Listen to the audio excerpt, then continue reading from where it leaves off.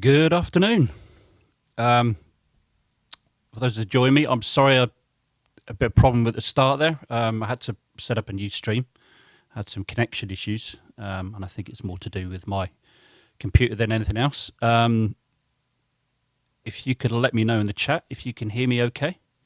Just put a 1 or something on that if it's clear, crystal clear. That would be useful. Welcome, everybody. Hope it sounds okay. Brilliant, okay. Armageddon Fire says it's 1 is okay. Good, good, good. George Hans, good. George, good to see you. Sounds good. Excellent. Okie dokie. Okay, so who we got? Someone we've got Armageddon's Fire. Good to see you. Thanks for coming. George, as I mentioned, Northern Chimp. A few new people I haven't heard before. Four English Lies 1. Oh, right, okay. 4 English Lies. Thank you very much. Thanks for coming. If you're new to the channel, it would be useful if you hit the subscribe button, you know, and all that gubbins, and tickle the bell, and you'll be notified when I upload another video or go live again. That helps the channel grow. I really appreciate that. That'd be great. And also click the thumbs up, because that helps to drive more people to this channel and this particular stream. It'd be really good. I don't monetize this channel as it stands at the moment, so I do this for fun because I like to entertain, I like to inform. Yeah, I enjoy the subject matter as well. So the clock you see above you, okay, that's only an approximation. They're due to undock at 11:35 a.m. Eastern, which I don't know what that works out to be at 4:35 or something like that. London time or England time, whatever you want to call it, GMT +1. But that's not necessarily going to happen at that moment in time. So it might go down to 0. We hopefully should, once the clock goes down to 0, we should see it on docking at that time.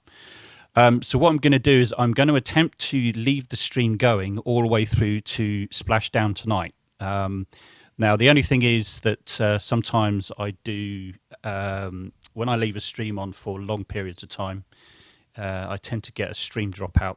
Don't quite know why that is yet. I haven't figured that out yet, but I'm looking into it.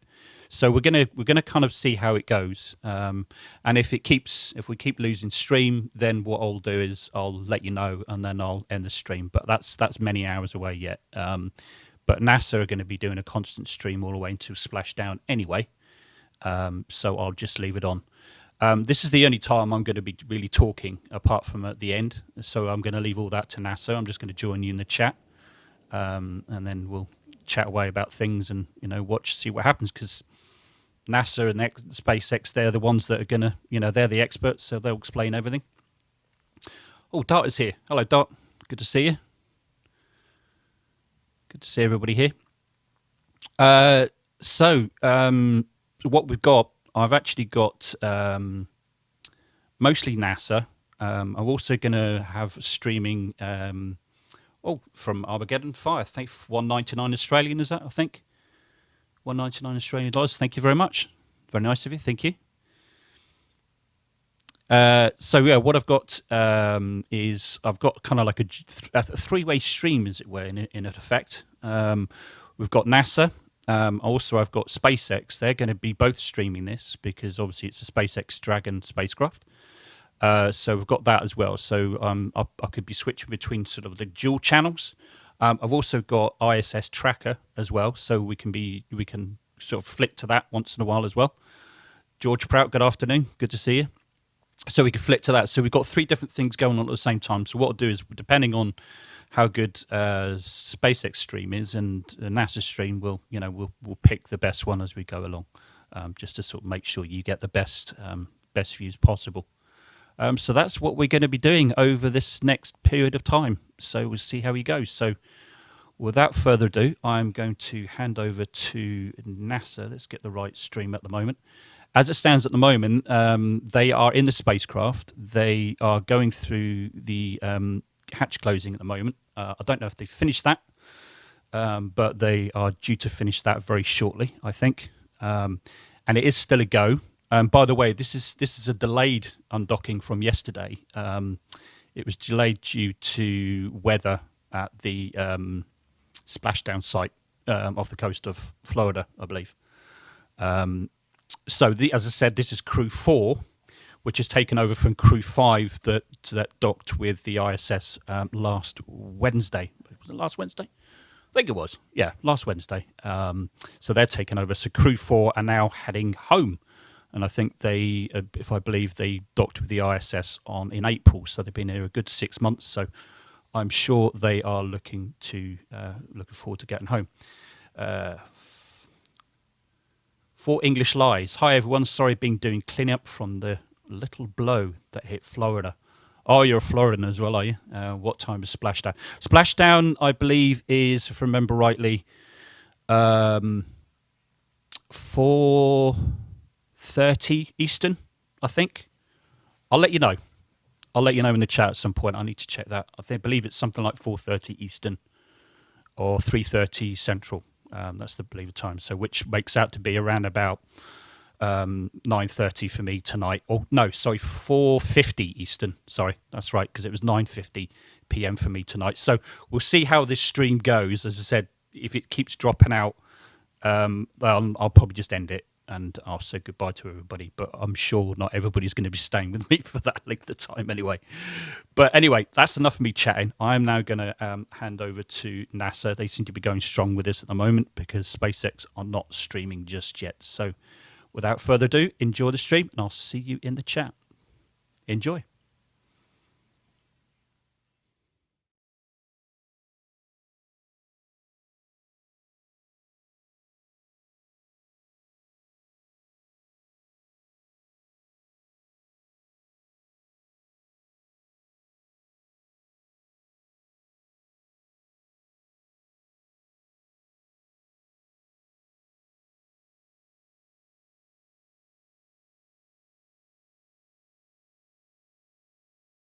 SpaceX Freedom, we see TPRB ISO valve is open. We copy.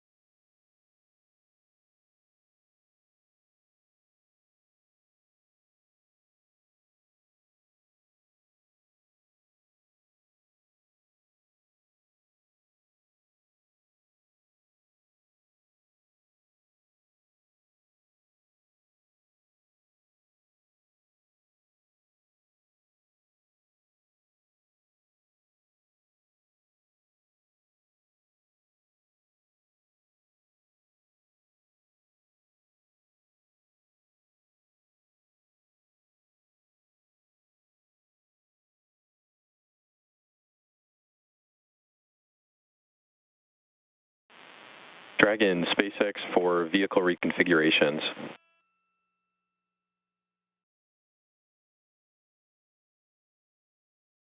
Go SpaceX. HL, just keeping you in the loop. Ground teams are looking through reconfigurations after we sent that hatch close command. We are going to perform a small pressure bump here. You'll see, or you might notice some gas injections here shortly as we raise the cabin pressure closer to our free flight boundaries. Copy, standing by, listening for air introduction.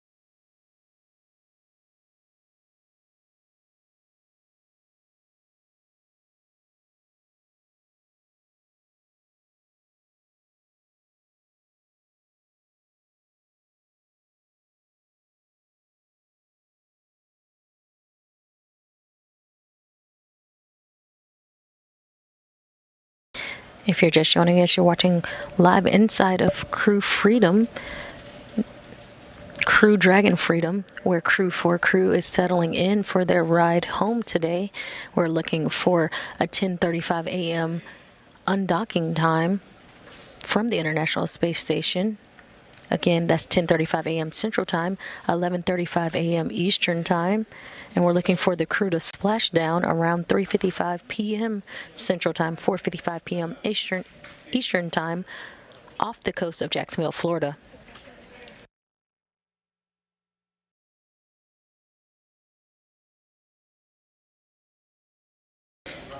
You heard words from Jake Vindel, the core or the crew operations resource engineer at SpaceX's mission control room in Hawthorne, California, relayed that they were doing an adjustment to the pressure inside of Crew Dragon. We have hatch closure on Dragon confirmed, and we're looking for the APAS hatch to be closed on the International Space Station.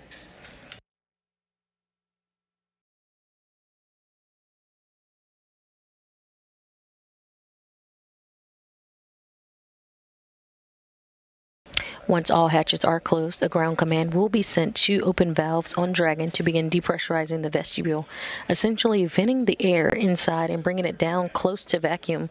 They'll pause at about 5 psi for a few minutes to allow temperatures inside the vestibule to stabilize before finishing the depress.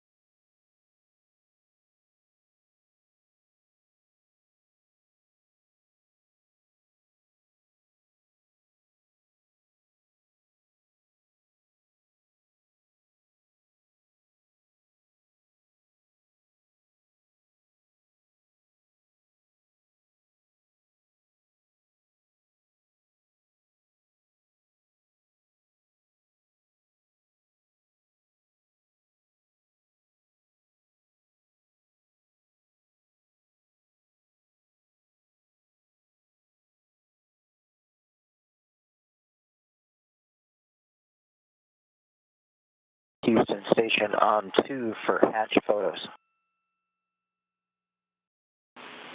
With you on 2, Josh. The photos from the hatch closure there on SSC 17, and Duke pointed out that the indicator, even though we heard the ratchet in, the indicator isn't quite on the closed indication. That may be nominal.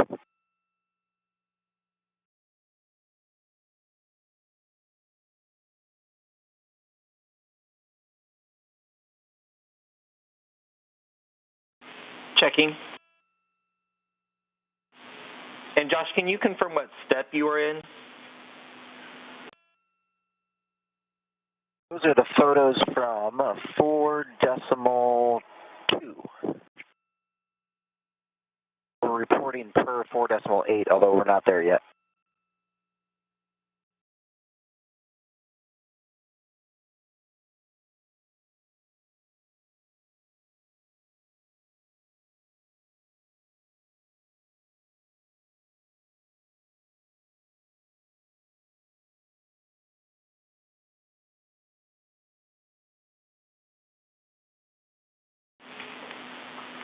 And Josh, can you report what step you closed the hatch in? We were not expecting the hatch to be closed at this time.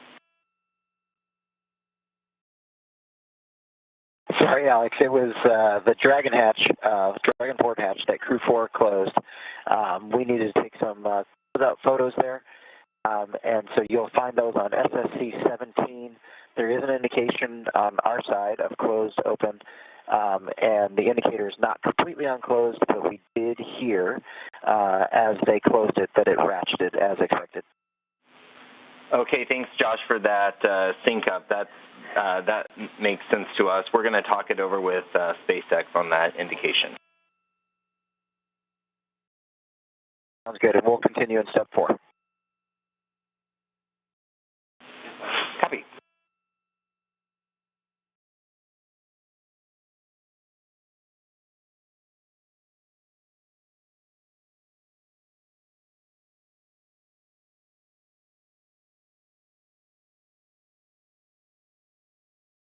Currently seeing live inside the International Space Station Flight Control Room. Teams being led here by Flight Director Adi Boulos. To his right is Capcom, or Capsule Communicator. That's Alex Kanalinkos. And to his left is the Visiting Vehicle Officer. You'll hear him today as well, and that's Nick Fernald. SpaceX Freedom on the big loop. We are in step 6.1 of complete suit mounting, ready to pull our arms in and configure for a leak check. Just checking in with you.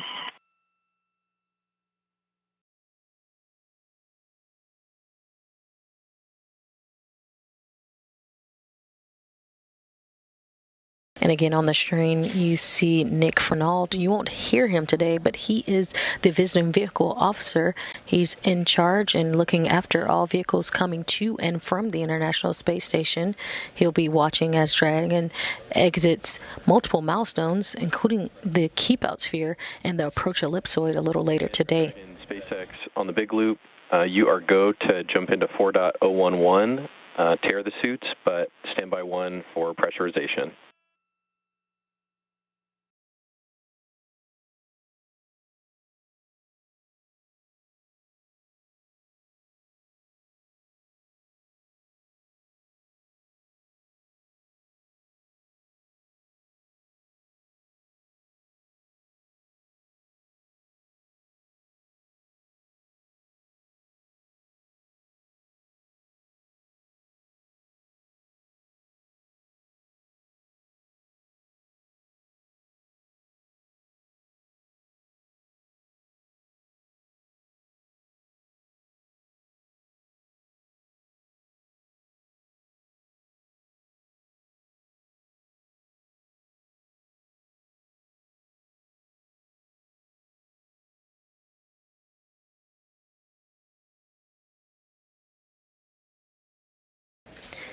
If you're just joining us, this is live mission coverage of the Crew4 crew's return to Earth today. We just saw Crew4 ingress and get seated inside the Dragon Freedom. They currently have a closed hatch, and with that, we'll end coverage for now, but we will be back for continuous coverage through Splashdown and Crew Egress for undocking. We're looking at an undocking time today of 10:35 a.m. Central Time, 11:35 Eastern Time. Pursuit leak checks. And with that, this is Mission Control Houston, signing off.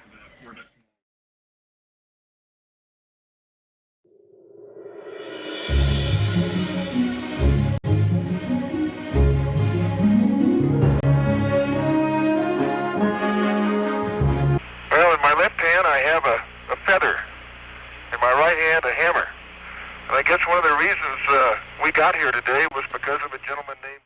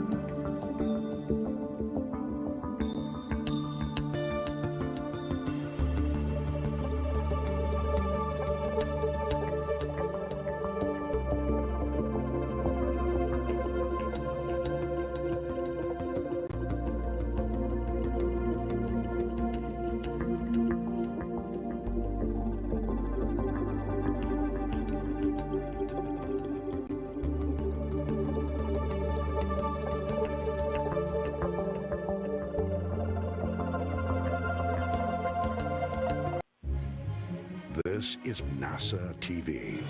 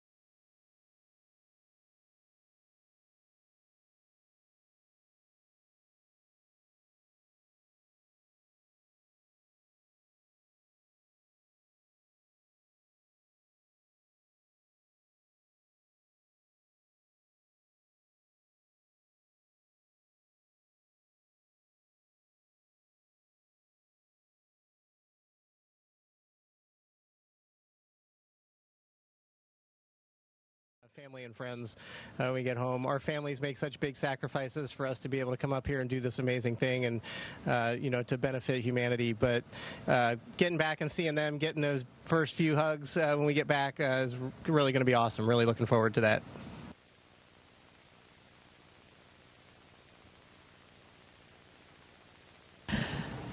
I'd say besides family and friends and a good shower, I certainly look forward to the opportunity of spending time in nature and just enjoying all the sensations that a natural environment provides that I think are so important for our emotional well-being.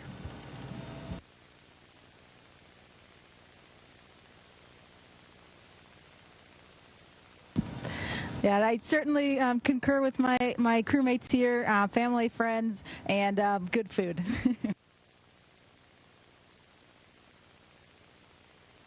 And I'll join in probably a cold drink with ice in it, drinking from a glass or a mug, and some great coffee.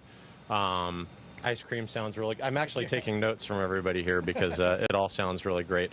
But definitely looking forward to getting back home, getting back to our families, and just relaxing with everybody there. All right, thanks, crew. Our next one will come from Elizabeth Howell, space.com. Elizabeth.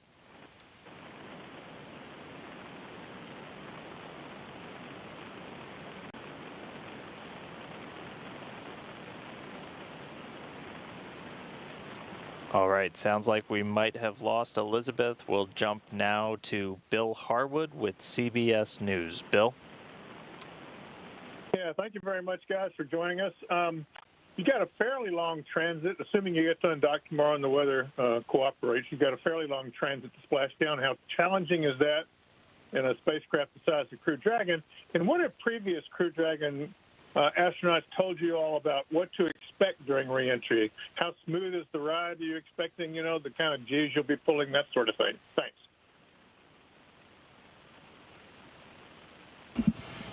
I think that, thank you for the question. It sounds like maybe we'll have up to 20 hours during phasing to get back home for reentry. I think that we're all kind of looking forward to it. It is definitely a smaller volume than we're used to here up on station, but we had about a 17-hour transit on our way up here.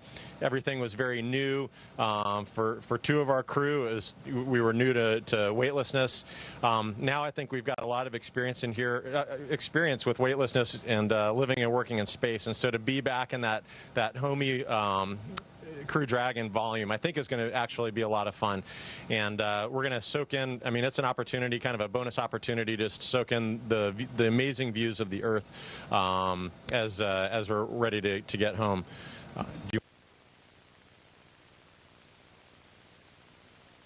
Yeah, I think the other benefit is we actually like each other. So, I might be too presumptuous, but so having some time together without the busyness of the workday and things like that. So there'll certainly be things that we have to do and take care of on the way home.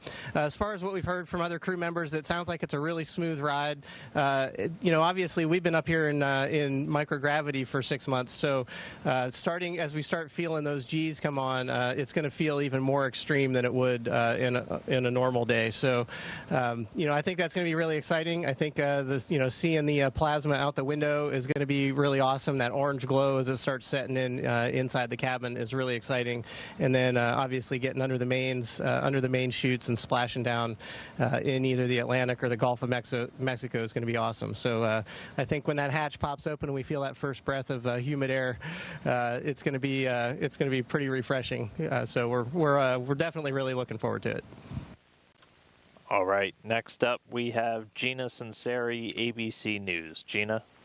This is for Bob Hines. Bob, what things surprised you about your stay on the space station? What's the memory or the view that you're going to take back with you as most precious?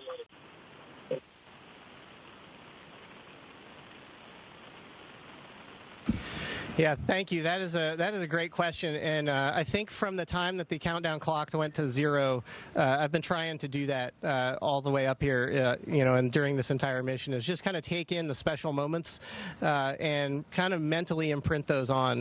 The entire launch process and experience was one of those. Just that whole experience of coming off the pad, the acceleration, the immediate stop of the engines at staging, and then the gradual, absolutely insane acceleration to orbital speed, and then the instantaneous cutoff and we're in weightlessness. That whole experience is one of them. The other one is just the experience of looking out the cupola, especially getting to do it with my crewmates and sitting there and looking out the window and, and picking Waddy's brain on geology on what the heck am I looking at when I look out the window and what happened and what causes that. But those are some of the really, really special times. Looking at, watching sunsets, seeing the aurora. We've had some spectacular auroras since we've been up here. And then, working with the teams on the ground, doing the problem solving and fixing things up here has been a lot of fun. And certainly the science that we're doing up here, to just better things for, not only us and furthering exploration, but also making things better back on Earth as well. Okay, next up we have David Curley with the Discovery Channel. David? Dan, is my audio clear? Yeah, go ahead, David. Thank you, sir. Dr. As a geologist who has worked on the planet for her entire career, what did you see, what did you learn looking down on Earth from a geologist's point of view? And I'm sure you've done plenty of camping expeditions. How did this one compare? Thank you. Yeah, absolutely. Thank you for the question. And yeah, so you mentioned that I am a geologist and spent most of my career working on the planet, but actually most of my research was on a different planet. So I have done most of my research and professional work looking at the geology of Mars. And we're able to use Earth as an analog to be able to actually go out to field sites, do some of the camping that you're talking about, and really get our hands on the rocks, and then be able to apply those principles and fundamental concepts to what we are able to observe about the surface of Mars.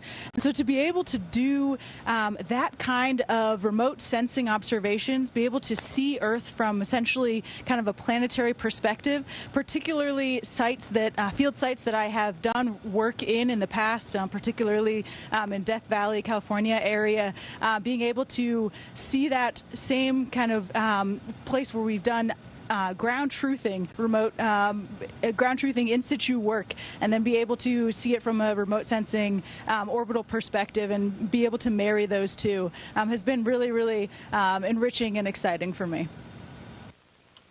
Okay, next up we're going to take 2 social media questions. This one's for Space Station Commander Samantha. This comes from the International Women's Air and Space Museum in Cleveland, Ohio, and they want to know, how would you compare your second mission to your first onboard station?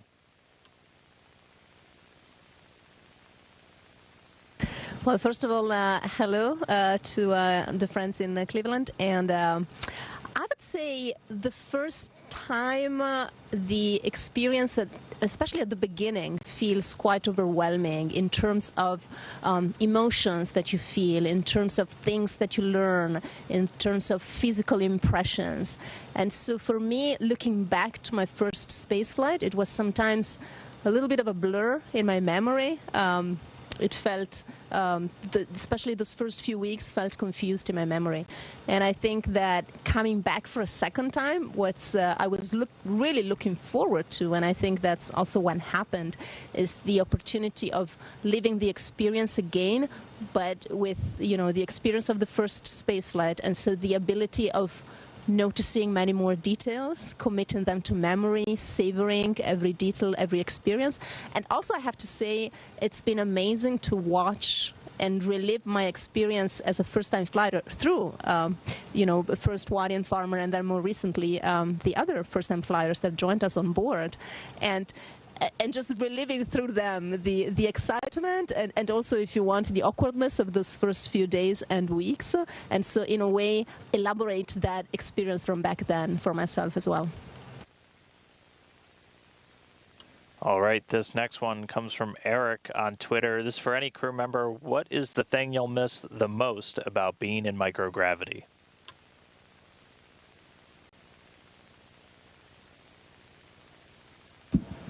The thing that we will miss the most, I think all of us are going to miss being able to float. I mean, it's such a bizarre thing, and I think so amazing that our brains are able to adjust to it so quickly. You know, I think when we get to space station, I know that I never really felt like I should be walking up here, and so the fact that you get used to floating so quickly, it's an amazing way to be able to get around. I think we'll miss floating and miss just the views. You know, the opportunity when you're floating past a window to just look out and see Australia or Africa or the immensity of the ocean with clouds speckled across it. It's and it just freezes you, and you just want to you stare at it for a little while and just try to comprehend it. And I think we're all going to miss that. Okay, going back to our phone bridge now, we'll go to Russell Pounds with Pacific Rim Media. Russell? Good morning. I'm calling from Alaska today, and this is for Dr. Lynn. And my question is about medical research. Is there an experiment you worked on during this mission that you think may be of most benefit or most interesting to those of us back here on Earth? Thanks. Thank you for that question. I think that's one of the really remarkable things about the space station is that it is not just dedicated to a single line of science, but is, you know, we have combustion science, basic science, physics, astrophysics, and we're doing biological or medical research up here as well, and really a whole suite of it. Some of the experiments that I really enjoyed working on and am particularly interested in are, we had a project on immunosenescence, so really looking at the aging process of immune cells to better understand the immune system dysfunction that we see in astronauts here on orbit. So we see some immune hyperactivity and some immune system depression. And so truly understanding that at the cellular level, that was a lot of fun to participate in, to be a part of, and to conduct that research up here for the amazing team back on the Earth. We've had other projects that are using electron microscopes. We are the subjects of a lot of studies as well, and so it's really interesting, and we're very hopeful that a lot of that leads to improvements in diagnosis and therapeutics back on Earth. Okay, next up on our phone bridge, we have Mark Carreau with Aviation Week and Space Technology. Mark? Thank you. My question's for Dr. Lindgren and Samantha Christotti. Each of you flew on the space station previously, and I wonder how you might describe or assess the structural integrity and day-to-day function of the station at this point.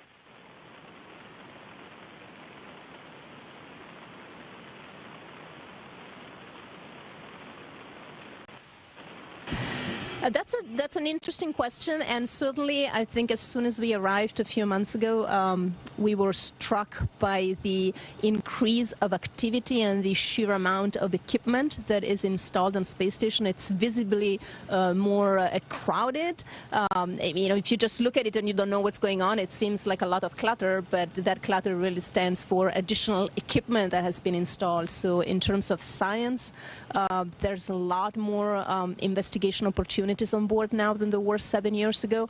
I think Chell already mentioned the scanning electron microscope. We've got 3D printers. You know, we've got all kinds of facilities, either to gather samples and data for further analysis on the ground, but also for analysis and measurements on orbit. And that was very much less the case 7 years ago. There is also a strong effort to use space station as a platform for maturing exploration technologies, especially when life support is concerned. So there is a whole slew of Egress, like life support technology demos that are running on space station. Again, something new. We have a second toilet with a whole new toilet stall that we didn't have back then. That is due to become operational soon. And so it's an ever busier space station. Okay, next up, I think we have a reconnected Elizabeth Howell with space.com. How do you hear us, Elizabeth? I hear you fine. You hear me? Gotcha. Go ahead. Fantastic. Thanks, everybody, for all your help today. This question is first directed to Jessica, but I'd also like to hear from everybody. Can you talk about how the ISS is a springboard for moon research, particularly regarding the Artemis program? Thank you.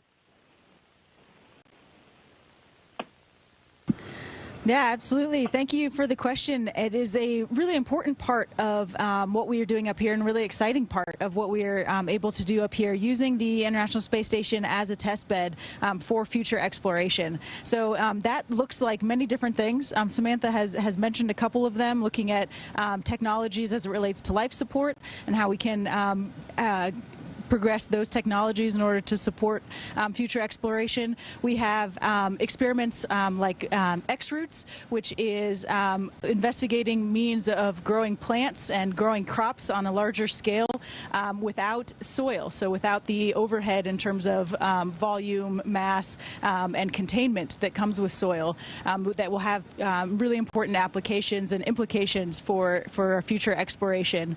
We also are looking into some of the effects of human spaceflight on the human body and the human brain. So looking into cognitive effects as well as physiological ones. And we are looking into ways to protect against some of the hazards that are associated with some of this exploration. For example, of course, radiation is one of the biggest factors that needs to be mitigated as we move forward. And so we're looking into different means of protecting against radiation. AstroRad is an experiment, a test that we are conducting up here where there's a vest that we can wear as crew members on board that would facilitate us to be able to continue operating on station, continue with our science or whatever maintenance is being completed during a solar radiation event.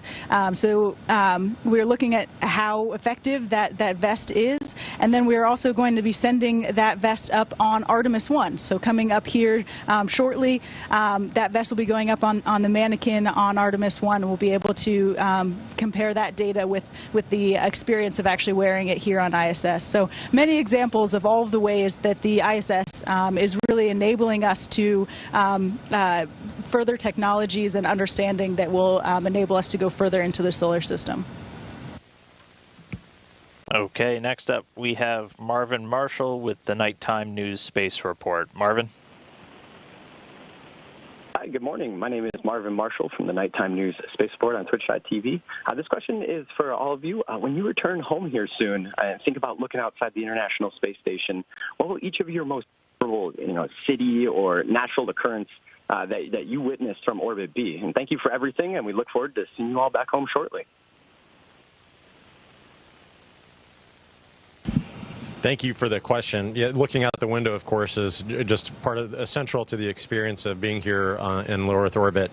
And I think all of us really enjoy looking back and looking at places where we've lived and worked, where we have friends and family. For me, there's a really cool pass that starts in the northwest and flies over Colorado, where I spent much of my undergrad and graduate school years and medical school years. I have friends and family there, and that continues on down over Houston, where my family lives now. So that's a really special pass. And then there's another pass that goes over Colorado and up to Minnesota, where I trained in emergency medicine. So those are really special. But I agree with Bob. The aurora, for me, it's spectacular, ethereal, and something that I'd love to see on the Earth sometime. But seeing it from space, flying through it, is absolutely incredible. Yeah, I totally agree. I've got a pass, my pass, right? But I moved around a lot as a kid, and so I have a lot of those kinds of places as well. But there's one that kind of goes up just off the East Coast, and then it goes over, and then it actually touches Europe too, where there's a couple places that I've lived over there. So that's one pretty big epic pass, and during the right time of year, there's a little bit of the aurora borealis in the top end of that orbit as well. So it's pretty spectacular, but it's hard to pick just one. I think, when I'm asked questions like that, it's not just one. It's the whole idea of looking out the window, and every time, even if you fly over the same spot, it's different. The weather patterns are different, different time of year, the colors change. If there's a drought or lots of rain, that just changes the look of everything. All the surface processes that are going on all around the world are just absolutely amazing, and it just never gets old. Like, you never see the same thing twice. And so I think one of the cool things we get is this global perspective of how everything is interacting with everything else. We can see sands being blown off the Sahara, and then you start witnessing those coming into the Gulf of Mexico and then getting blown over the U.S. And so you can see stuff like that, and you can see all those different processes going together. And to me, it's the way that system of systems interact is just really, really neat. All right, our next question comes from Manuel Mazzanti with Debate. Manuel? Hi, how are you? Thank you so much, and congratulations to the four of you on a successful mission.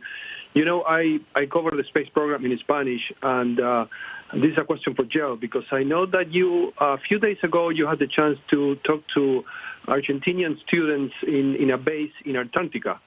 So you know your experience, even considering an interesting situation that you're talking from an isolated place like ISS, another isolated place like Antarctica. Gracias. Thank you. That was a really remarkable experience, and to have, as you mentioned, that shared experience of living in a relatively isolated area, seeing the same faces every day, and so sharing that kind of common experience. And I think that's one really powerful thing about being up here, is that ability to connect and communicate with places all over the world, and to share the experience, to share the views that we have up here.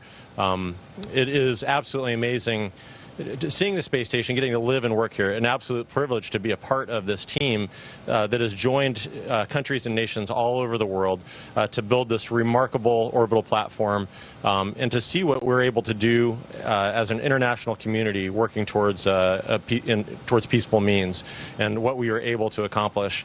And to be able to share that, demonstrate that to the world, I think is very powerful. And being able to communicate with students, not just in a different country or continent, but in Antarctica, in an Antarctic base, was a really special experience for me, and I hope the students had a great time with it as well. Okay, getting towards the end of our window, we've got time for a couple more. We'll go to Sophie Sanchez with Cosmics Chicago. Sophie?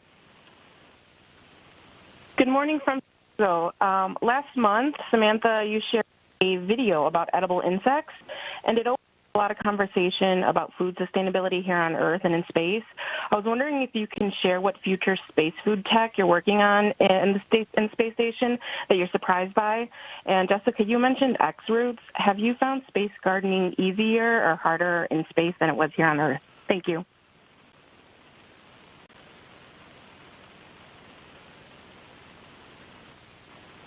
Yeah, I think he's talking about the edible insects. Yeah, so thanks for that question. Yeah, I shared that video about edible insects because one of the topics that I really wanted to communicate about from this very unique vantage point of the space station is the topic of biodiversity, landscape conservation, and how that connects with food security, which is obviously an important topic on Earth. I see here on space station as well, right? When our cargo vehicles get delayed, food security all of a sudden becomes a topic also for crews on the International Space Station. But certainly overall for our spaceship Earth and our 7 billion person crew on our spaceship Earth, that's an important topic. And some people who are experts on this matter suggest that a piece of the solution might be also considering insects as sources of valuable protein, which is something that is very much part of the customs and diets of a couple of billion people on the planet. But it's certainly quite foreign to the majority of humans, and it might just be something to consider going forward.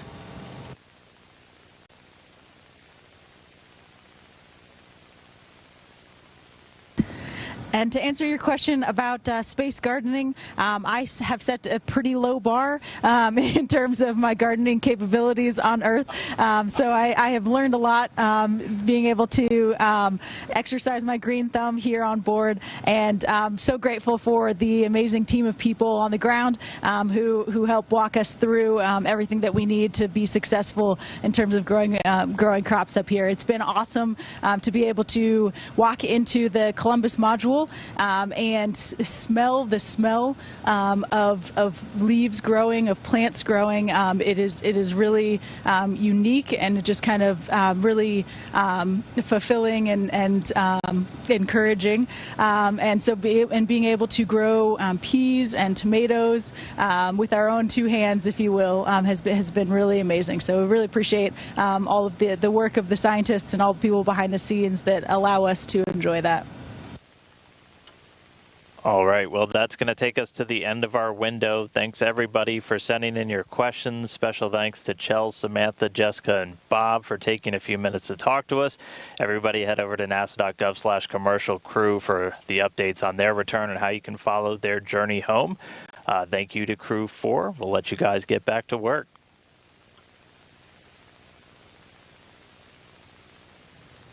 Station, this is Houston ACR. That concludes the event. Thank you to all media participants. Station, we are now resuming operational audio communications.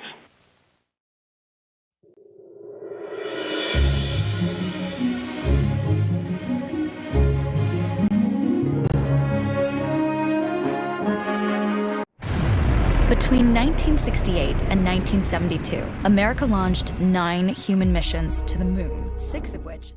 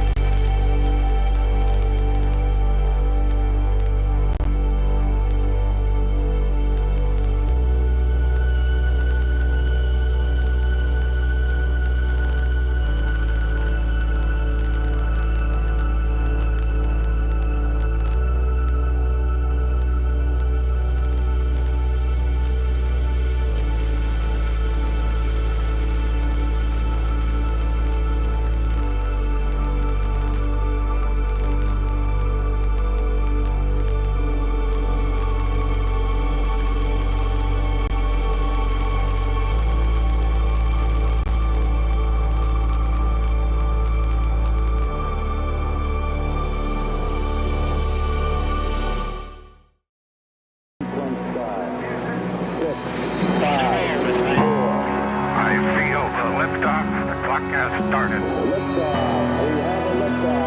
Roger, 0G, I feel fine. Godspeed, John Glenn. Houston, Tranquility Base here. The Eagle has landed. Roger, Tranquility. We copy you on the ground. New possibilities are opening up for scientific cooperation between countries. 2, 1, 0, 0. Liftoff. Americans return to space as Discovery clears the tower. Discovery, go and throttle up. Discovery, Roger, go for deploy. Thanks, June, and to everybody in the shuttle program. The crew is go for launch. Roger, nice to be in orbit. We have followed in their footsteps to get us where we are today.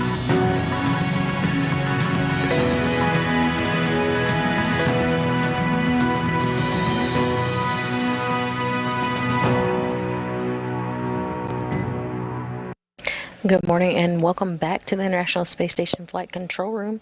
I'm NASA's Shaniqua Vereen, and you are watching live mission coverage for the NASA SpaceX Crew4 mission.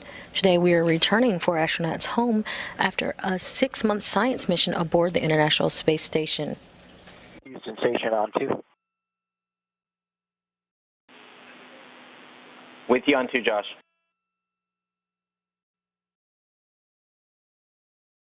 As you probably already heard, sounded like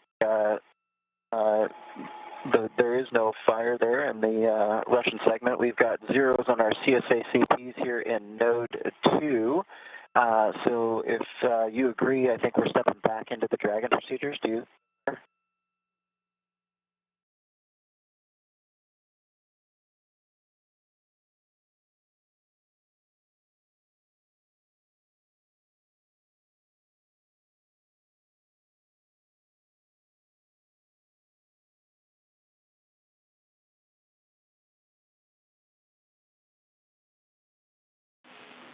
We don't need that.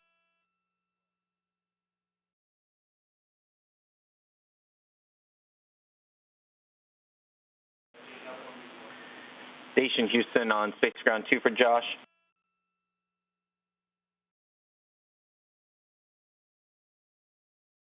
Head on 2. Yep, thank you again for that report. We're waiting on our colleagues in the Russian segment to give us the CP readings there. Other than that, we will let you know when we are continuing.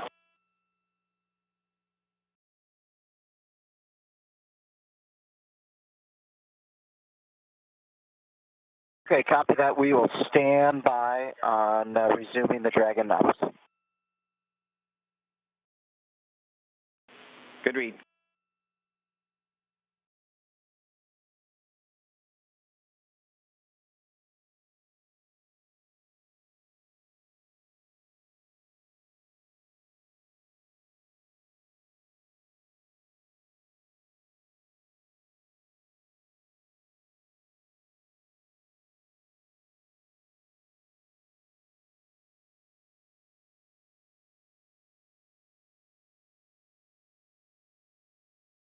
Again, you're watching live mission coverage of NASA SpaceX Crew4 mission, returning 4 astronauts home from a 6-month stay aboard the International Space Station. Mission control teams here and at SpaceX Mission Control in Hawthorne, California, have delayed today's undocking time, moving it to the right about 30 minutes. We're looking at 11:05 a.m. Central Time for an undocking, the middle of a 1-hour undocking window to allow crew on the International Space Station to check the hatch alignment on the ISS side of the docking interface. Crews are proceeding now with vestibule depressurization and moving along towards that 11:05 a.m. Central Time undocking.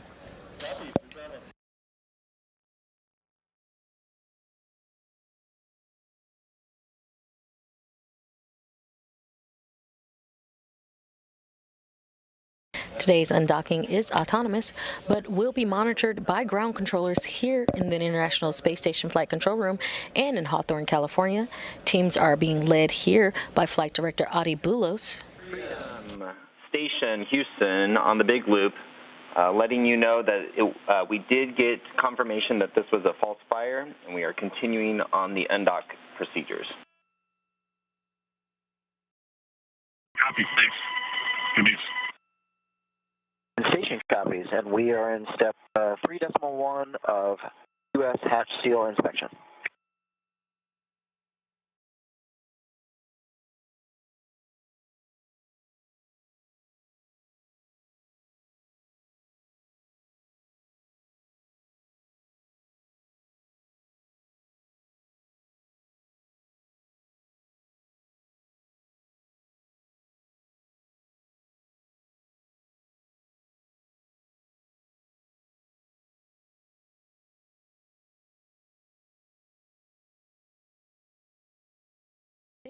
At 3:55 p.m. Central Time, returning a crew of 4 along with hundreds of pounds of return cargo. We're looking for Dragon to depart the station again. That's 11:05 a.m. Central Time. Upon undocking, Dragon will have a small set of firings or burns to push it away from the station. Again, we're looking for a deorbit burn to come a few hours later. Looking at around a 3 o'clock deorbit burn for a 3:55 p.m. Central Time splashdown off the coast of Florida, and that's Jacksonville, Florida.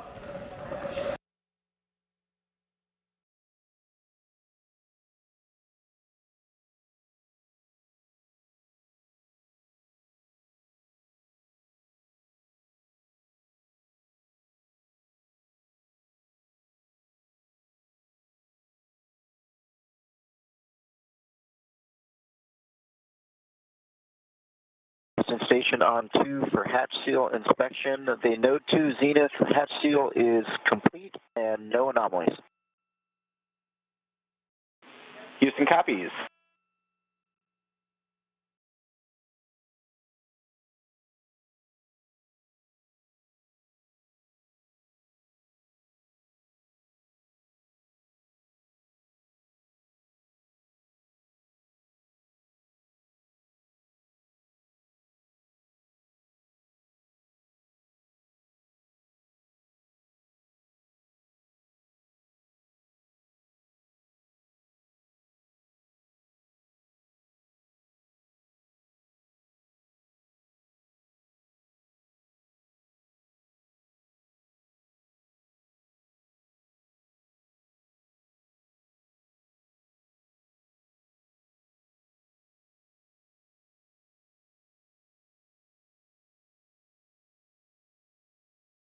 There are a couple milestones we'll see Dragon meet this morning. First, those departure burns, but then it will cross the keep-out sphere, an invisible line around the station with a 200-meter radius. It will keep heading away from the station and will stand by until it makes its way out of the approach ellipsoid, another invisible line considered the neighborhood of the station. These invisible lines are where we have checkpoints for the vehicle on the way to and from the station. Once that command to undock is sent, we will be looking for 2 sets of 6 hooks from the International Space Station to be released from Dragon Freedom. After open, 2 small undocking burns that will last less than 2 seconds, and we'll begin to see separation of the vehicle. The spacecraft will start to slowly drift away. Next, Dragon will have a few departure burns to get it into the proper position away from station for its eventual deorbit burn, scheduled later today at 3:01 p.m. Central Time. That will slow Dragon down enough to drop it out of orbit and send it towards its landing zone, splashing down at approximately 3:55 p.m. Central Time, 4:55 p.m. Eastern. Houston Station on 2, those PMA 3 closeout photos are on SSC 17. Copy.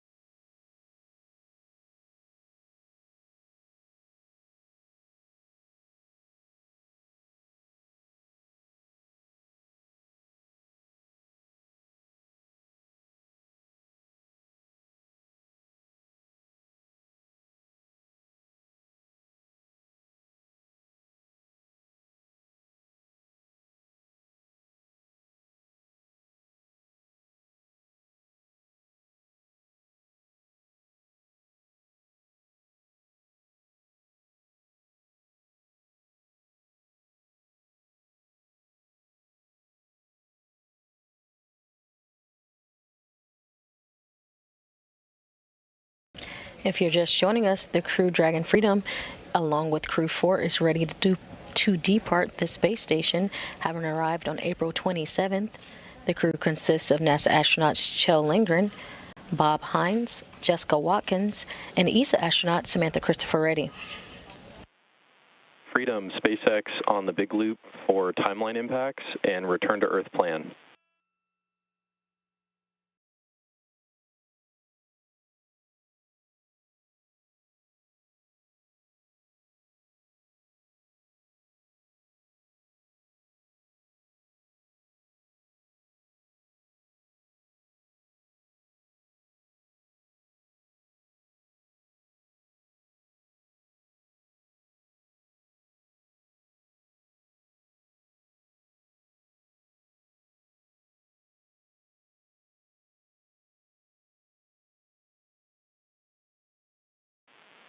Freedom, SpaceX on the big loop for timeline impacts and return to Earth plan. On the big loop. HL, we've got some time to talk here, so I want to walk through the plan for the next few hours and give you a chance to ask any questions you might have. First, we expect about 20 minutes remaining here on the vestibule leak check, complete around 1550. After that, we have some final vehicle reconfigurations prior to undock and are targeting 1600 for undock sequence start. How copy?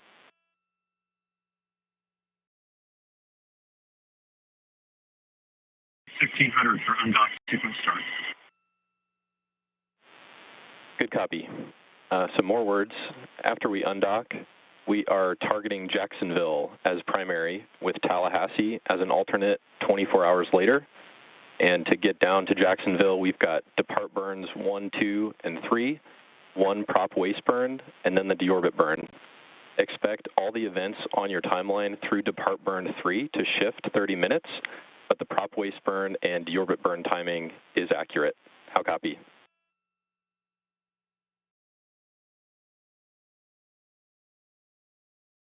We copy all. Continuing, latest forecast in Jacksonville shows winds averaging below 7 knots, shallow waves, no rain, great weather to land. Our recovery vessel Megan is on site, not tracking any issues. They're ready to get you out of the water. And I just got word from Rick on the boat. He said, see you soon.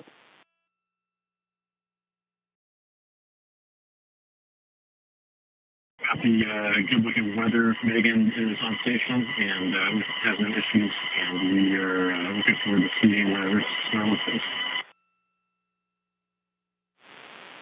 And a few more words on timeline after we undock. It's a bit of an expedited timeline to splashdown. You're out of suits for less than 2 hours. I'm going to leave it up to y'all to manage suit stowage as appropriate. We're going to plan a PMC after depart burn 2, and I'll leave it up to you to take it or waive it at that time. How copy so far? Copy. It's going to have shorter time out of suits. We'll manage the suit stowage and schedule PMC after depart burn 2. Good copy. Continuing, manual control of cabin temperature is not going to work through 4.080 as we start to cool the vehicle prior to deorbit. And as a final note, I'm going to have you step into 4.700 now to get a head start on cabin configuration for the deorbit sequence. I've got 2 notes on that procedure. The first is that pre-chill is not necessary in section 1. Essentially skip that section. Second note, floater cam inspection not necessary in section 4. So similarly to suits, we'll be looking to you to manage cargo and have the cabin configured for entry prior to suit leak checks at 18:55. How copy? Copy. We're skipping pre-chill and then step 4. We will not be getting the floater camera out, but we will be managing stowage and cargo prior to 18:55. Good copy on all. And now a question for you. Do you have any questions for the team down here in Hawthorne?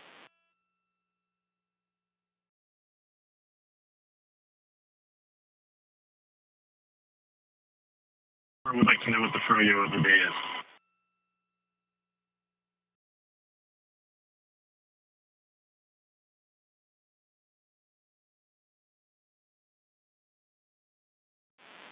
and Freedom, we've got vanilla and orange guava sorbet here. I don't expect you'll make it here this week, but we'll see you soon here in Hawthorne. Great. Sure appreciate it. We don't have any other questions. We're looking forward to seeing folks on the Megan. Copy all, Freedom. We're looking forward to seeing you as well, and I'll be back with you shortly on vestibule leak check status.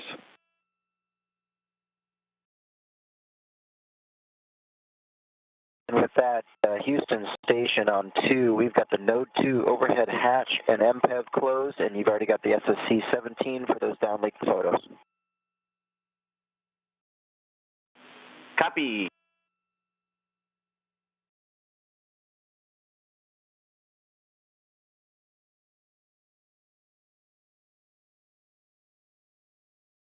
And you just heard a message from Jake Vendel, the core and SpaceX Mission Control, the Crew Operations Resource Engineer, reporting to Dragon Commander Kjell Lindgren that they do have a 30-minute delay in today's undocking time. Again, we're moving that to the right to 11:05 a.m. Central Time, the middle of a 1-hour undocking window, and this allowed the crew on the ISS time to check the hatch alignment on the ISS side of the docking interface. Crews are currently in vestibule leak check, and we're waiting to see that moves forward nominally. NASA and SpaceX are still targeting 3:55 p.m. Central Time, 4:55 p.m. Eastern Time, splashdown off the coast of Jacksonville, Florida.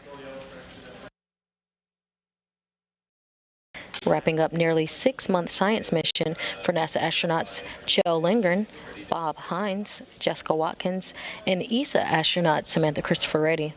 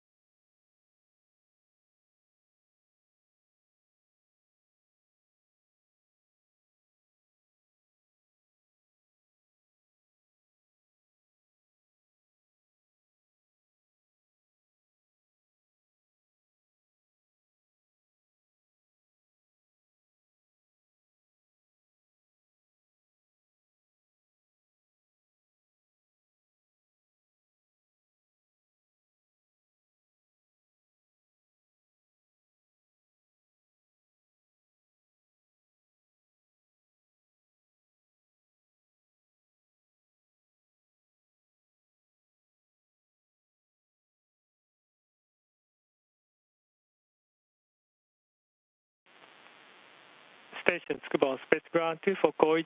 When you have a chance, give us a call on Space Ground 3.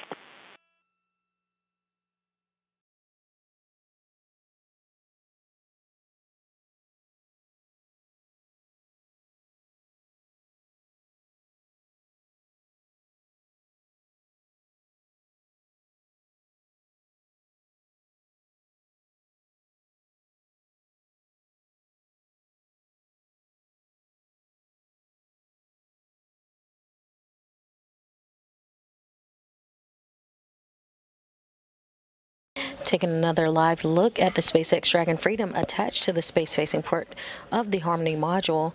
Dragon is returning to Earth later today, expected at 3:55 p.m. Central Time, 4:55 p.m. Eastern Time, with about 500 pounds of research and return cargo, along with the Crew4 crew members. About 4 hours after Dragon departs from the station, it will conduct a deorbit burn, which will last about 16 minutes and 40 seconds. It'll then take about 30 minutes for Dragon to re-enter the Earth's atmosphere for its parachute-assisted splashdown off the coast of Jacksonville, Florida. Again, we're expecting that splashdown at 3:55 p.m. Central Time, 4:55 p.m. Eastern. There are a couple milestones we'll see Dragon meet this morning. First, those departure burns, but then it will cross the keep-out sphere, an invisible line around the station with a 200-meter radius. It will keep heading away from the station and will stand by until it makes its way out of the approach ellipsoid, another invisible line considered the neighborhood of the station.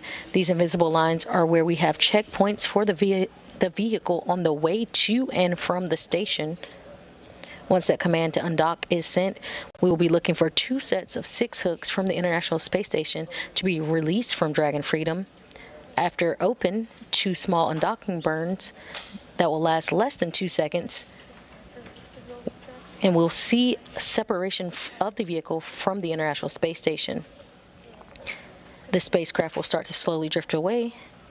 Next, we'll have a few departure burns to get it into the proper position away from the station for its eventual deorbit.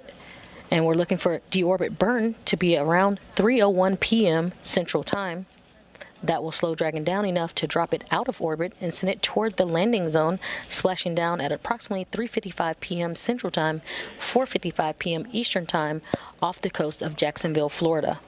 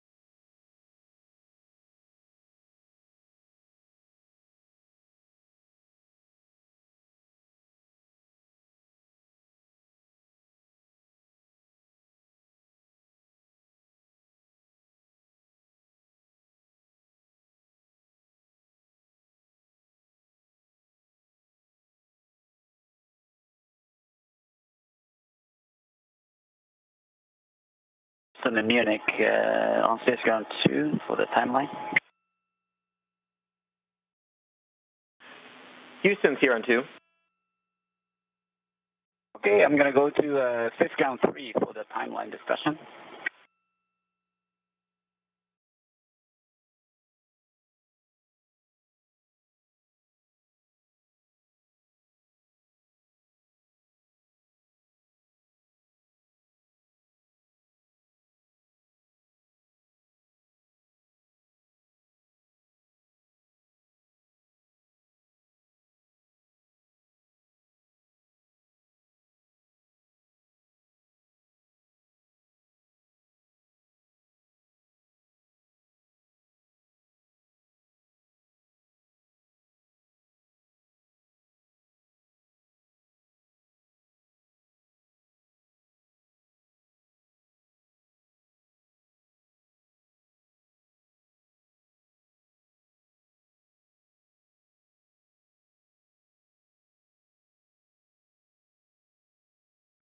If you're just joining us, you're looking live inside of Dragon Freedom, where the Crew4 astronauts are preparing for undocking today, returning after a 6-month science mission aboard the International Space Station.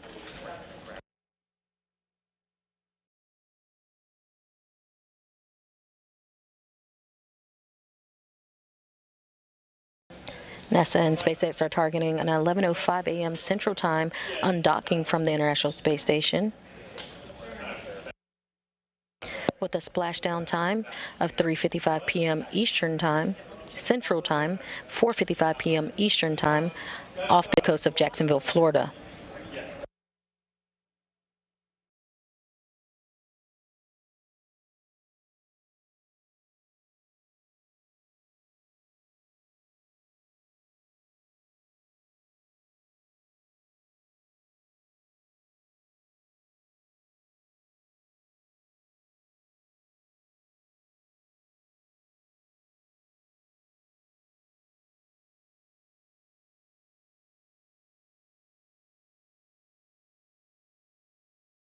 We'll be providing continuous coverage through Splashdown and Crew Egress later today. In just a few minutes, our colleagues at Mission Control X, or SpaceX Mission Control in Hawthorne, California, will be joining the broadcast and giving us some updates on what's been happening there.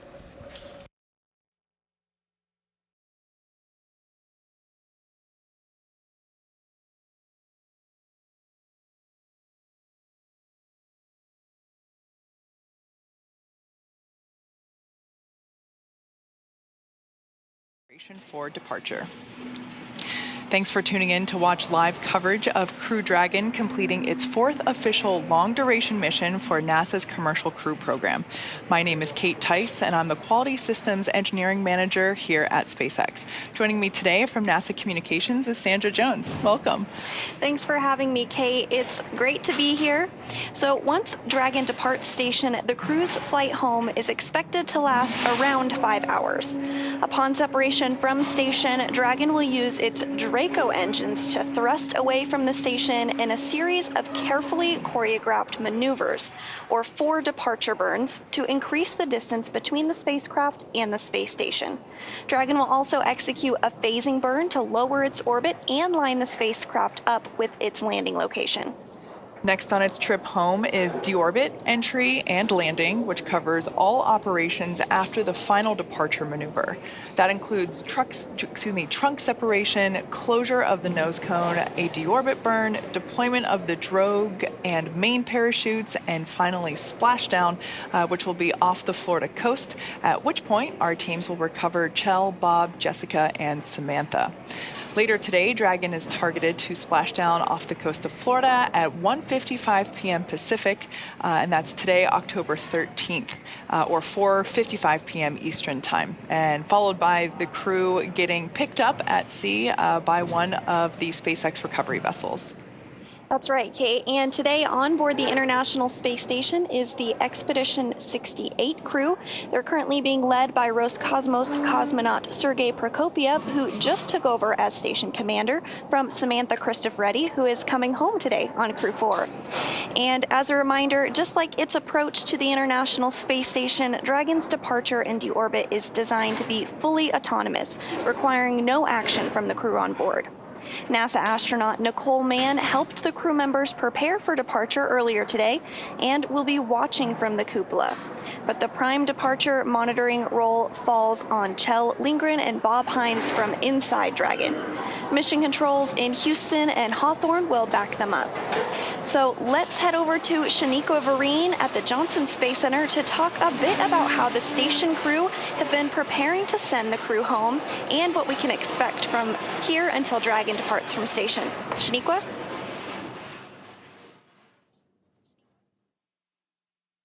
Thanks, Sandra, and welcome back to the International Space Station Flight Control Room at the Johnson Space Center in Houston, Texas. The flight control team is primed and ready for this morning's undocking operations. Today's Orbit 2 team is being led by NASA Flight Director Adi Boulos. Since Crew 5's arrival just last week, it's been a busy week during our direct handover. Over the last several days, the astronauts worked to pack Dragon full of cargo for their return journey home. Along with the crew, Dragon will return hundreds of pounds of cargo back to Earth. The cargo inside includes some samples from continuing human research and some hardware and other items. All of the cargo will be offloaded after we get the crew out following splashdown, and the scientific samples will then be sent to researchers for final analysis. The crew also took time to get their SpaceX suits unpacked and ready for their journey home. Since getting the hatches closed around 9:20 a.m. Central Time, all 4 astronauts are now suited up and in their seats and standing by for undocking.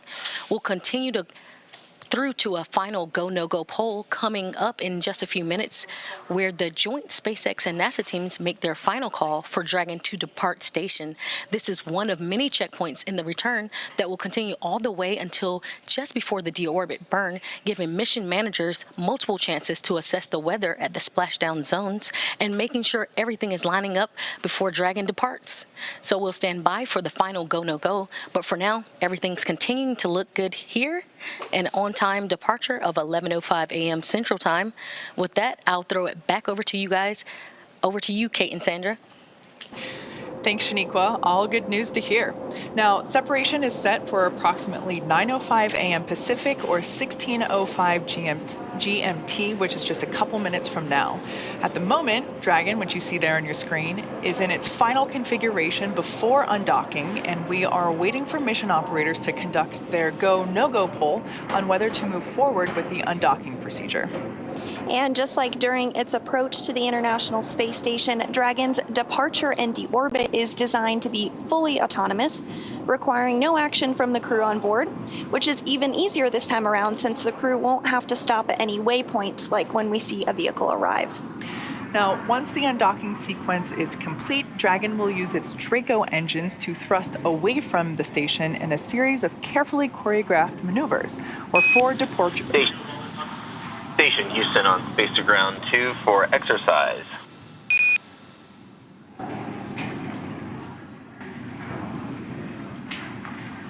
Alright, see ya.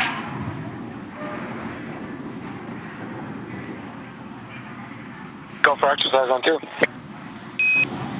Yeah, until we complete undock, ARED, we have a constraint on ARED exercise. So can you let Sergey know he is no-go on ARED, and actually it's all exercise? Copy, no exercise until undock complete. Thank you.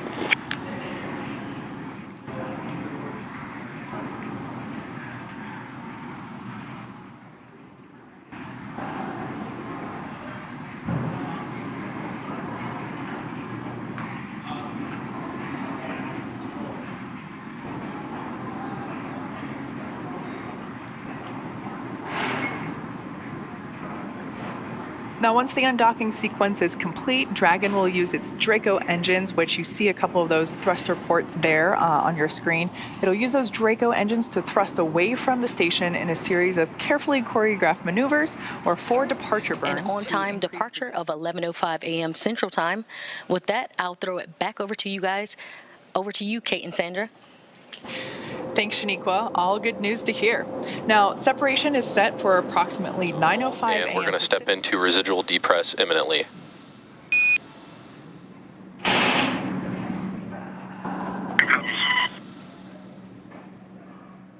And continuing to step through those procedures ahead of undocking today, hearing everything continues to move smoothly. So next on its trip home, following what Kate just discussed, is deorbit, entry, and landing, which covers all operations after the final departure maneuver.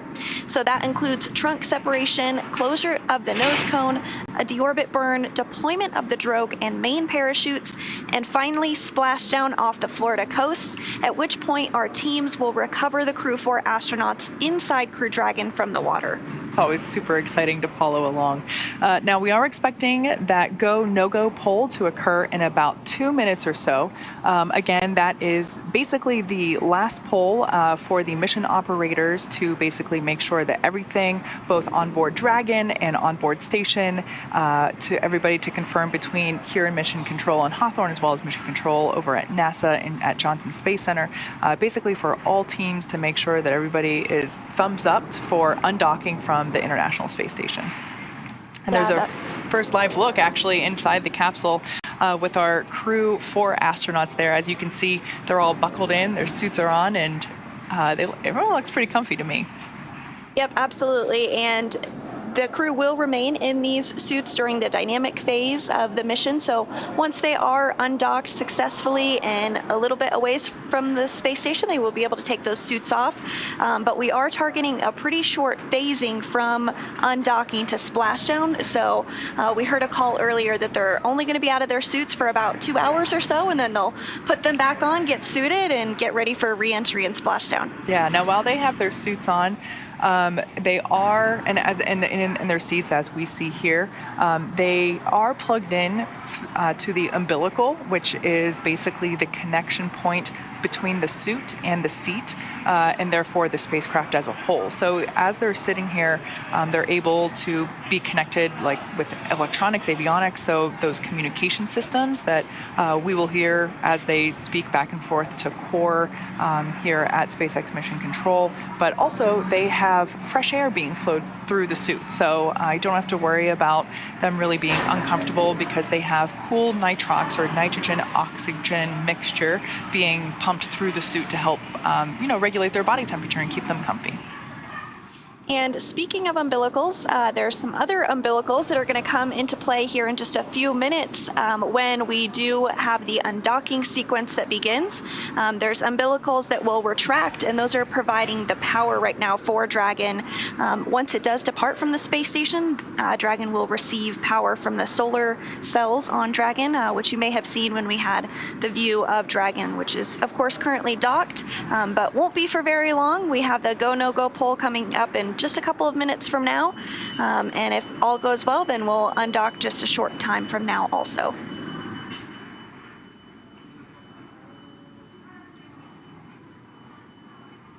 I would imagine at this point in time, this crew has been on station for months, right? I bet they're excited to come home and see their families, but I would also imagine that this moment might be a little bittersweet, Sandra. Like their home away from home is on station, and here they are buckled in and, only hours away from splashing down at this point. So I could imagine that there is excitement, but also a little bit of sadness that their journey in space is coming to end, at least for now. Yeah, I'm sure. They've been on station for 170 days, actually, which is just shy of 6 months. They arrived on April 27th. So the crew has actually completed over 2,720 orbits of Earth during their time on station, and has traveled over 72 million miles cumulative, which is pretty crazy to think about. But I'm sure you're right. I bet there is some bittersweetness to it. Excited to see your family, but sad to be leaving this environment. On the big loop, final reconfigurations for undock are complete and nominal. Houston and Hawthorne teams have pulled go for undock sequence start at 1600 and separation at 1605. Confirm visors down and crew are ready for undock and departure.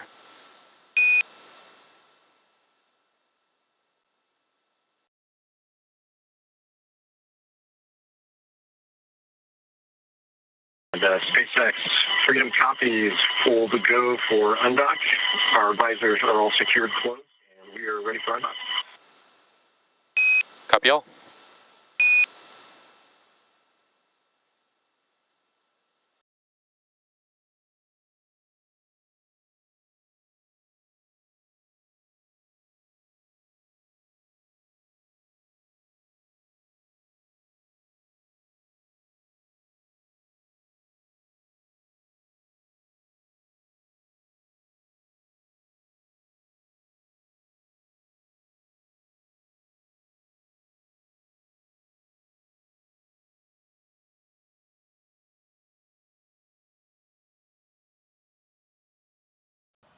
So we did just hear the confirmation that Dragon has the go to undock. So we are now waiting for that undocking sequence to begin. It should start in just about 2 minutes from now.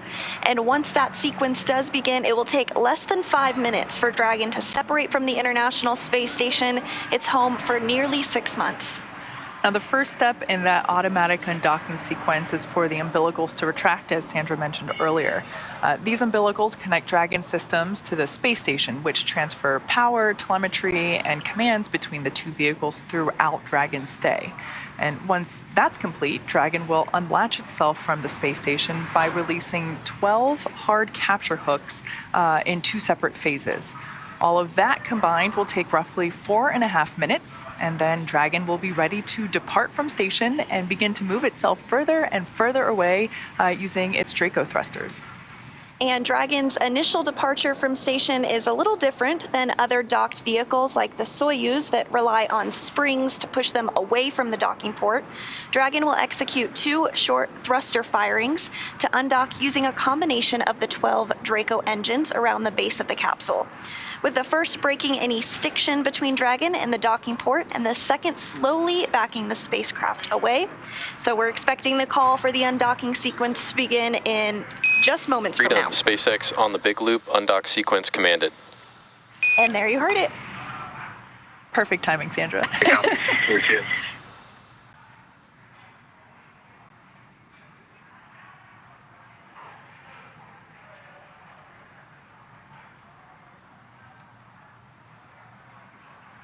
So live view there of the Dragon capsule. As we were talking a little bit before, those are the solar panels that you see there on the trunk portion of Dragon. We will, of course, be separating. Freedom SpaceX, umbilical demate, complete and nominal.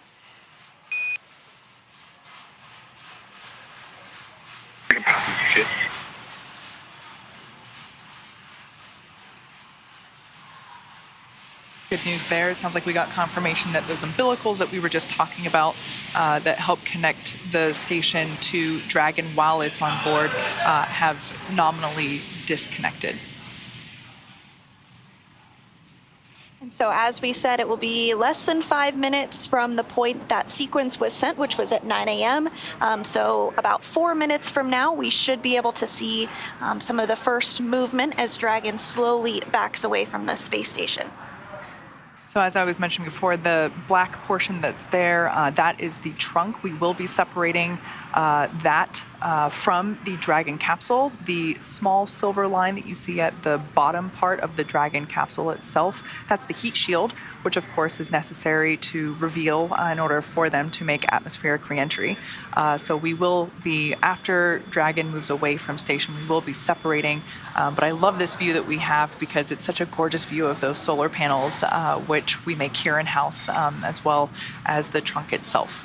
So I love that we're able to see that configuration basically in its last time before it deorbits and eventually, you know, burns up in the atmosphere.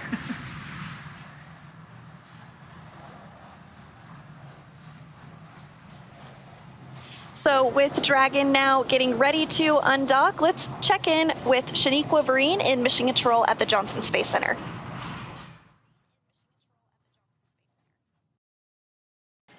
Thanks, Sandra. And we do have that confirmation of umbilical has retracted and the command for undock has been sent. Next up, we'll be looking for umbilical retraction and look for 2 sets of 6 hooks to open. That will take just a couple of minutes.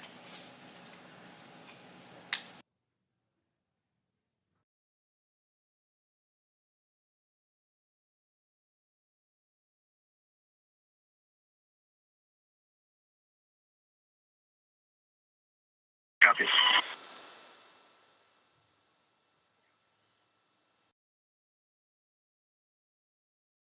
And we have a first set of those hooks open. And the second set are moving.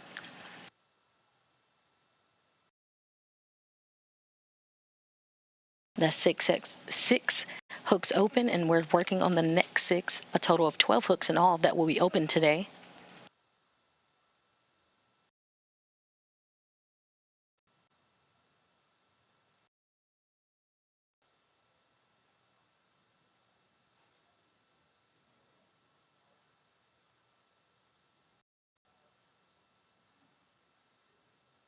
That's there. That is the trunk. We will be separating that from the Dragon capsule. The small silver line that you see at the bottom part of the Dragon capsule itself, that's the heat shield, which of course is necessary to reveal in order for them to make atmospheric reentry. So we will be, after Dragon moves away from station, we will be separating. But I love this view that we have because it's such a gorgeous view.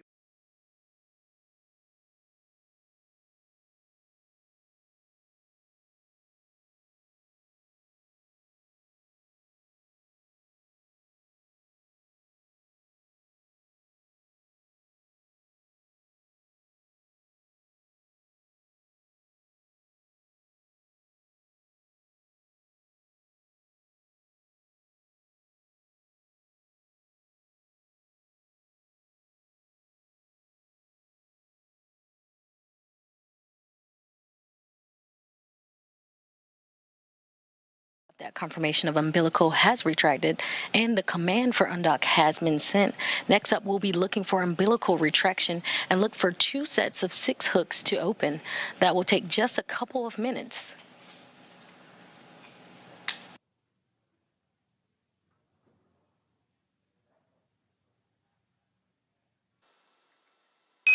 And Dragon separation confirmed.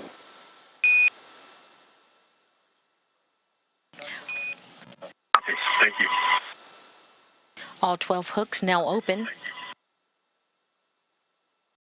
Hooks all open and release confirmed at 11:05 a.m. Central Time, while Dragon and the International Space Station flew 259 statute miles above the North Atlantic Ocean. Freedom Station on the big loop. Station. We're sad to see you go.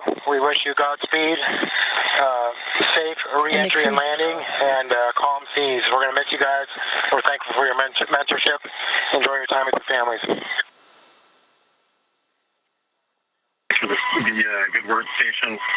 It was an absolute pleasure and privilege to serve on the space station these past 6 months, and a joy to get to work with you all for the past couple of weeks. We know that you're going to continue to do amazing things on station. We look forward to seeing you back home as well.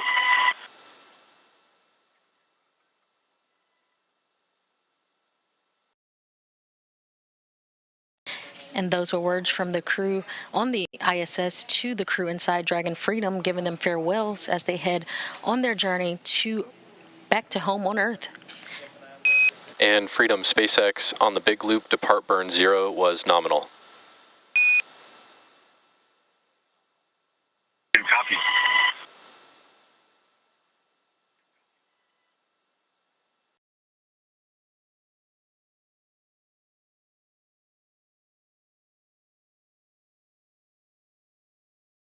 For astronauts, time aboard the orbital outpost is complete following a 6-month science and research mission. Undocking occurred at 11:05 a.m. Central Time, 12:05 p.m. Eastern Time, while the International Space Station was flying over the North Atlantic Ocean. Next up will be a series of departure burns to push Dragon further from the space station. To take us through those burns, I will turn it back over to Hawthorne. Kate, Sandra?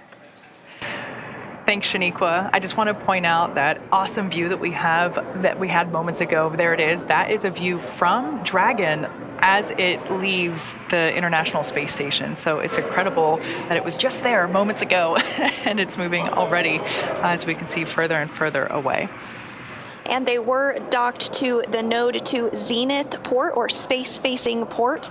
And you did see a little bit of those thruster firings take place already. That was for burn 0, which we did hear was nominal.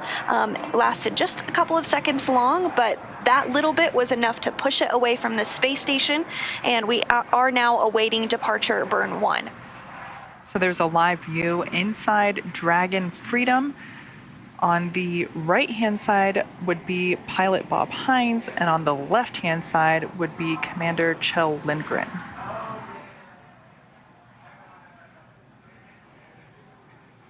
And they'll continue to monitor on the screens inside of Crew Dragon Freedom as they continue the journey back home, but we are hearing that everything is proceeding as expected. We are targeting that departure burn 1 about 2 minutes from now. Departure burn 1 will increase that initial opening rate between Crew Dragon and the space station. At this point in time, we are utilizing the Draco thrusters, which are on board Dragon.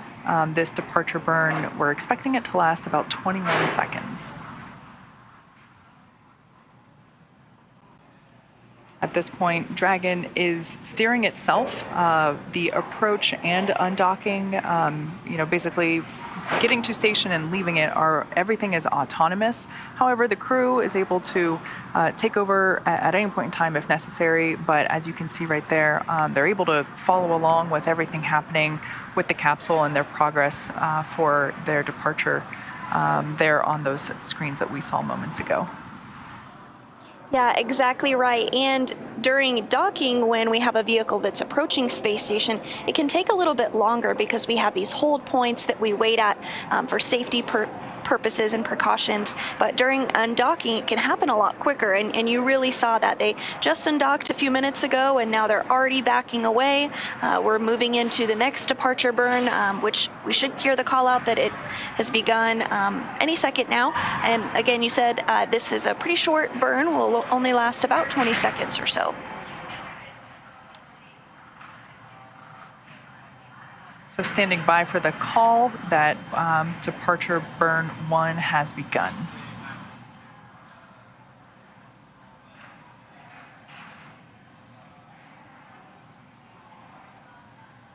Again, departure burn 1 will last for about 20 seconds.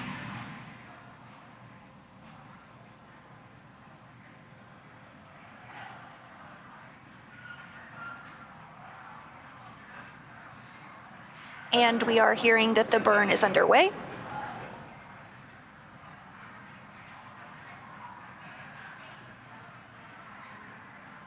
So this burn is going to increase the initial opening rate between Crew Dragon and the space station. And as you mentioned, Kate, that this burn utilizes the service section Dracos. Freedom, SpaceX on the big loop, depart burn 1 nominal. At this time, you are go to doff suits per procedure 4.012 if desired. If you do take the suits off and stow them, we ask that you stow with visors closed. And finally, a reminder that the big loop will be deactivated following Dragon's exit from the approach ellipsoid.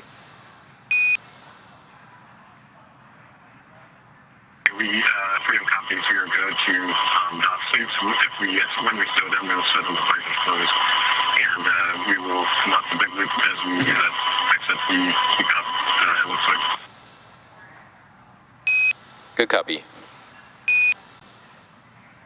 And we did hear confirmation that that departure burn 1 is complete and went perfectly as expected.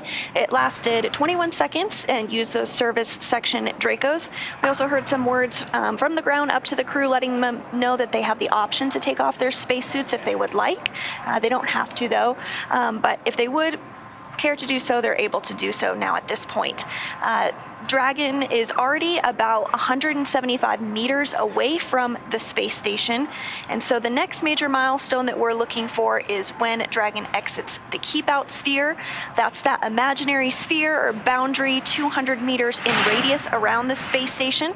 And it is one of several safety zones set up to govern visiting spacecraft, either arriving or departing the space station. But before moving into the keep out sphere, spacecraft have to be configured where they would not cross the imaginary boundary for at least 4 orbits, even if the spacecraft lost all maneuvering for some reason. So the vehicle is now about 207 meters away. And Freedom SpaceX on the big loop to confirm cameras are external. Freedom copies, cameras are external. So that was SpaceX Core, which you see there. Saw moments. Freedom departs the keep out ellipsoid. I want to just thank the space station program and all of our international partners for the incredible training and on-orbit support. It's been an incredible 6 months, and we're looking forward to getting home to our families. Thanks so much.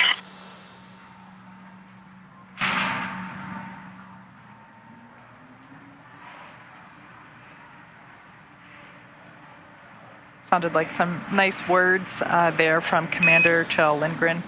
Freedom, we appreciate those kind words. We will miss you, and we look forward to seeing you back home. And ISS, the Dragon has exited the keep out sphere.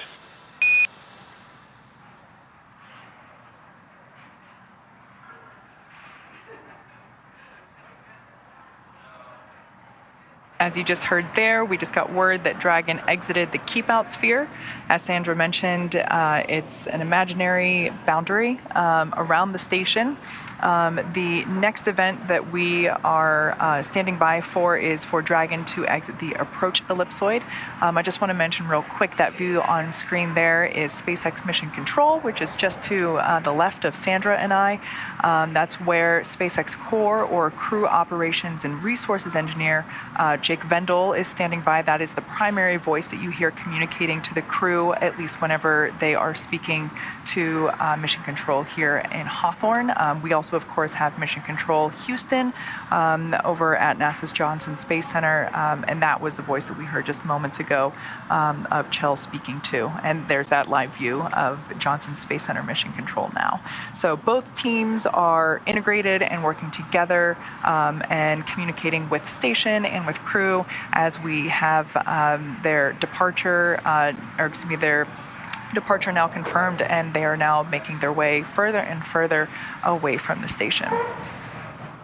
Now, as I mentioned before, as we are waiting for Dragon to exit the approach ellipsoid, or AE, as you hear it referred to, another imaginary shape that we have.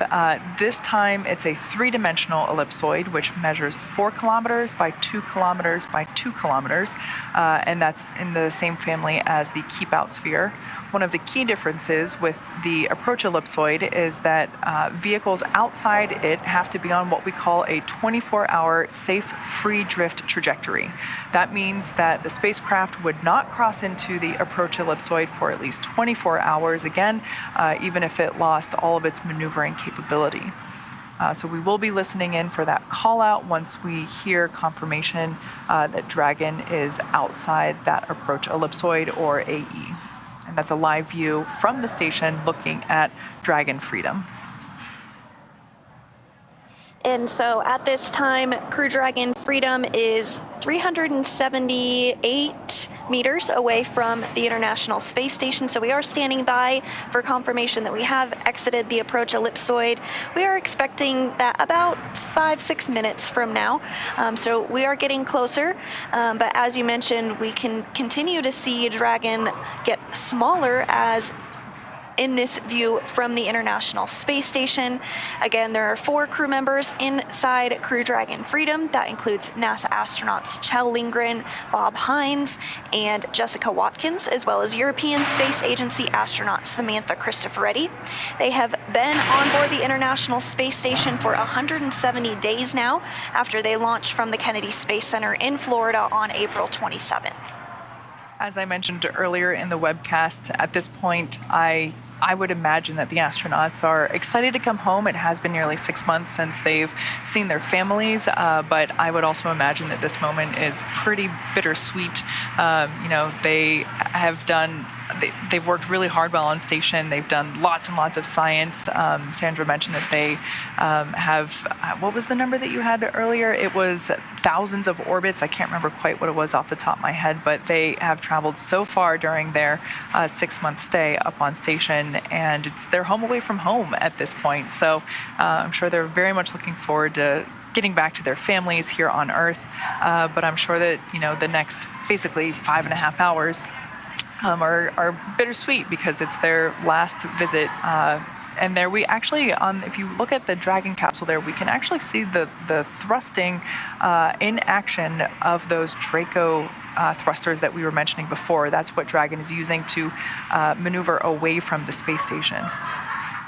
And all of that is done autonomously, as we've mentioned several times in the broadcast. But just to jump back to your point on the numbers, so they, again, have been on board station for 170 days. They've orbited the Earth 2,700...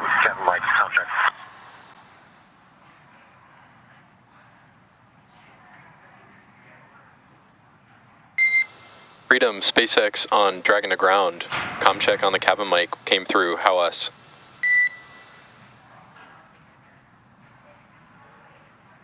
We have you loud and clear. Thanks. So that was just a quick comm check. Now that the crew members are doffing or taking off their spacesuits, they no longer have that in-air communication because their helmets are off, so they're going to be using the in-cabin microphone to communicate with ground teams. And SpaceX Freedom has you loud and clear on the Dragon to ground.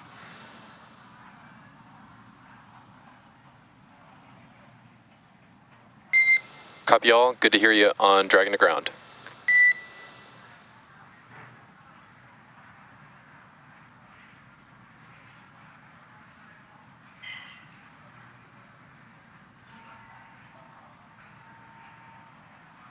So we are standing by for confirmation that the crew has exited the approach ellipsoid.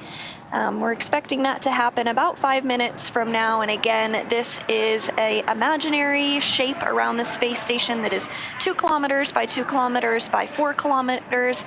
And any spacecraft that enter into this imaginary shape have to be in a 24-hour safe free drift trajectory, which just means the spacecraft would not cross into that approach ellipsoid for at least 24 hours, even if it lost all of its maneuvering for some reason.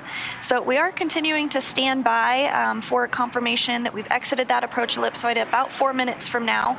But I did just want to finish up on the numbers here because it's really pretty staggering when you think about it. So the crew has orbited the Earth 2,720 times during their 170 days on orbit. The International Space Station is traveling 17,500 miles per hour, which means that the crew orbits the Earth every 90 minutes and sees a sunset and a sunrise every 45 minutes. So that equates to over 72 million miles traveled in the last 6-ish months that they've been on board. That's pretty wild. Once again, that's a live view from the International Space Station looking at Crew Dragon Freedom with our 4 Crew4 astronauts on board. They have gotten out of their seats. They are doffing or taking off their suits, and they're able to basically hang out for a couple hours before they have to put their suits back on for the re-entry phase of their return home. Now this view, because the sun is shining on it and Dragon is getting further and further away from the station, it's hard to make out the specific features, but the nose cone at this point is still open.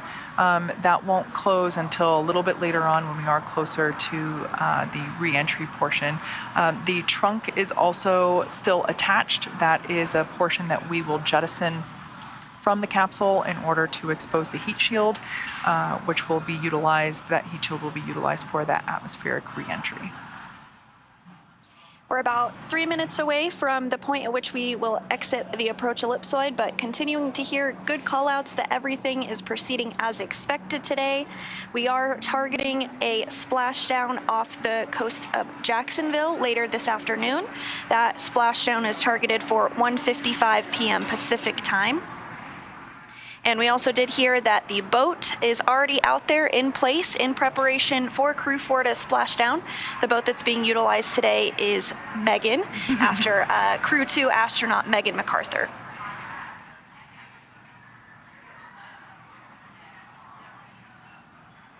Just as a reminder for those tuning in recently, the Dragon Freedom spacecraft has separated from the International Space Station.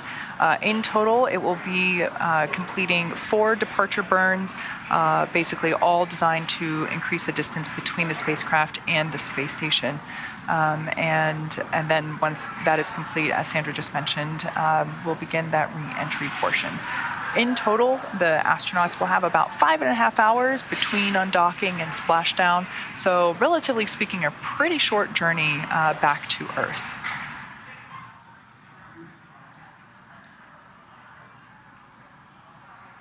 Dragon is now 860 meters away from space station, and you can see in this view here from the International Space Station that Dragon is continuing to get smaller and smaller as it backs away from the space station, expecting the call out that we've exited the approach ellipsoid in about a minute from now.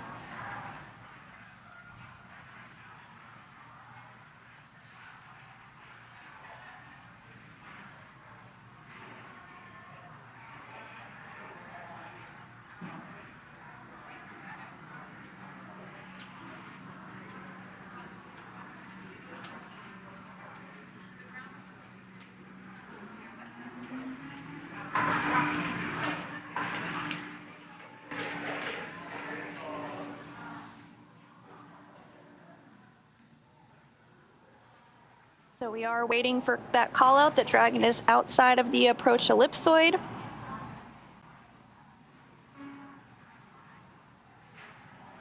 And everything has been moving along pretty smoothly so far today. We are just waiting for that call out here any moment from now that the crew has exited the approach ellipsoid. They are about 980 meters away from the space station. As we mentioned earlier, everything is carefully choreographed, both approaching and departing the space station. Fortunately for us, because it has been a long few days, I should say, the departure phase is a lot faster moving than the approach. So we are able to, basically the crew, as I mentioned before, will only have about 5.5 hours between the undocking and the splashdown of their spacecraft. And all in all, that's a pretty short journey. Of course, we are at the mercy of orbital mechanics, so it all depends on where the station is and where we are targeting a splashdown, and basically the time that it takes to get from that point to the splashdown point. Of course, it's I would imagine the astronauts might prefer a shorter trip home because, again, they get to see their family sooner, but it all kind of depends. So for those that have tuned in for our departure and splashdown webcasts previously, sometimes they're a little longer, but this one is only about 5.5 hours in total for this journey.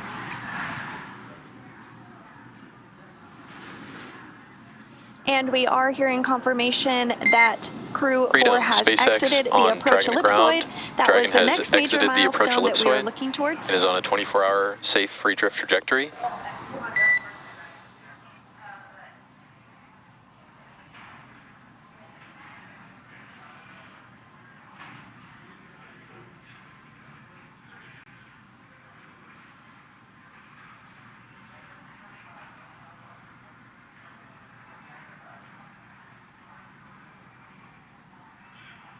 There on your screen is SpaceX core Jake Vendel. And Freedom, SpaceX, repeating my last. Dragon has exited the approach ellipsoid and is on a 24-hour safe free drift trajectory.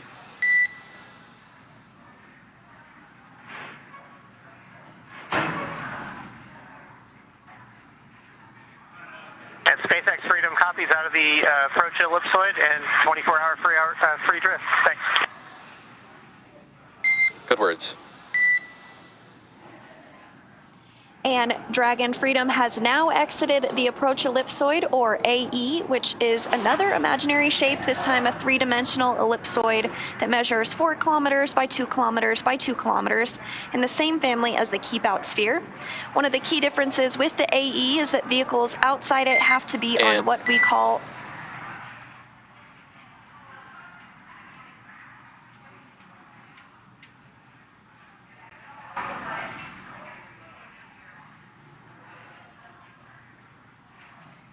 So again, one of those key differences. And Freedom, SpaceX, one more note, we are going to take down the big loop shortly.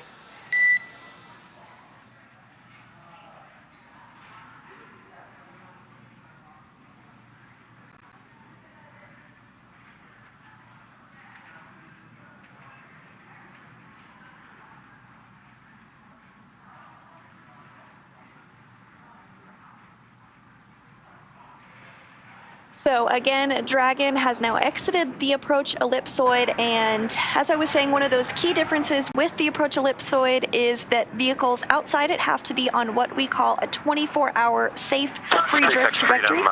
Say again, Les. HL, just one more follow-on. We are deactivating the big loop imminently. Okay, copy. Deactivating the big loop. Thanks.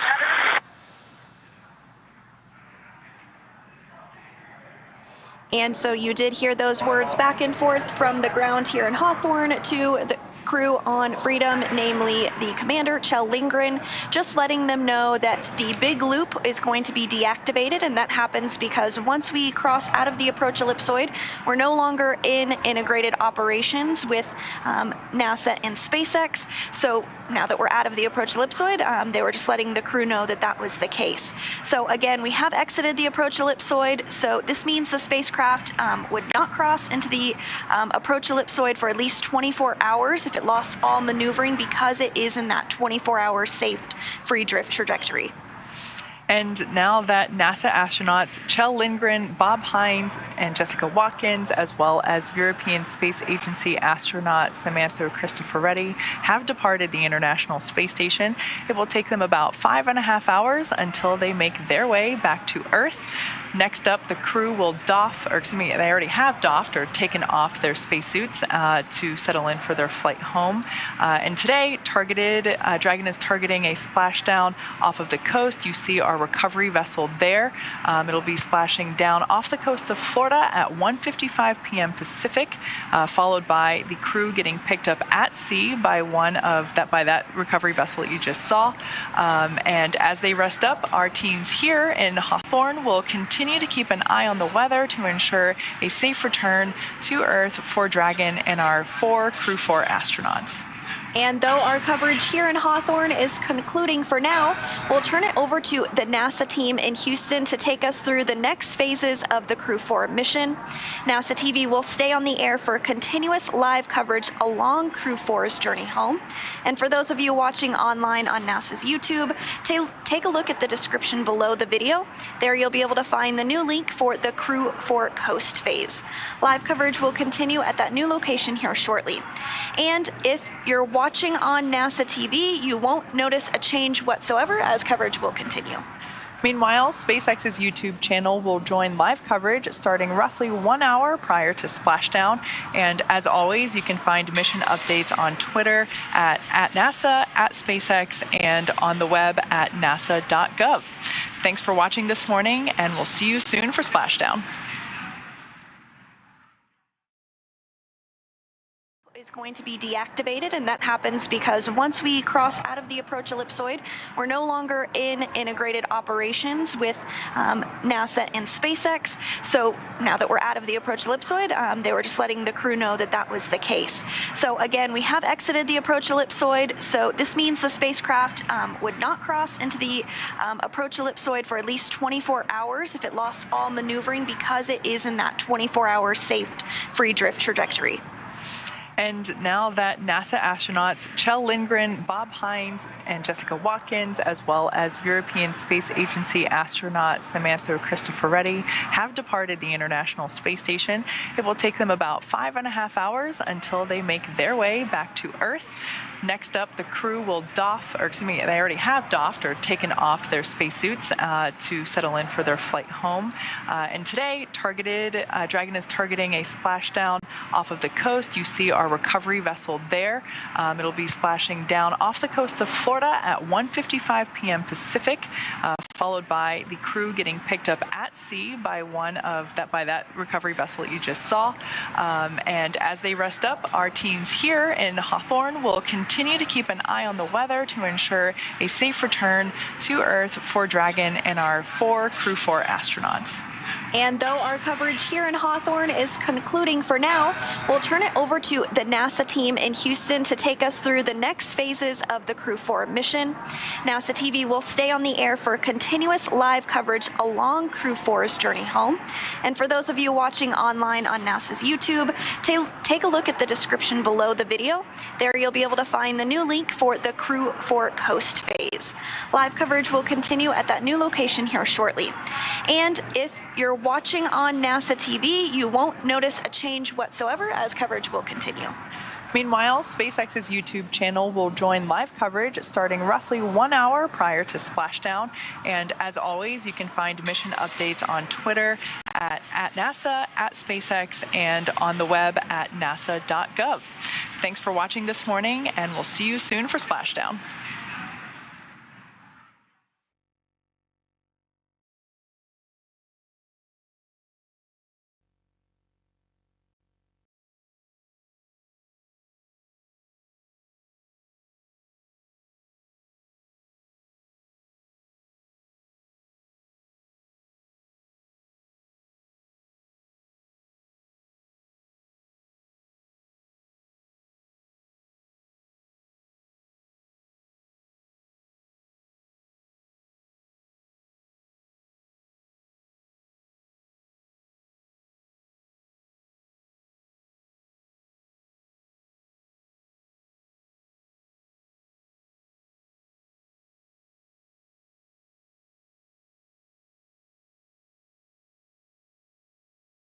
And welcome back to the International Space Station Flight Control Room. I'm NASA Shaniqua Vereen.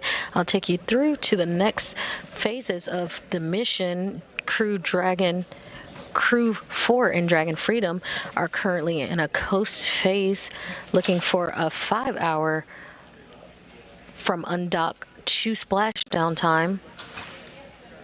Freedom completed a nominal depart burn 1 and has departed the approach ellipsoid. Today's phasing will be the shortest we've performed for a Crew Dragon return, with only 2 hours before the crew begins preparations for entry and splashdown.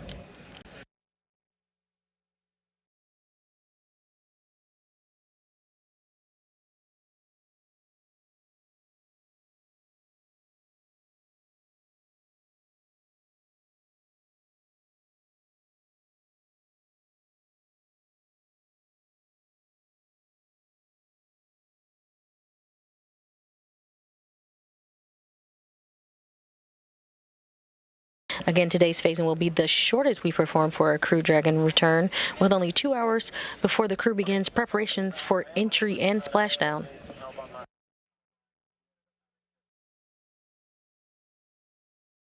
Key timeline milestones. Still waiting Dragon will be prop waste burn, and looking for that to happen around 1:37 p.m. Central Time. After prop waste burn, we're looking for trunk separation, looking for that at 2:56 p.m. Central Time. Following trunk separation, we'll be looking at the deorbit burn, still scheduled for 3:01 p.m. Central Time. And again, looking for a splashdown off the coast of Jacksonville at 3:55 p.m. Central, 4:55 p.m. Eastern Time.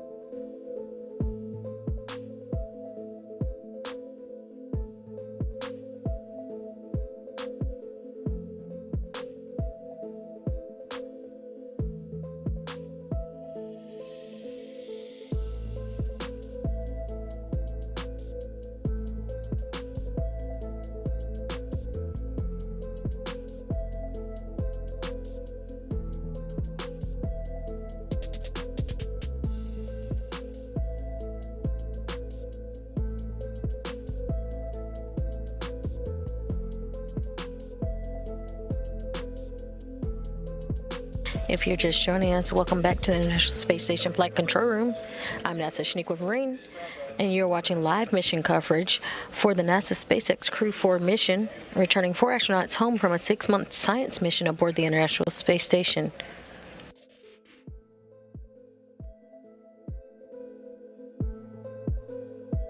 NASA and SpaceX are still targeting a 3:55 p.m. Central Time splashdown off the coast of Jacksonville, Florida, concluding the Crew4 flight, wrapping up, again, a 6-month science mission for NASA astronauts Kjell Lindgren, Bob Hines, and Jessica Watkins, and ESA astronaut Samantha Christopher Reddy.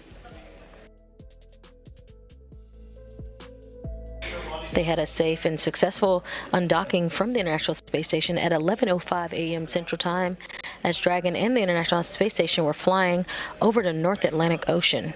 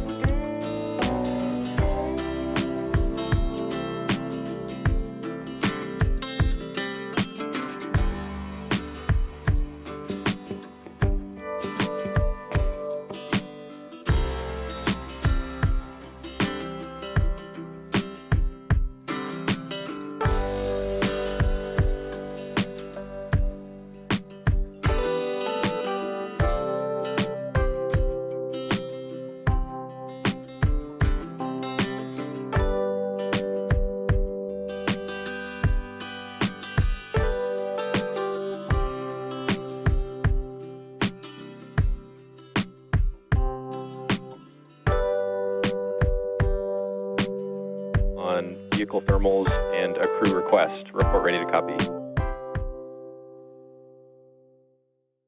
Bye.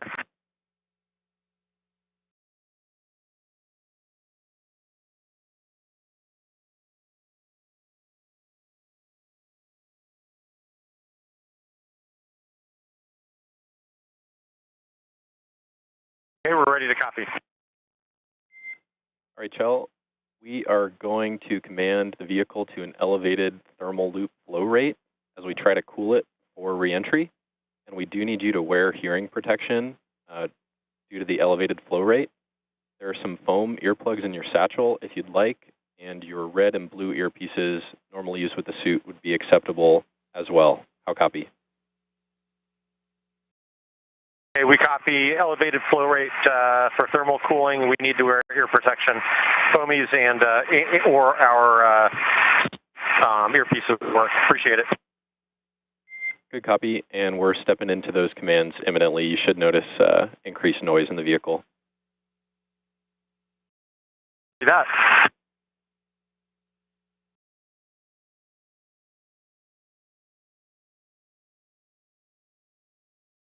And that was Core or Crew.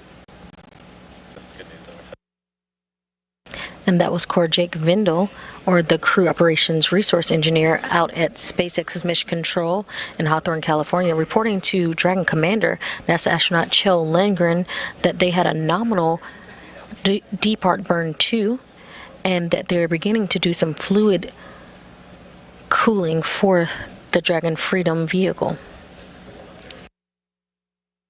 Next up for the crew is depart burn 3, looking for that to happen in about 43 minutes from now.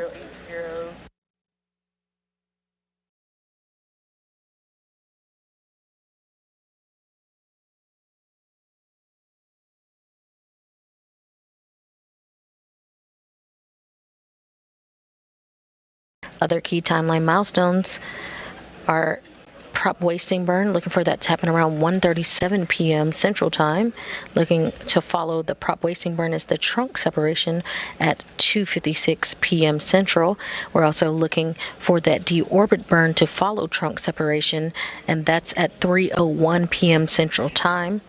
And again, that deorbit burns puts us in a position for Dragon to drop out of orbit and taking about 30 minutes to enter the Earth's atmosphere, splashing down off the coast of Jacksonville, Florida at 3:55 p.m. Central Time, 4:55 p.m. Eastern Time.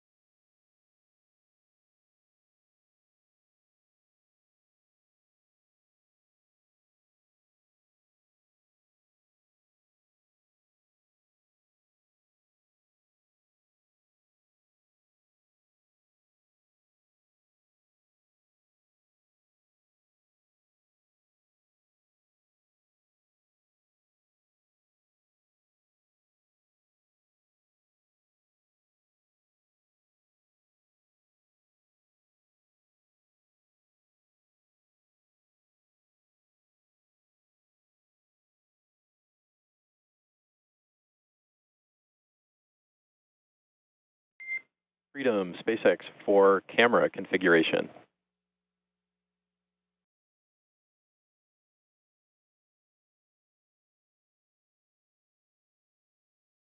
Go for Freedom. Just checking in, we do have the cameras external right now, and we can keep them that way all the way through to entry, but wondering if you have a preference on cameras external or inside the vehicle.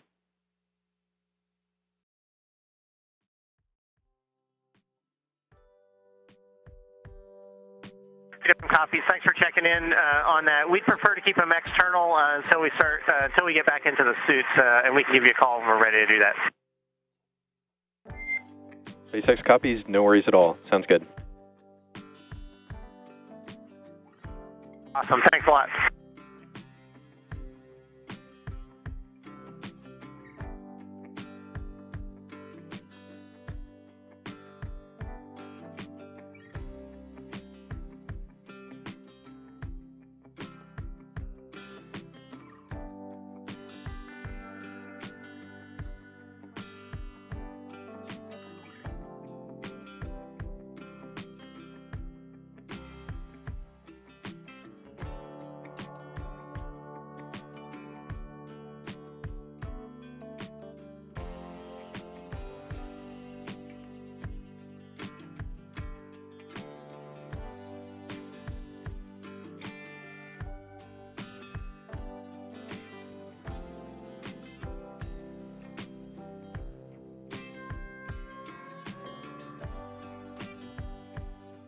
If you're just joining us, you're watching live mission coverage of NASA's SpaceX Crew4 mission, returning 4 astronauts home after a 6-month science mission aboard the International Space Station.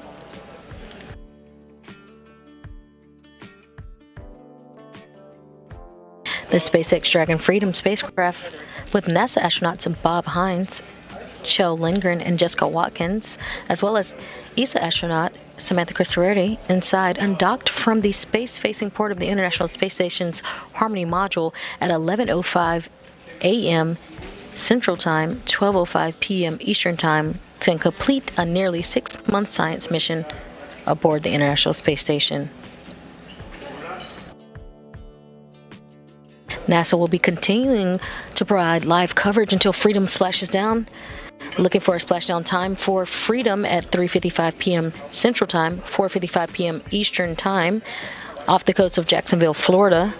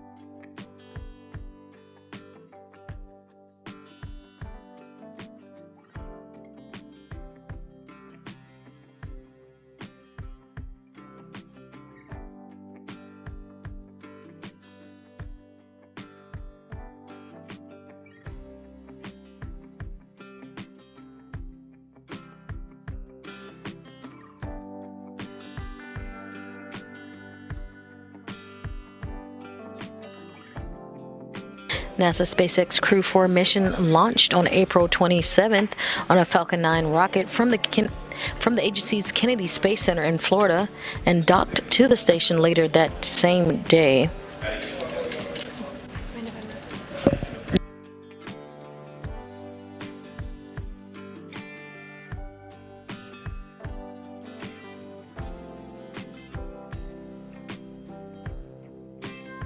Upon undocking today, the crew met some mission milestones. This crew was aboard the International Space Station for 170 days. They had 2,720 orbits of the Earth and traveled 72,168,935 statute miles. Kjell Lindgren will have logged 170 days in space over his increment for Expedition 67 and 68, and will have totaled 311 days in space on his 2 flights. Bob Hines has logged 170 days in space over his 2 increments, Expedition 67 and 68, and has totaled 170 days in space as well. Jessica Watkins has logged 170 days in space over her 2 increments, Expedition 67 and 68, and has logged a total of 170 days in space on her first space flight. Samantha Cristoforetti has logged 170 days in space over her 2 increments, Expedition 67 and 68, and has totaled 360 days in space on her 2 space flights. She is now on record the 2nd longest woman in space, following Peggy Whitson with 665 days in space. So congratulations to Samantha Cristoforetti. The crew saw the arrival of 5 visiting vehicles, 1 SpaceX cargo Dragon, SpaceX 25, 1 Russian Progress resupply ship, Progress 81, 1 SpaceX Crew Dragon, that was Crew 5's Dragon Endurance, 1 Russian Soyuz, that's MS-22, and 1 Boeing Starliner during the flight test for the CST-100 Starliner vehicle.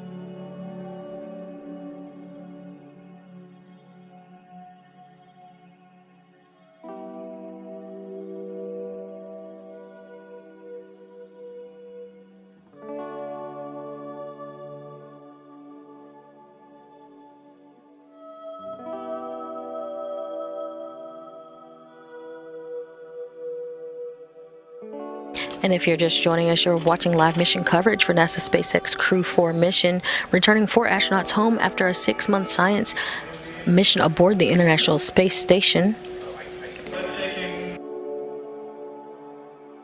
NASA and SpaceX are still targeting a 3:55 p.m. Central Time splashdown off the coast of Jacksonville, Florida, concluding Crew 4's flight, and again wrapping up nearly a 6-month mission aboard the International Space Station.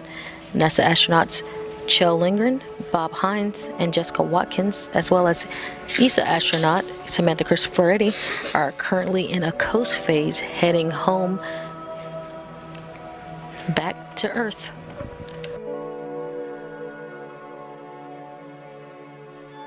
You're currently seeing views inside MCCX on your left. That's SpaceX's Mission Control in Hawthorne, California. And you're seeing MCCH, or Mission Control Houston, inside the International Space Station Flight Control Room. Here things are being controlled by Flight Director Adi Boulos. And you'll hear Capcom, if you hear it all. That's Alex Kanalenkos. Again, we're in a phase of just coasting. The crew will jump into action about 2 hours from now, when they'll start getting ready for entry operations.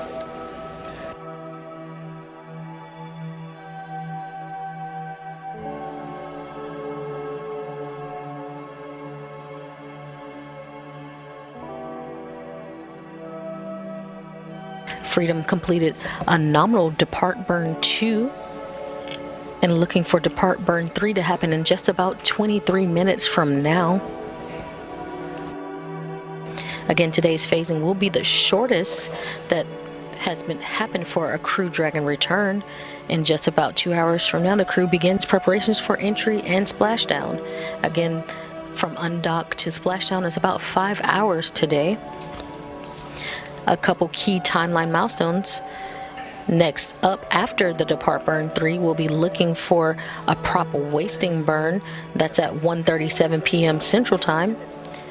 We're looking for trunk separation to happen around 2:56 p.m. Central. And we have a deorbit burn for Dragon Freedom at 3:01 p.m. Central Time. And again, that has us in a trajectory to drop Dragon out of orbit, taking about 30 minutes to splash down. Looking for splashdown time to be around, looking for 30 minutes to re-enter the Earth's orbit. Looking for a splashdown time around 3:55 p.m. Central Time off the coast of Jacksonville, Florida.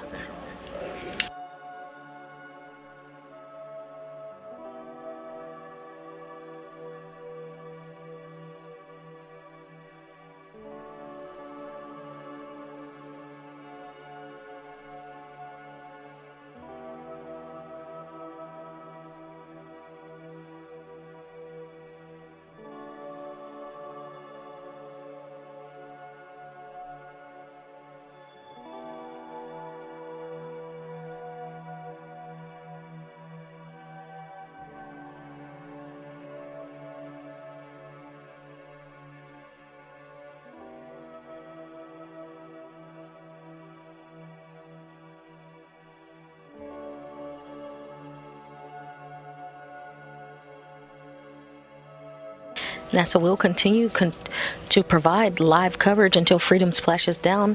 Again, we're looking for a splashdown time of 3:55 p.m. Central Time, 4:55 p.m. Eastern Time off the coast of Jacksonville, Florida.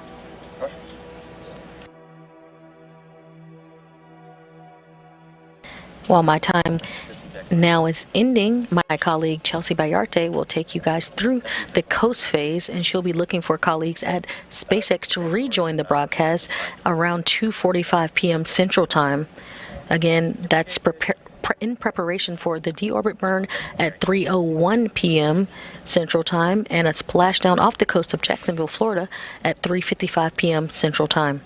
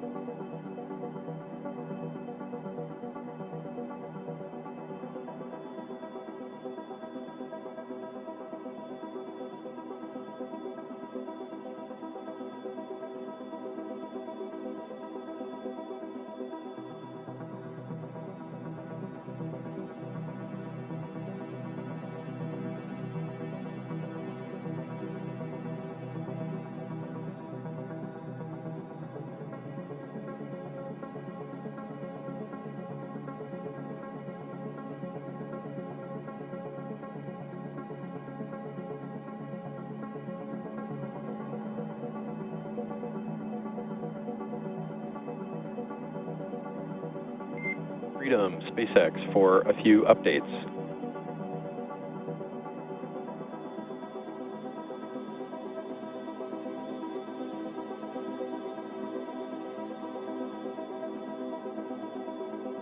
And go for Freedom.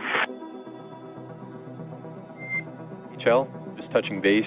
We are now less than 3 hours and 30 minutes from splashdown in Jacksonville. No update on weather and ship status. Everything's still looking great.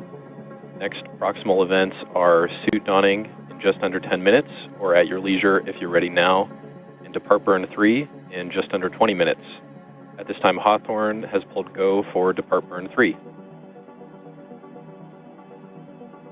Copy, go for depart burn 3, and copy that we are 3:30 from splashdown. Everything looks good, and we're starting suit donning now.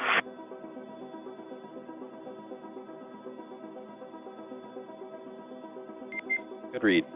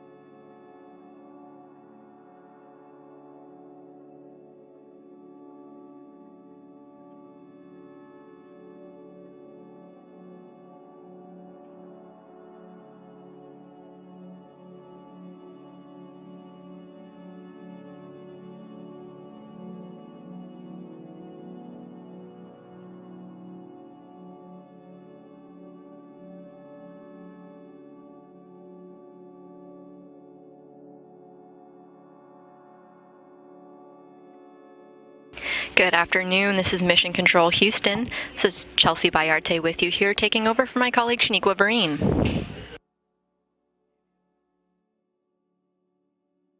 We are in continuous coverage of NASA's SpaceX Crew4 journey back to Earth.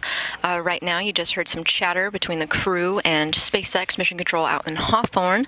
Shell and Grin noting that they're going to get their spacesuits back on. They're going to don them. Earlier in the mission, they doffed their spacesuits or took them off just to get a little bit more comfortable during their coast phase. And now we're getting ready for departure burn number 3. It's the 4th in a series of departure burns, and we're expecting that in about 12 minutes from now.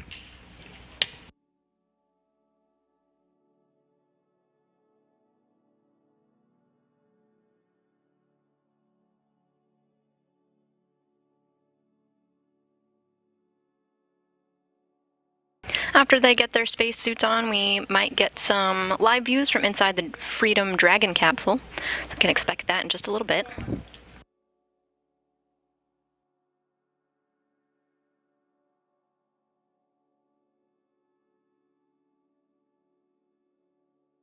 as my colleague noted, you are watching 4 astronauts on their way back to Earth. We've got NASA astronauts Bob Hines, Kjell Lindgren, Jessica Watkins, and the European Space Agency's astronaut Samantha Cristoforetti. They've completed their science mission in microgravity aboard the International Space Station, and right now they're aboard a SpaceX Dragon capsule that they call Freedom. It's traveling back to Earth. They're expected to splash down off the coast of Jacksonville, Florida, into the Atlantic Ocean at 3:55 p.m. Central Time, 4:55 Eastern.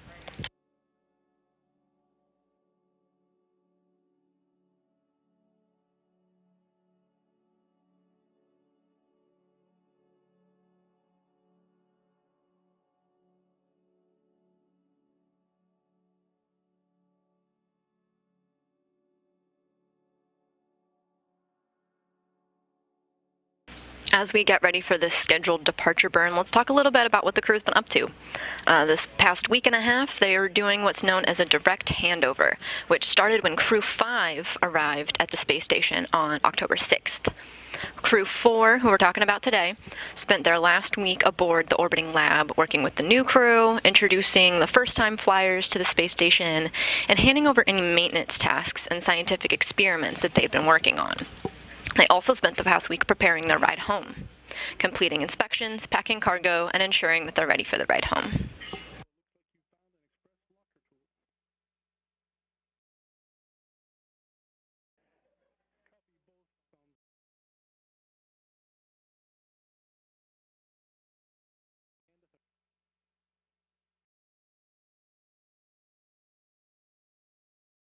All of that hard work accumulated to what we have today, their undocking.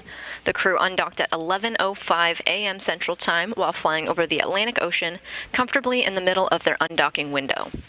The Dragon vehicle performed a number of departure burns to distance itself from the space station, and some more to safely move it out of the approach ellipsoid, which is an imaginary 3D safety marker around the space station.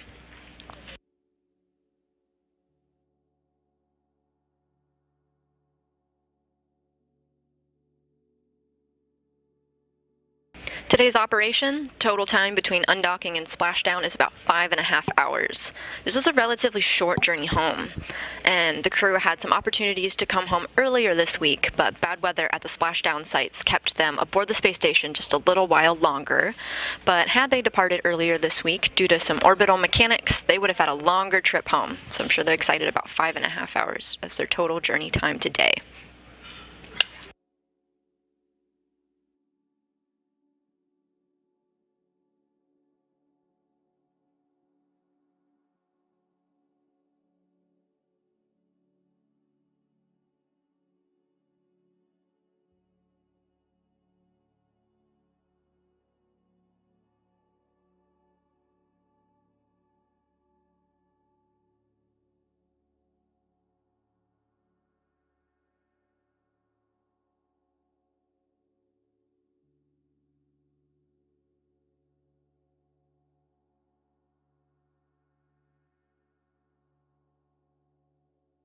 We're expected to hit a number of milestones during my time here in Mission Control. Of course, the next one coming up is the departure burn number 3 in a little less than 9 minutes.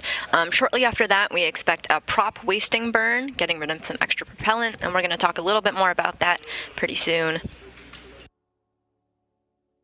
And then we're going to get ready for claw separation, which is when our SpaceX colleagues and our NASA counterpart Sandra Jones are going to take over with continuous coverage live from SpaceX Mission Control in Hawthorne.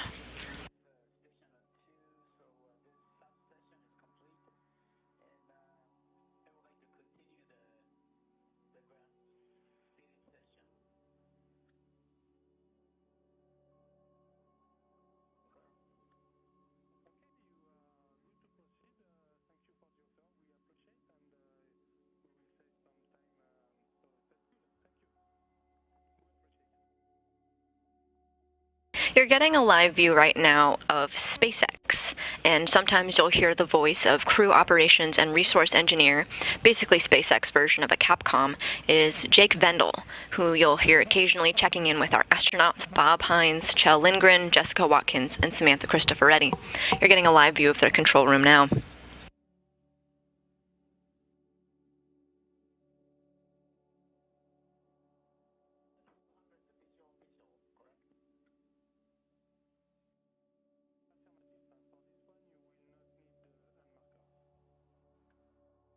Meanwhile, here in Mission Control, which you see on the right, we have Flight Director Adi Boulos at the helm, and Alex Kanalakos is serving as our Capcom here at NASA. They worked alongside SpaceX in Hawthorne, California, to get the Crew Dragon vehicle undocked from the space station. They're continuing to monitor today's splashdown, but are focused on the crew living aboard the International Space Station now.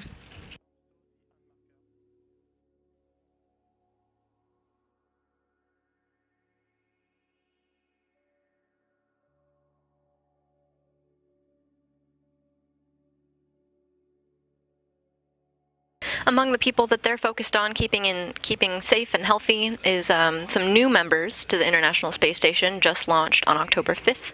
It's the Crew4 crew: Nicole Mann, Josh Cassada, Koichi Wakata, and Anna Kikina.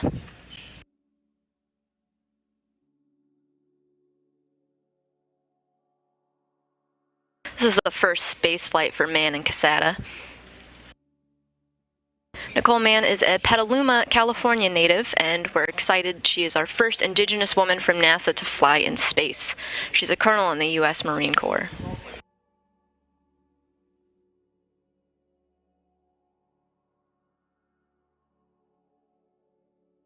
Josh Cassada is a White Bear Lake, Minnesota native, and he's a physicist and U.S. Navy test pilot.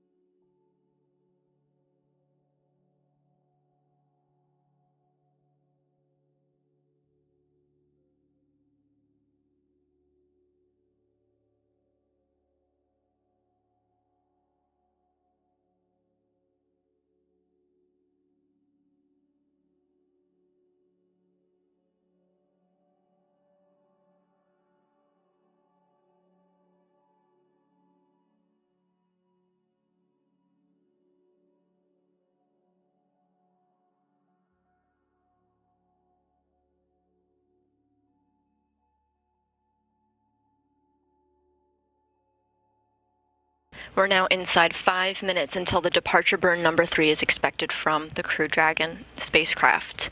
The crew undocked at 11:05 a.m. Central. It's been about an hour and 35 minutes since their undocking. Today's total journey is expected for about 5.5 hours.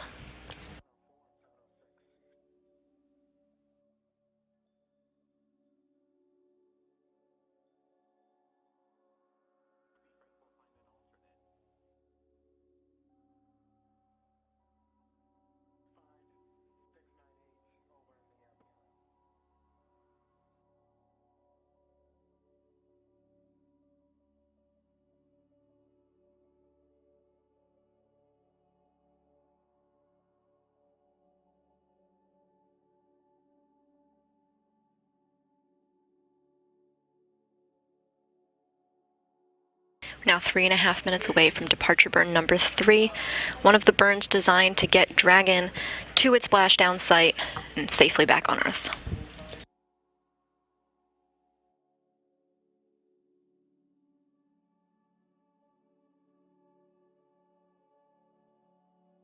Upon splashdown, our astronauts Chell Lindgren, Bob Hines, Jessica Watkins, and Samantha Cristoforetti will have spent a total of 170 days in space over their increments, expeditions 67 and 68.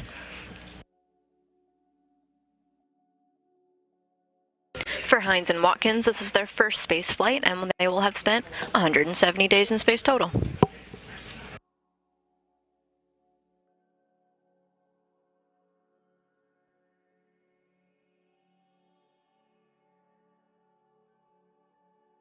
However, it's certainly not the first spaceflight for Samantha Cristoforetti, our European Space Agency astronaut. She will have totaled 369 days in space, and during this mission, she completed a spacewalk, totaling 7 hours and 5 minutes. The first spacewalk of her career.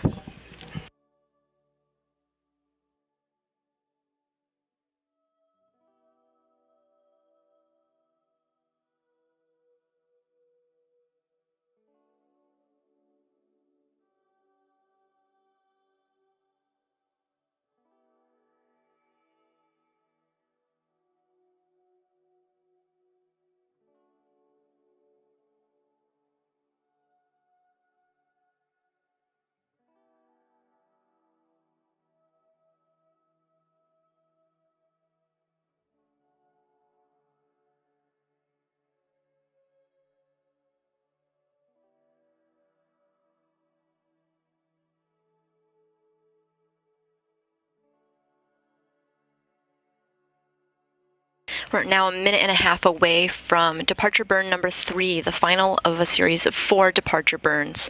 But this is not the last burn of our mission today. Shortly after, we'll experience the prop wasting burn, and then finally the deorbit burn to get our astronauts back home.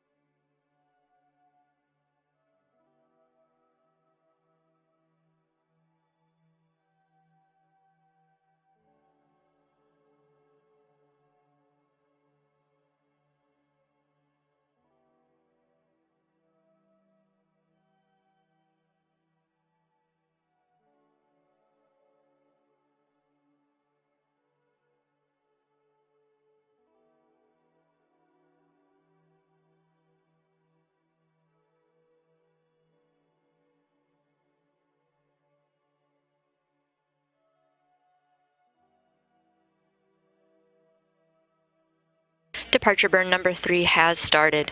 This is an autonomous firing of the Draco thrusters on the Crew Dragon spacecraft. The crew is awake and monitoring. They were not the ones that sent the command, but are monitoring in the unlikely event that they need to take over. They're awake and they are donning their spacesuits.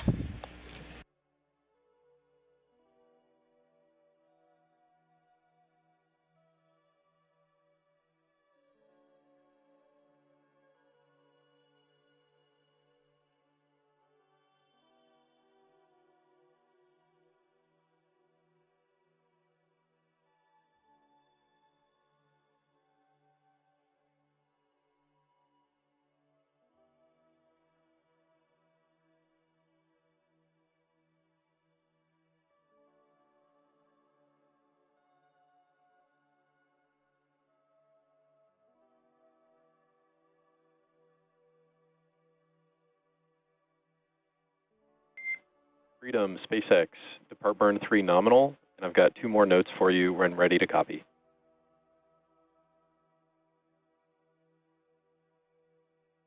Hey, Freedom, copies nominal, depart 3 burn, and we're ready to copy. Hey, Farmer, 2 notes. We are about to enable deorbit sequence and entry on the vehicle, and you'll see the flag go high in a minute. And second, we are handing over down here in Hawthorne. It's been an absolute pleasure working with you today, and we all wish you luck through deorbit. We are leaving you in the very capable hands of Arthur and the rest of Shift 2.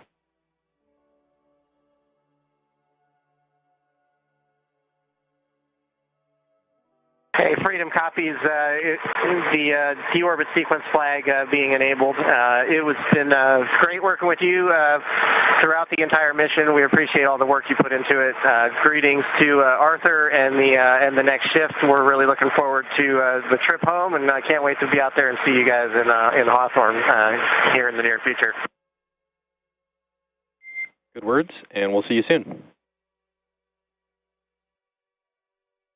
Great. Take care, bro.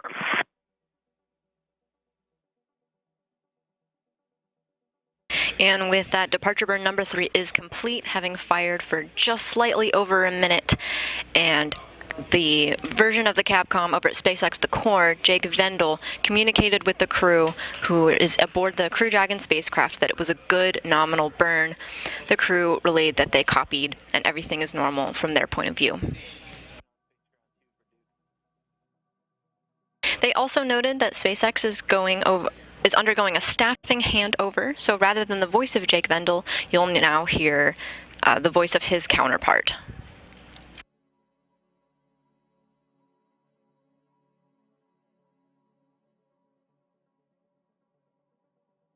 Taking a look at your screen, the view on the left is Mission Control Hawthorne, where SpaceX operates out of. And that's where the voices are coming from. To the right is Mission Control Houston, who is monitoring the situation and communicating with our crew who remained aboard the International Space Station.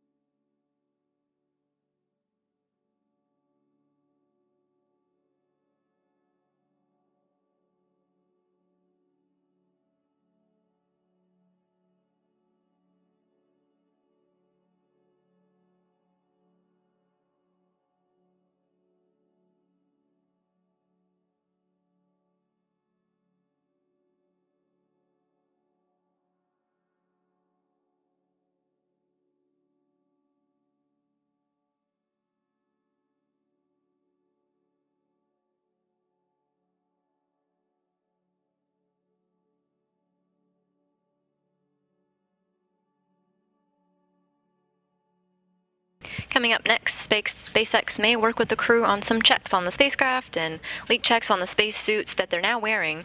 But a milestone that we're going to be looking out for is the prop wasting burn. The Dragon spacecraft has extra propellant on board that it doesn't need. SpaceX wants to get rid of the excess to cut down on as much weight as possible. The fuel is toxic, so they want to get rid of as much as possible before returning back to Earth. It burns up in the atmosphere and is non-harmful, and especially not harmful to the astronauts safely inside the spacecraft. So we're getting rid of some fuel. What happens if there's an emergency and we need to use that fuel? But the good news is that if you dump the fuel and something happens, it's not likely because you wait until the last possible moment. This is planned down to the T, so we know that we have all the conditions that we need to get home. In doing so, getting rid of this extra propellant does not change the orbit or trajectory at all. And we have enough on board to execute the remaining burns, including the deorbit burn, to get them back home.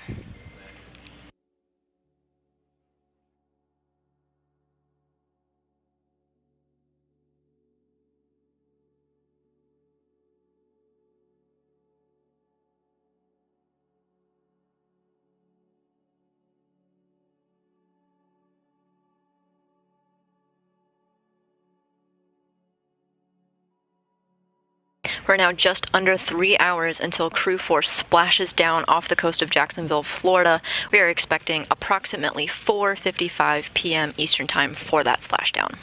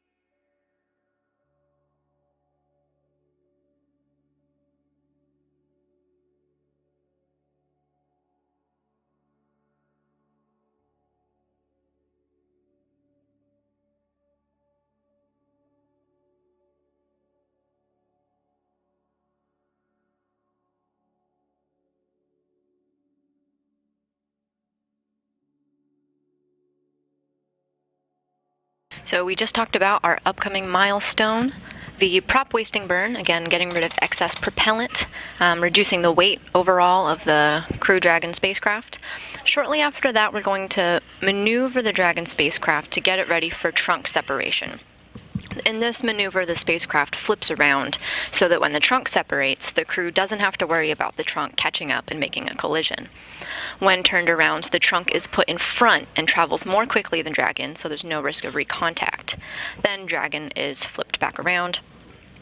But during the claw separation, when we're talking about the claw, we're talking about part of the Dragon's trunk. The claw is connected to the trunk via electrical and fluid quick disconnect lines. When the claw separates, it severs all lines between the trunk and the capsule. The trunk separates 45 seconds later, and the trunk safely burns up in the atmosphere.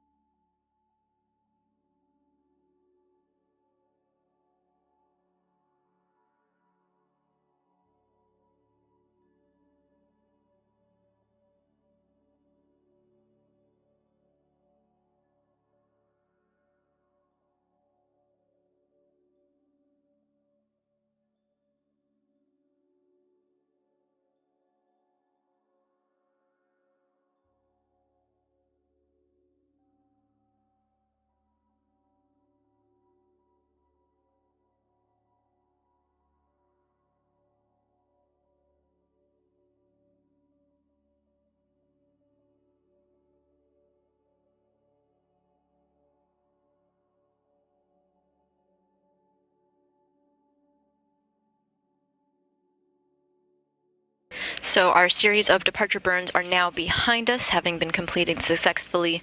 We talked a little bit about the propellant wasting burn and how the Dragon is going to flip around for a claw separation and trunk separation. And then after that, we've got one of our biggest milestones of the day, the deorbit burn at 3:01 p.m. Central. It's a 16-minute, 40-second burn. It's a braking maneuver that will slow Dragon down by 116 meters per second, allowing it to drop out of orbit and for re-entry back into Earth's atmosphere. 20 minutes after the burn, Dragon's nose cone will close. The heat shield will be pointed in the direction of travel to repel heat during re-entry.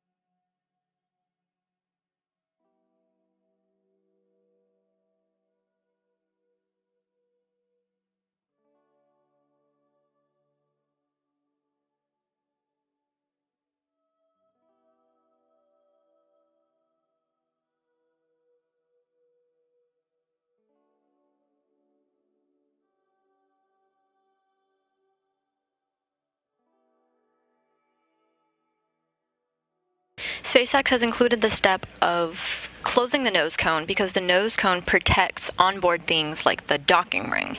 Of course, now that the spacecraft is back home, it doesn't need to dock with anything anymore. If the nose cone can't close, it will not impact our mission. It works just fine with crew safety.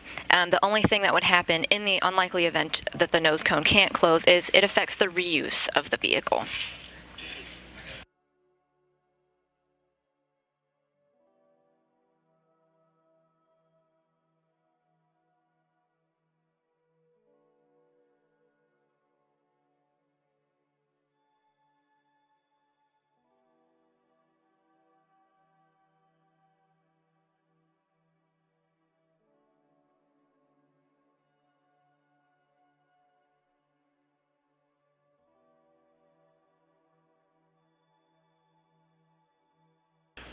We have about 2 hours and 45 minutes until our crew is expected to splash down off the coast of Jacksonville, Florida, returning home after their nearly 6-month mission.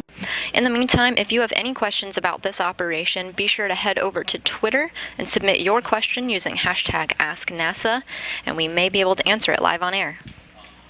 Again, the hashtag is AskNASA on Twitter for your questions.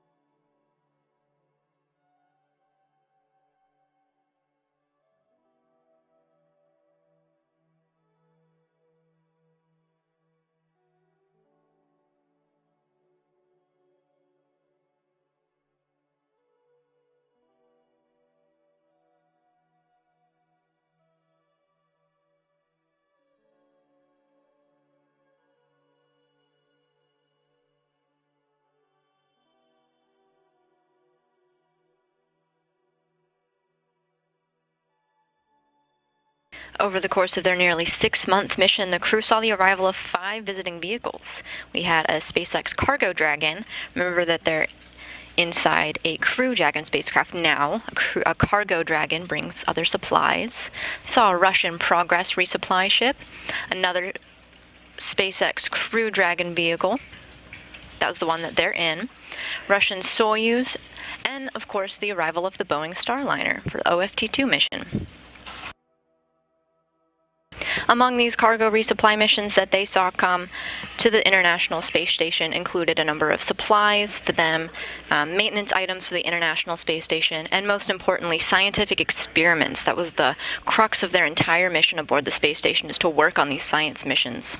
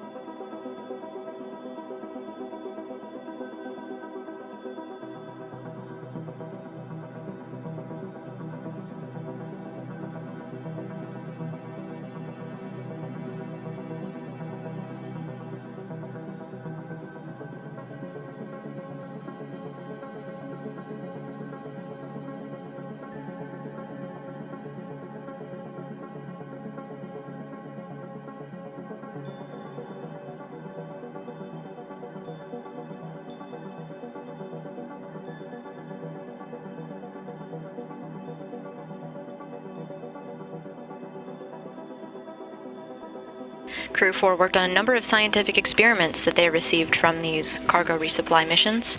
Among some science experiments that they worked on includes one that may help improve life on Earth. They evaluated a manufacturing process to develop artificial human retinas. The process creates implants by applying layer after layer of a thin film. Microgravity may improve the quality and stability of these films. The goal of the experiment is to help people with retinal degenerative diseases in their eyes.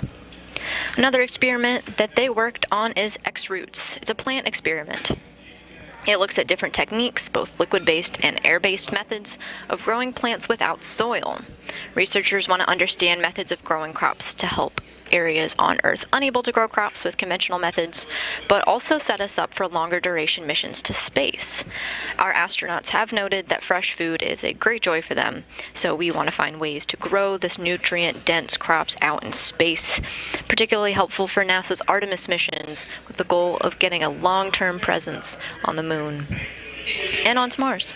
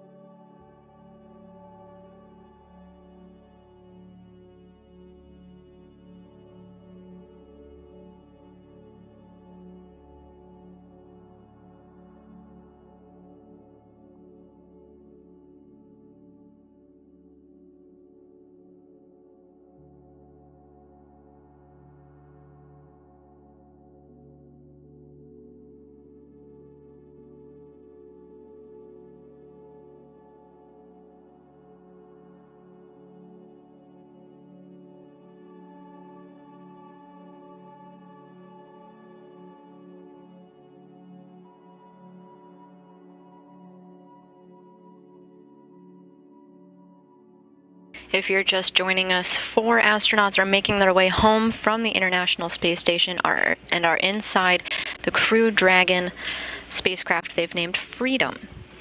They're expecting to make a water landing, and we just heard from our weather teams, which Mission Control Houston and Hawthorne are monitoring the weather very closely, and they've reported perfect weather over the splashdown site of Jacksonville, Florida, just off the coast, with very modest waves.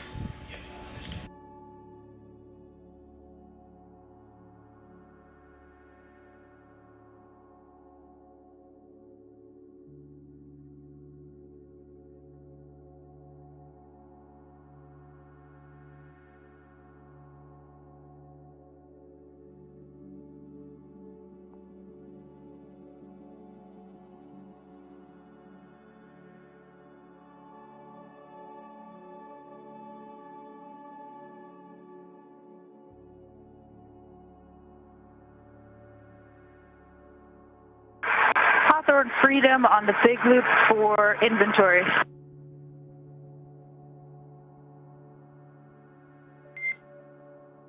SpaceX is ready for inventory.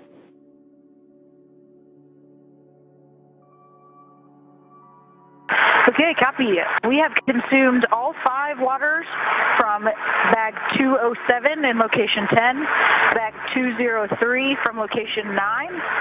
We also consumed the remaining water from 204, the single bottle remaining, and 2 bottles from 202, both in location 9. And then finally 2 bottles from 206 in location 10. How copy so far? We copy all 5 waters from 207 and all waters from 203, 1 from 204 that is now empty, 2 bottles from 202, and 2 from 206. That's a good readback. And then we also partially consumed meals from bag 315 in location 12 and 307 from location 11. All right, we copy all, partially consumed from 315 and 307. Good readback.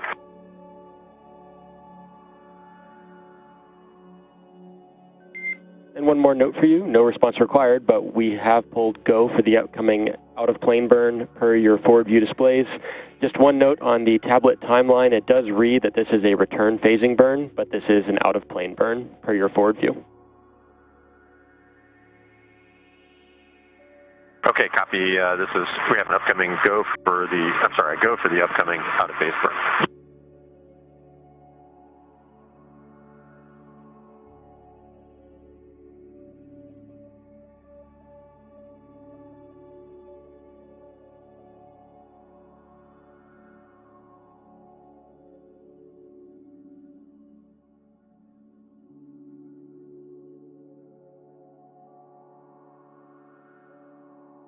You just heard the voice of NASA astronaut Jessica Watkins as she was reporting an inventory check from her spacecraft down to the ground.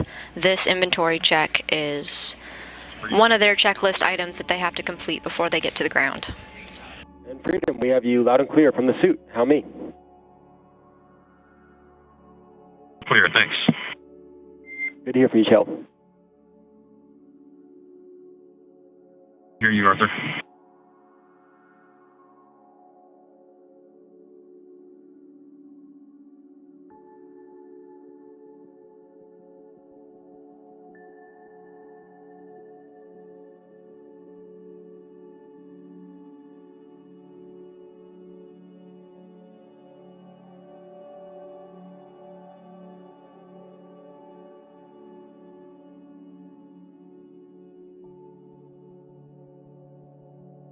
Watkins was reporting some of their onboard consumables, reporting that they've had some water and that they've eaten their meals on their journey on the way home.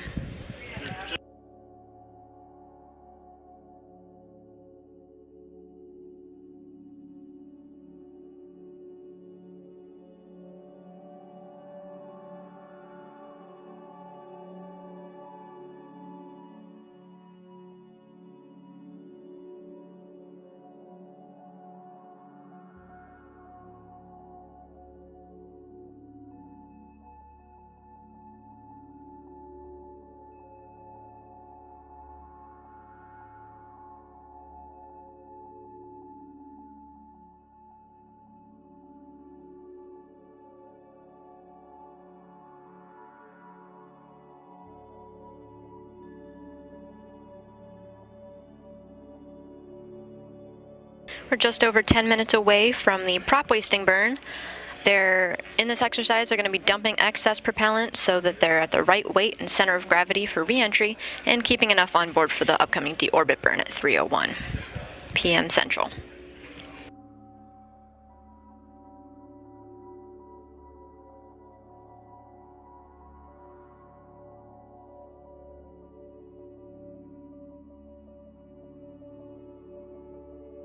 We're now just under 2 hours and 30 minutes until Crew 4 is expected to splash down off the coast of Jacksonville, Florida.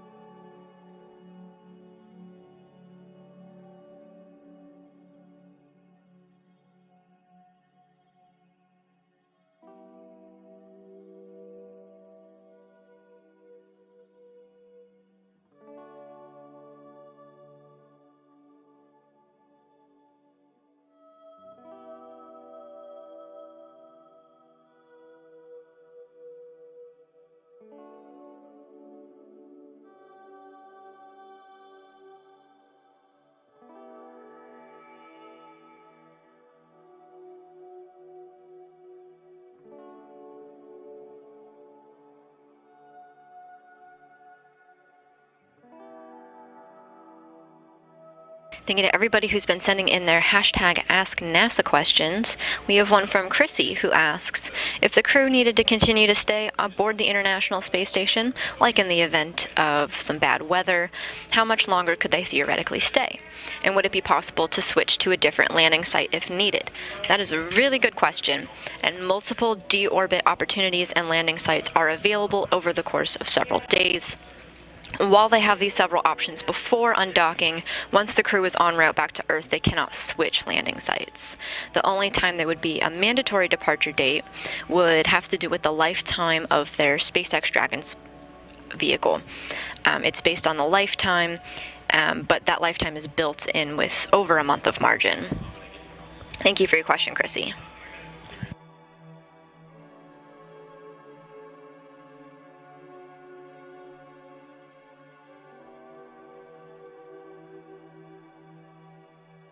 SpaceX Dragon, Section 3, we can report the cabin is configured, loose items are stowed.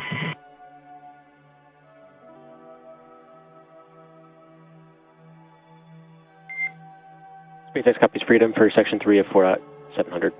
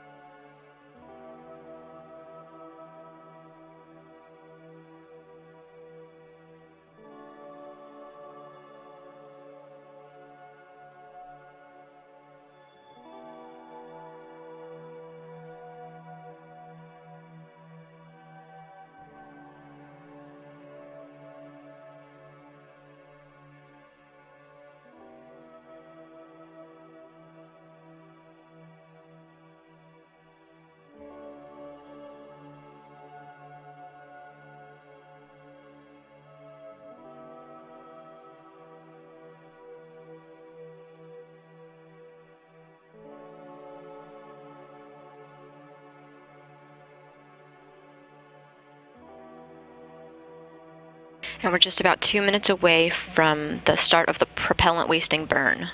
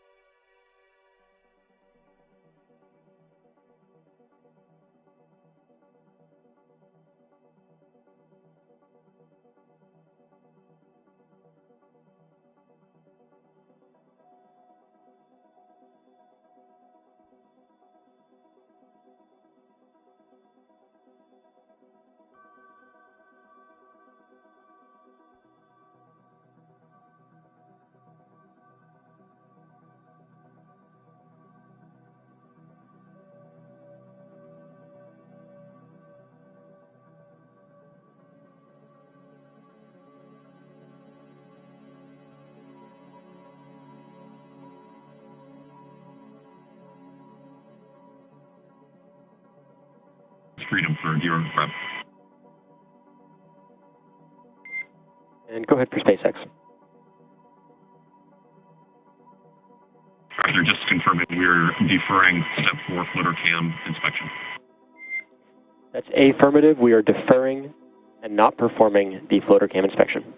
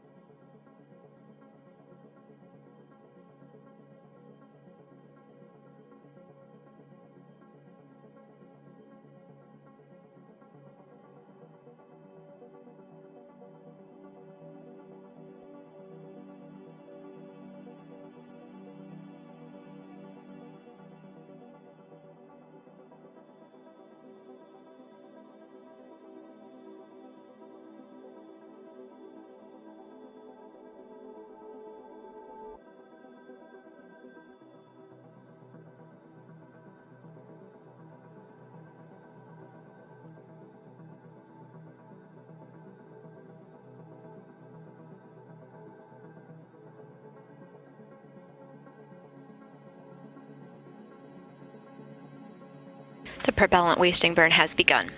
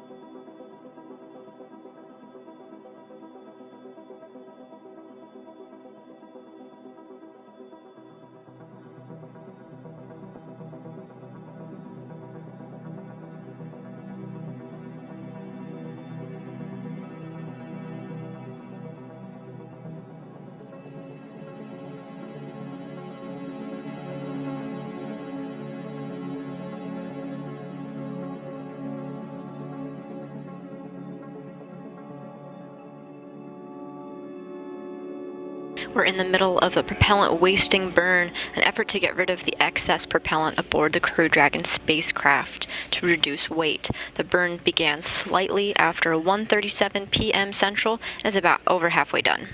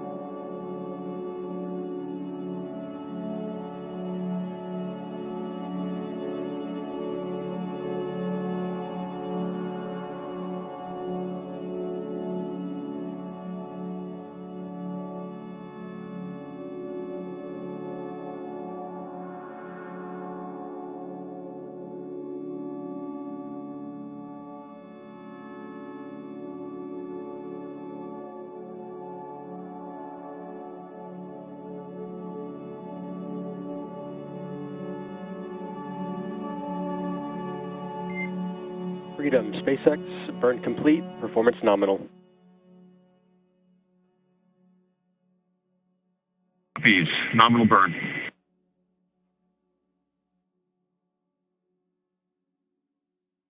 And at 1:44 p.m., the prop wasting burn is complete.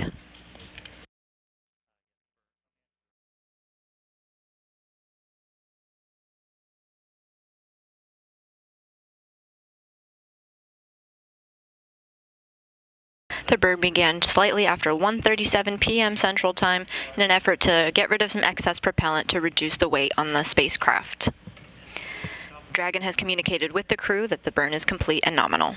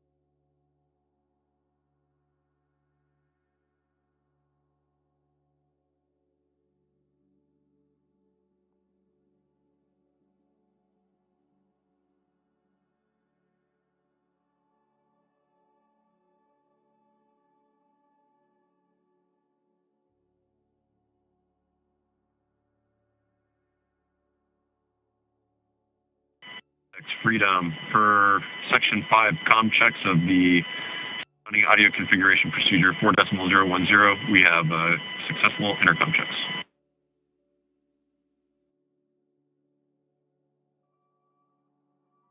And SpaceX copies for 5.2 of 4.010.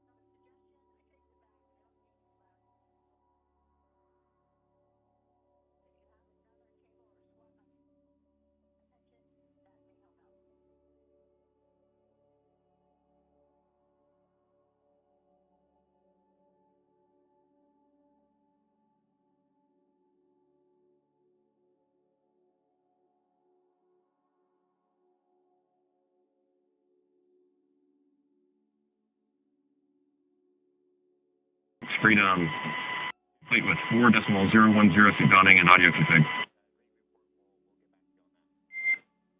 SpaceX copies for completion of 4.010. Stand by for suit leak checks. Copy, standing by. And Shell, one additional note for you. I do see that some suit push-to-talk destinations may still be set to ISS. You can make sure all push-to-talk destinations are set to ground for all 4 seats.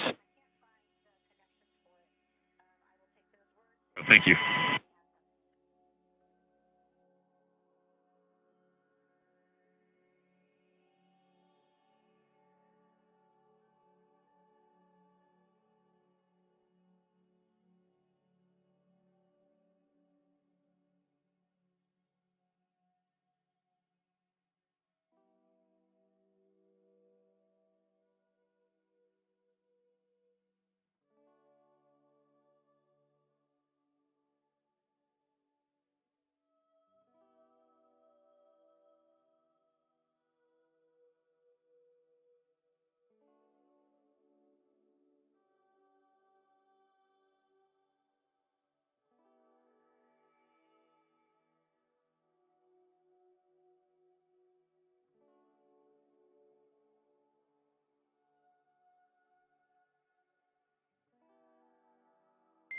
Freedom, SpaceX for suit leak checks.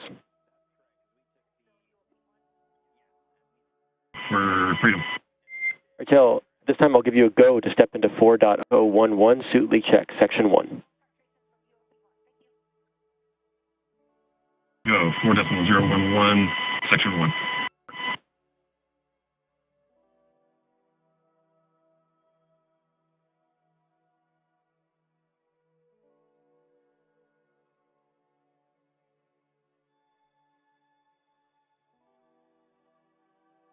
You just heard the voice of NASA astronaut Kjell Lindgren completing some leak checks on their spacesuits, one of the checklist items that they have on their to-do list before the departure burn. Excuse me, the deorbit burn. SpaceX Freedom, we are ready to pressurize.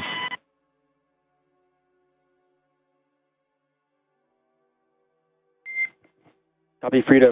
I'll give you a go for step 2.3 in 4.011. 2.3.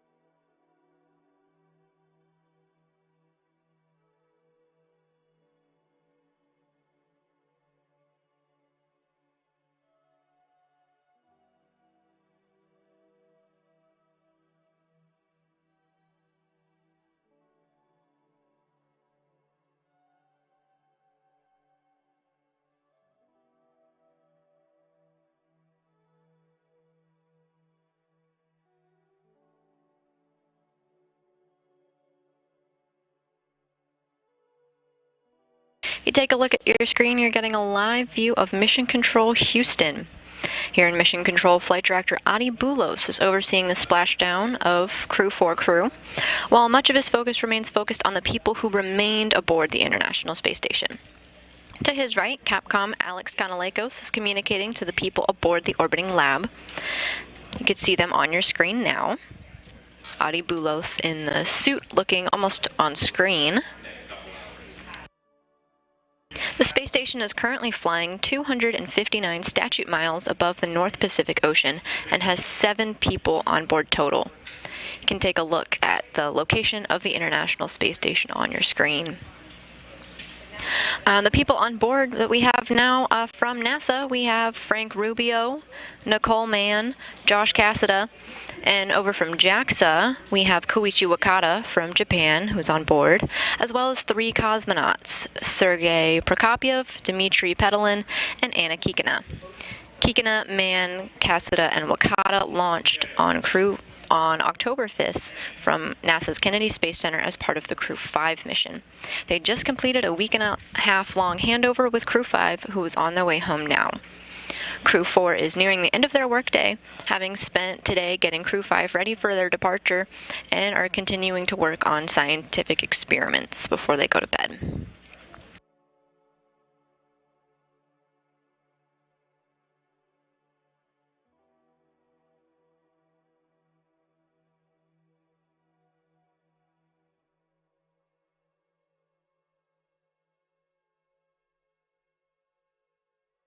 Freedom, we have good leak check 4 nominal suits, and you all are welcome to come aboard on the cameras.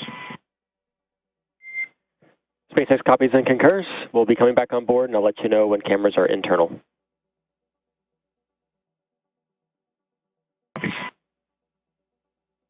Taking a look at your screen, you see a lot of figures flying around. What you want to draw your attention to is the very left topmost corner. That is the International Space Station. It is about to cross over the west coast of the United States and upwards towards Canada. You just heard the voice of NASA astronaut Kjell Lindgren as he's aboard his SpaceX spacecraft on his way back home from Earth, reporting that their spacesuits are on and they have completed a successful leak check and everything is going according to plan.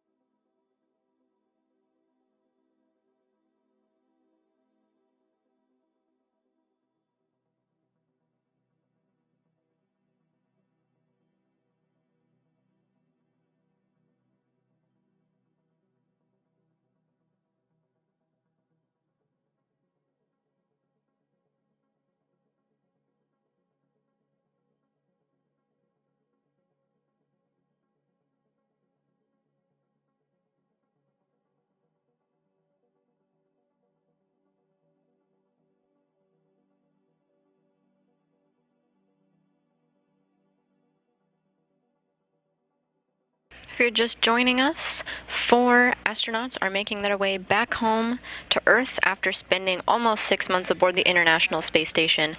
We're counting down to a splashdown at 3:55 p.m. Central, 4:55 p.m. Eastern in just less than 2 hours. Some milestones have occurred since they undocked from the International Space Station. They underwent a series of departure burns, all performing nominally. Following the final departure burn, they went on to the propellant wasting burn to get rid of some excess fuel on board.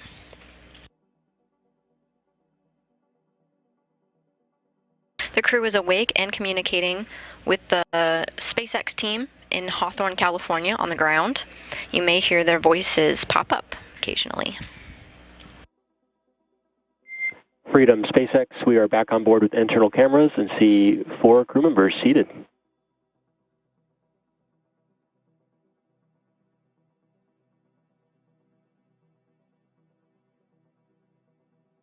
Matt, glad to have you aboard.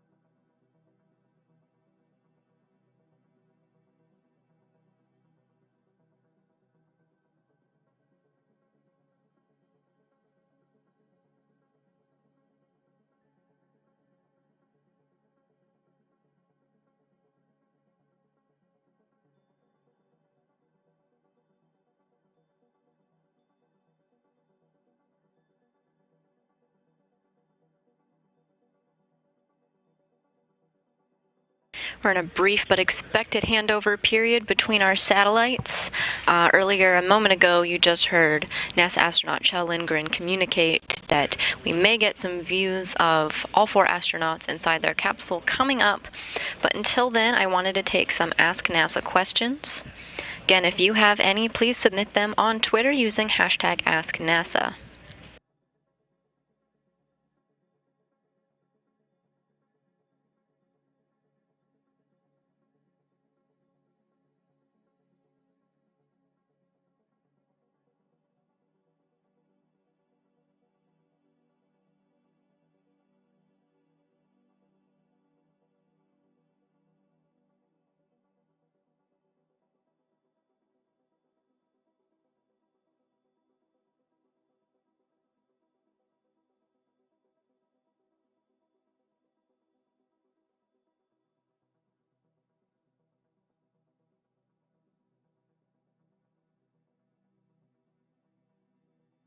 One of the questions that was submitted was from Logan on Twitter. He asks, how many times has Dragon Freedom been in space?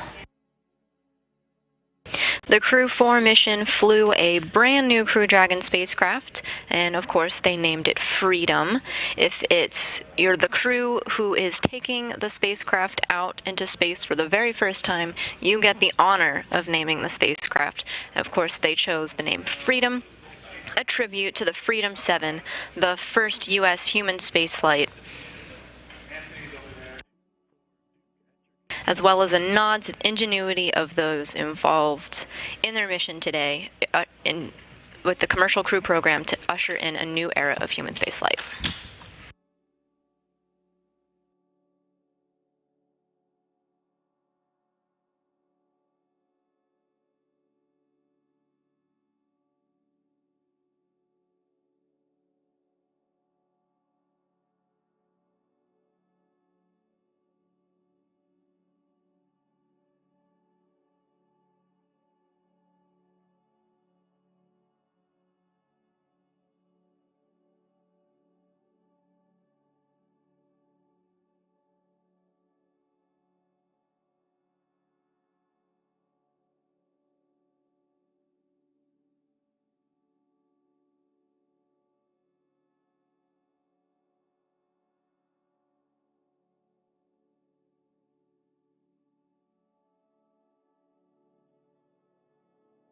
You're listening to live continuous coverage here in Mission Control Houston.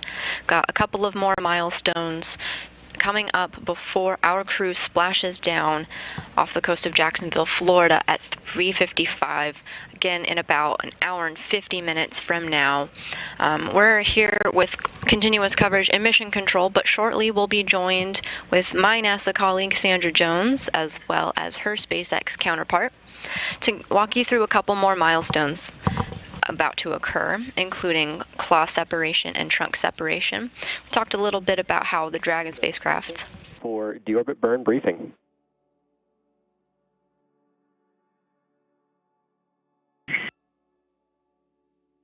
SpaceX, we are ready for the brief. Okay, Kjell, we are coming up on our deorbit sequence start, but I do have a couple minor updates to your tablet timeline. Report when you're ready to copy.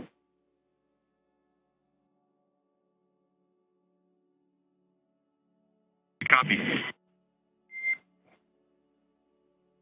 The deorbit sequence will start at 1953. Your crew display should show this updated time for claw set prep, but this is a delta from your tablet timeline. Additionally, we are planning for a re-entry blackout LOS at 2042 and a blackout AOS at 2049. I'll copy.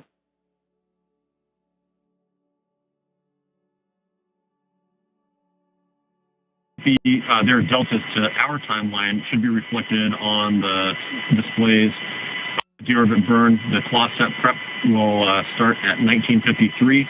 We can expect LOS at 2042, AOS at 2049.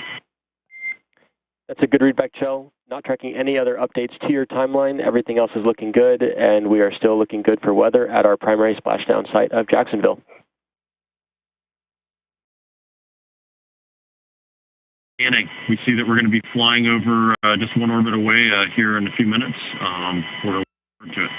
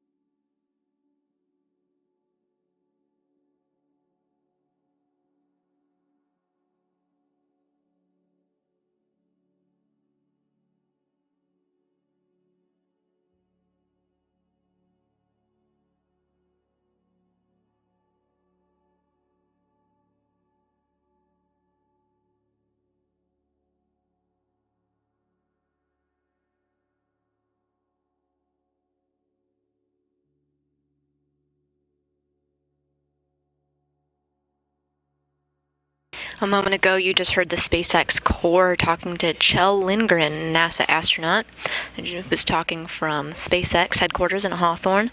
They're talking ahead of a deorbit burn expected in over an hour. The core let them know what their monitors will look like and what to expect. They also briefly discussed claw separation and trunk separation, which is our next major milestone in today's mission. The Dragon spacecraft will maneuver around before separating the trunk, and my colleagues in SpaceX will be live with you during that step. The SpaceX core also told the crew to expect a planned and expected loss of signal where the ground is unable to communicate with the crew just briefly. And they said that weather is remaining to look favorable at the splashdown site off the coast of Jacksonville, Florida.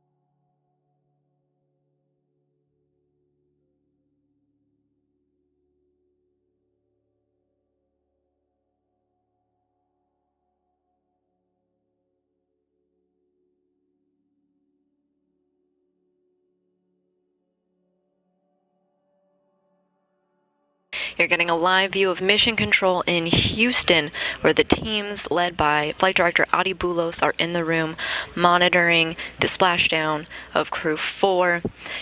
This is one of our Ask NASA questions of what are the monitors that we're looking at. To the left, you're looking at a live view of the International Space Station. No astronauts are visible on the screen at the moment. They are getting ready to enter a sleep period. They're kind of nearing the end of their workday. They started their day getting Crew 4 ready for departure, monitoring the undocking, and went on to work on some scientific experiments. In the middle is where all the action is happening. You see the Crew 4 astronauts live in their spacecraft on their way home to Earth. Most visible is the very left, NASA astronaut Jessica Watkins in her spacesuit. Coming up in about a half hour, we'll have more views of the astronauts in their spacecraft Freedom. And you'll continue to hear some chatter as they talk to the ground as they get ready for their upcoming milestones.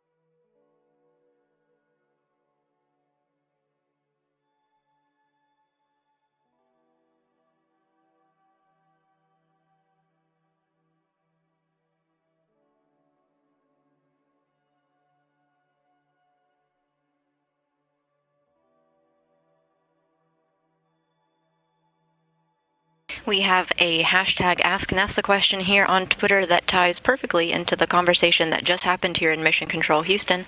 Jeff Fox is asking, does Crew 5 follow Crew 4's return to Splashdown?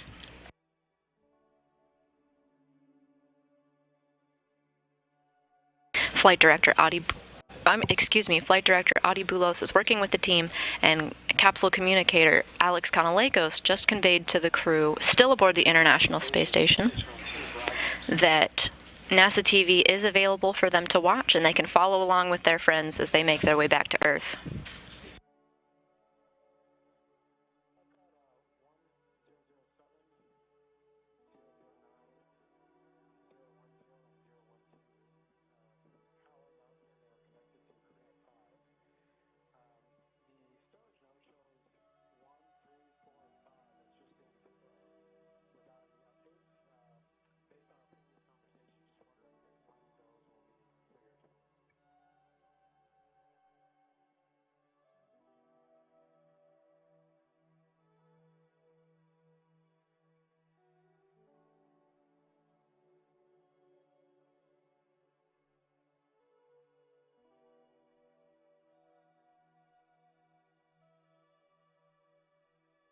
We're just over 30 minutes until the deorbit sequence begins.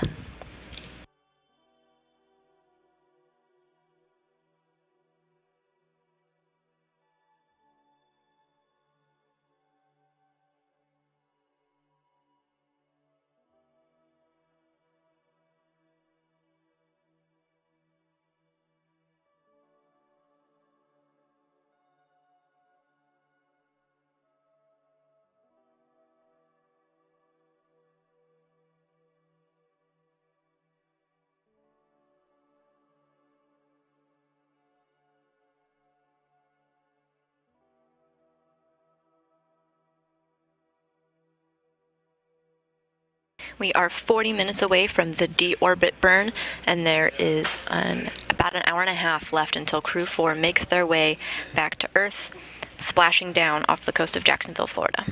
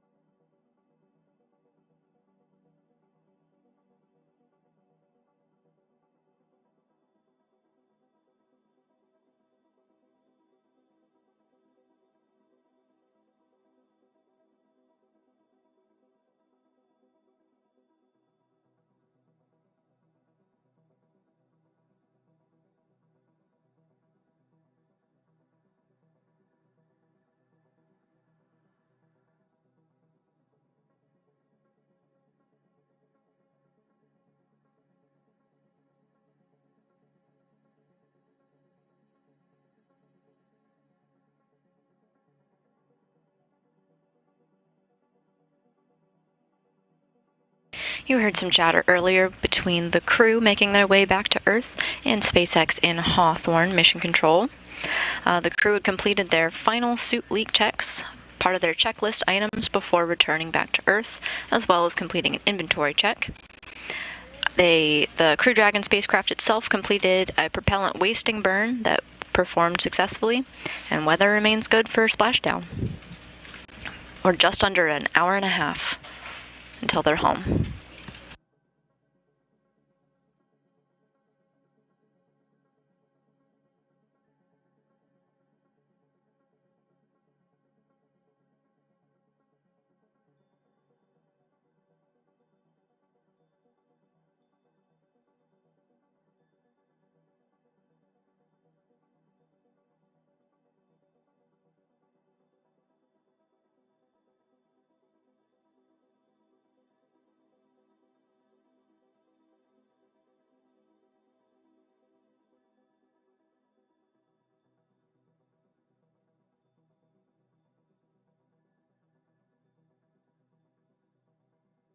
The next major milestone that we're tracking is trunk separation, happening in about 30 minutes.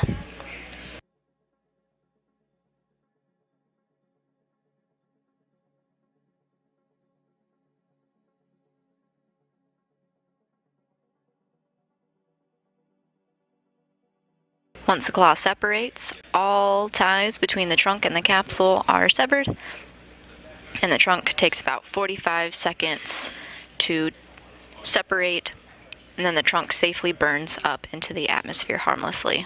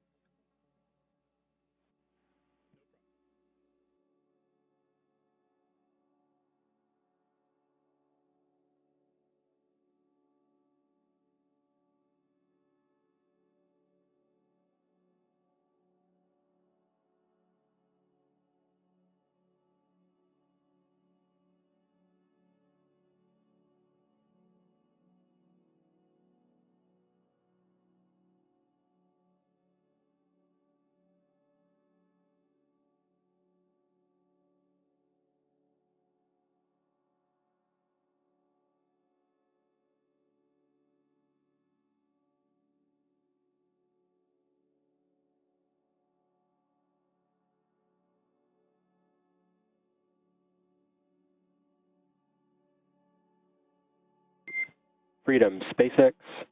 SpaceX is go for deorbit entry and landing.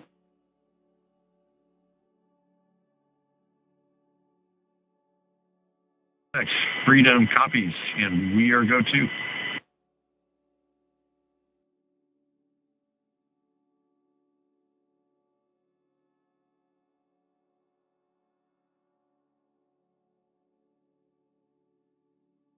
NASA astronaut Kjell Lindgren just communicated with the ground that they are a go for the deorbit burn. It's not expected for another 30 minutes.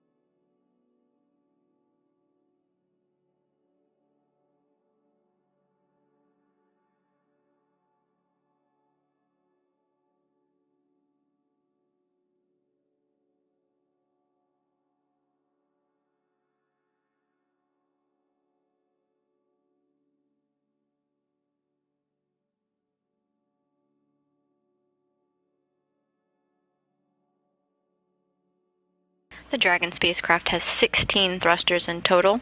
The forward bulkhead thrusters are the ones used for the deorbit burn.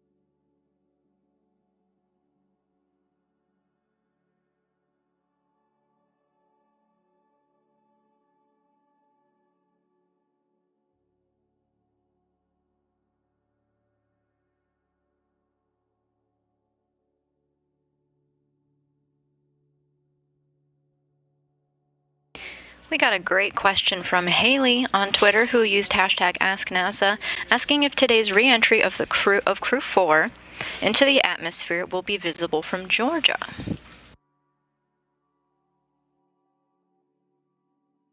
We did receive a visibility map here at NASA showing that it will indeed be visible from Georgia and also visible from Tennessee, Missouri, and parts of Nebraska and Iowa.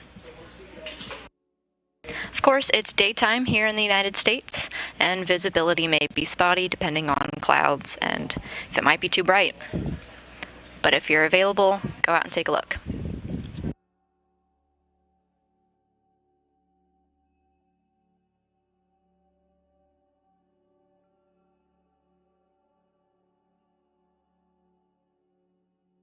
Of course, if you get a photo of our astronauts making their way back to Earth from your hometown, be sure to send it to us on social media. We'd love to see it.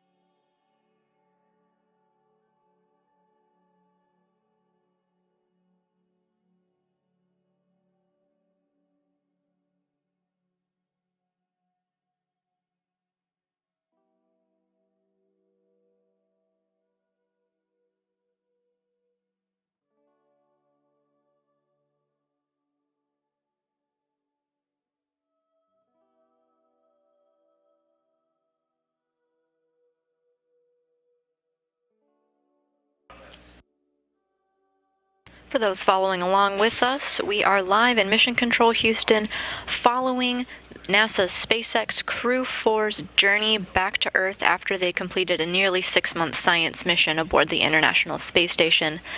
Their splashdown is scheduled for an hour and 15 minutes from now. They're going to experience the deorbit burn in just over 20 minutes. Shortly, I'm going to be joined by my counterparts over at SpaceX, who will take you through some major milestones coming up, including trunk separation and that deorbit burn occurring in just over 20 minutes.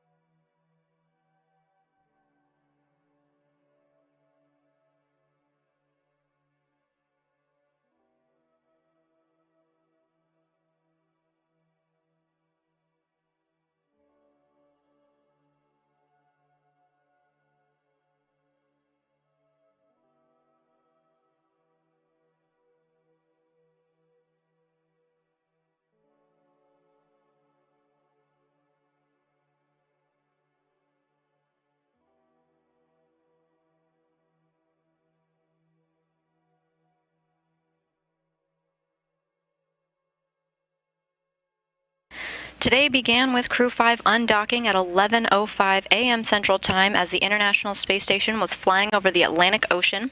The Crew Dragon Freedom spacecraft maneuvered away from the space station through a series of burns, eventually moving through the approach ellipsoid.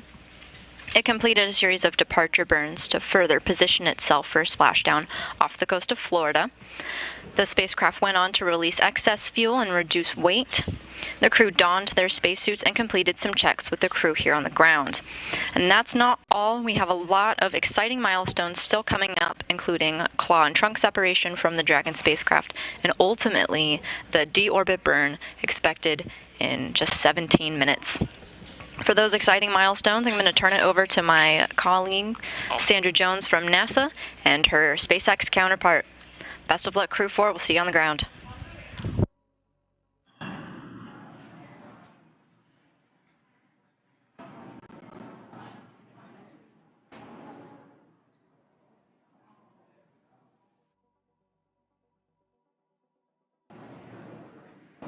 You're watching live coverage of the NASA SpaceX Crew 4 mission as they return back to planet Earth. Dragon Freedom departed the International Space Station at 9:05 a.m. Pacific time this morning with NASA astronauts Kjell Lindgren, Bob Hines, Jessica Watkins, and Samantha Cristoforetti. Currently, they're on their way to the targeted splashdown site off the coast of Jacksonville, Florida. My name is Jesse Anderson. I'm a production engineering manager here at SpaceX, and joining me today from NASA Communications is Sandra Jones. Thanks so much for having me, Jesse. It's great to be here. So upon departing Space Station, Dragon underwent a sequence of departure burns, and since then the crew has had a bit of a rest period and has since now kicked off preparations for re-entry.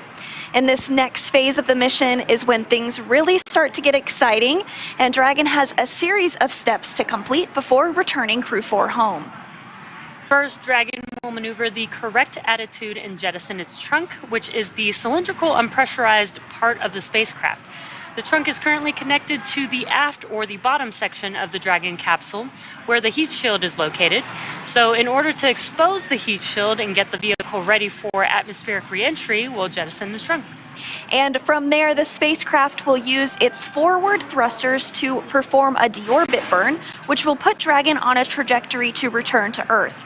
This burn will last just under 17 minutes once it starts. And the deorbit burn uses Draco thrusters on Dragon, primarily the 4 located on the forward bulkhead, and is executed at the apogee, or the very highest point of Dragon's current orbit around Earth. This will alter Dragon's path to ultimately line it up to re-enter Earth's atmosphere and splash down off the coast of Florida. Now, before we go any further, let's take a minute to meet our crew. Dr. Kjell Lindgren was born in Taipei, Taiwan, but spent most of his childhood overseas in England.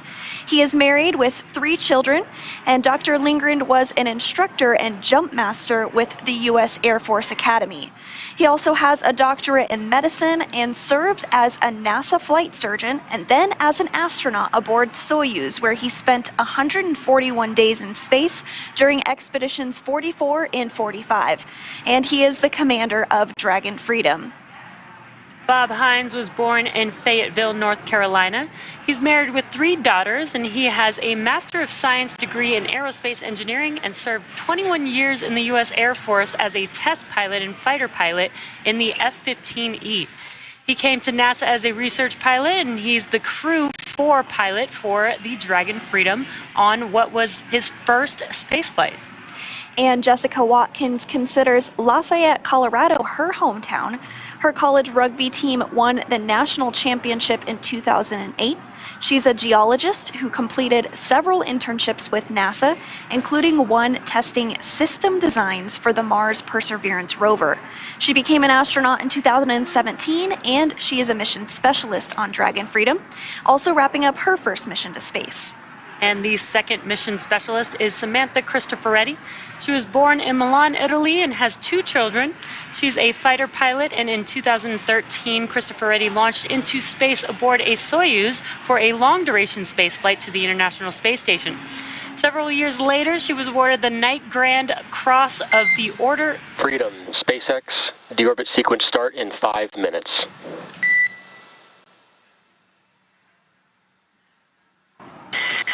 Freedom copies. And great news there. The deorbit burn will begin in about 5 minutes from now.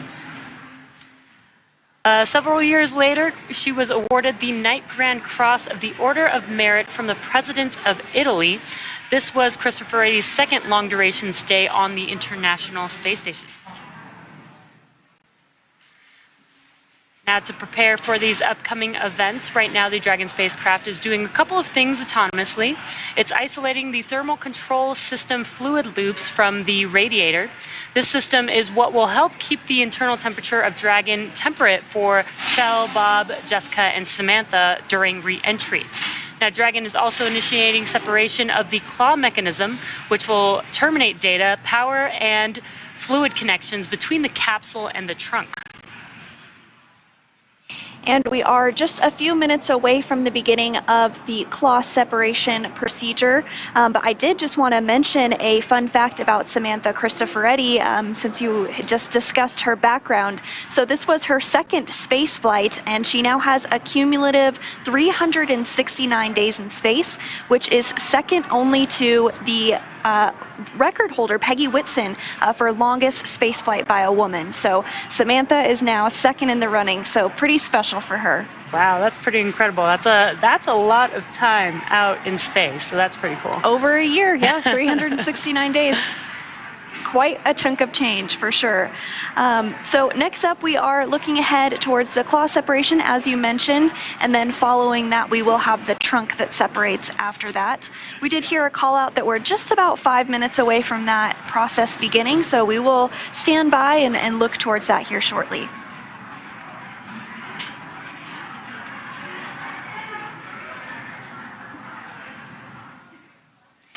And here we are getting a really great view of the recovery boat that is staged off the coast of Jacksonville, Florida. Today's recovery vessel is named Megan after Crew 2 astronaut Megan MacArthur. The teams are ready and looking forward to supporting Splashdown here in just about an hour from now. We are targeting 1:55 p.m. Pacific time for Splashdown today.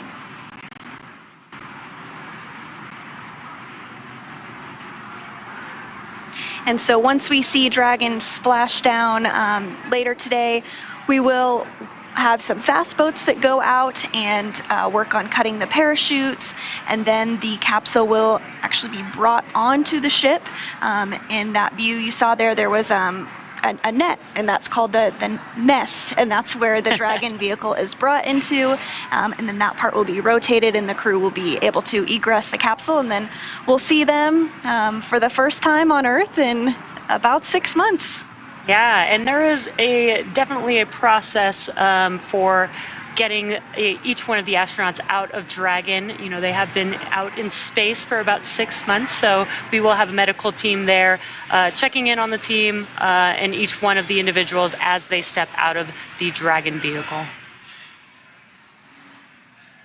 So we're now coming up on just about 4 minutes or so until we hear the call out for claw separation. And you are getting a view here from inside Mission Control Houston on the left hand of your screen, as well as Mission Control here in Hawthorne, California on the right hand of your screen.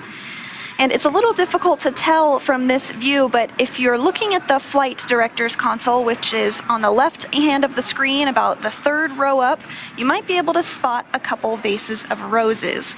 And this is a very special tradition that has been ongoing for over 30 years in Mission Control Houston. We have a very special family in Texas that sends flowers during missions and during returns, and it's something that the team in Mission Control Houston always says that they look forward to. They know it's go time when they see the roses on the console in the room.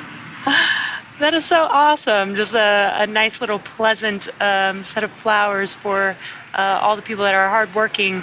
You know, it's not just the crew on board the International Space Station. There are so many teams involved with, you know, these crew flights. So that's really cool to see, and nice touch for everybody there in Mission Control. Exactly right. Freedom, SpaceX, deorbit sequence start.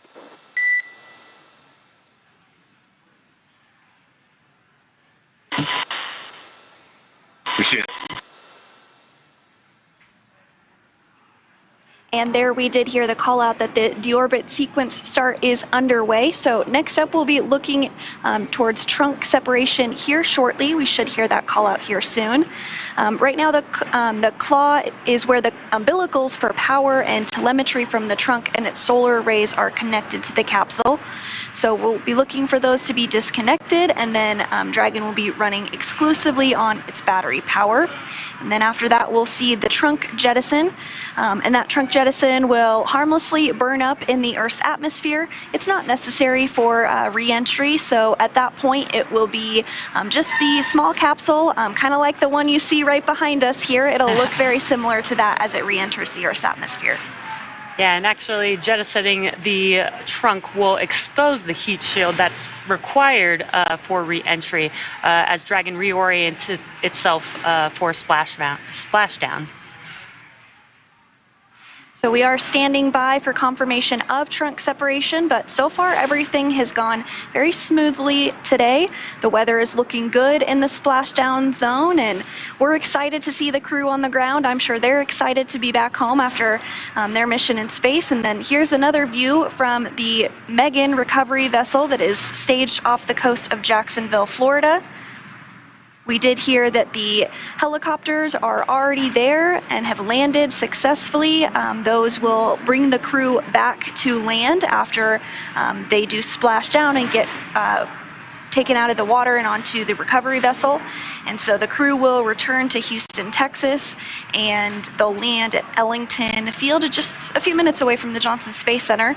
And then Samantha Cristoforetti will return to Europe, as she is a European Space Agency astronaut. So standing by for confirmation of trunk separation.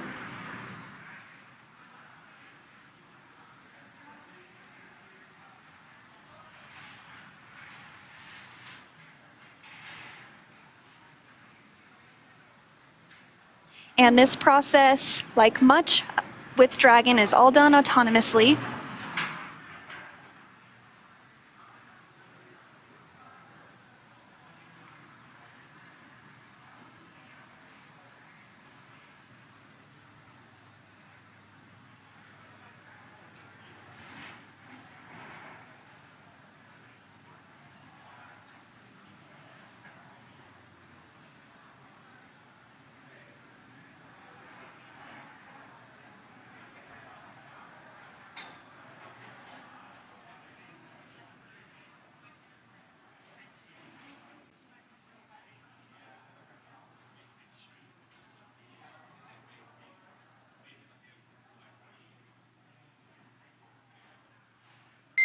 Freedom, SpaceX, we see nominal trunk jettison.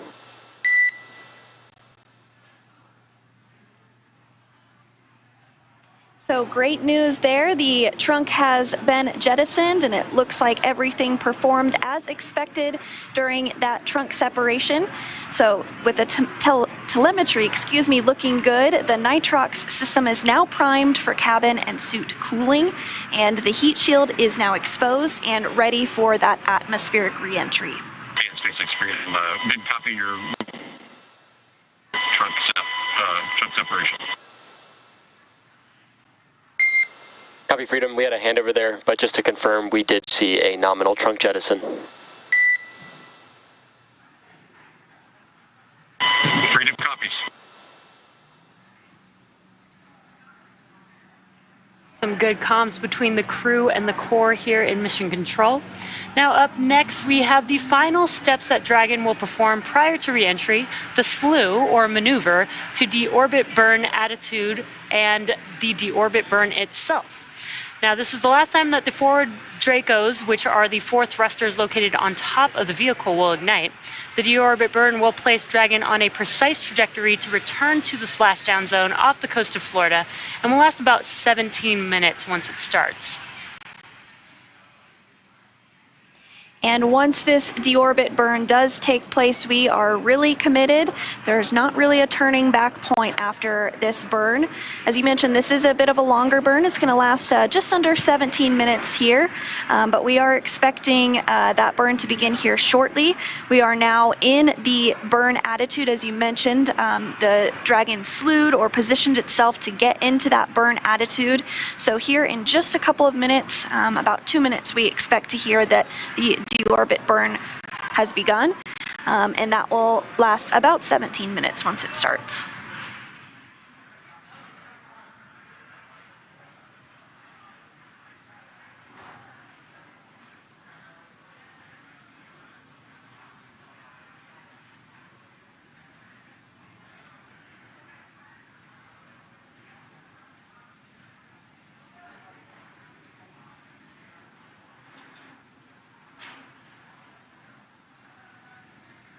And once this deorbit burn is complete, the next milestone that we can look ahead towards is the nose cone closing.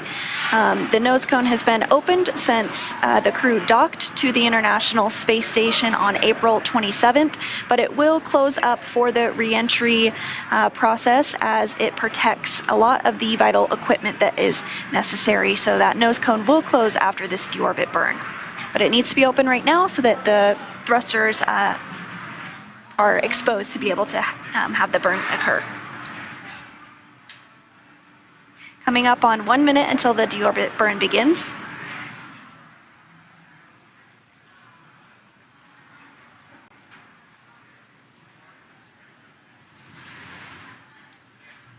And some great live views of the Crew4 crew inside of the Dragon capsule.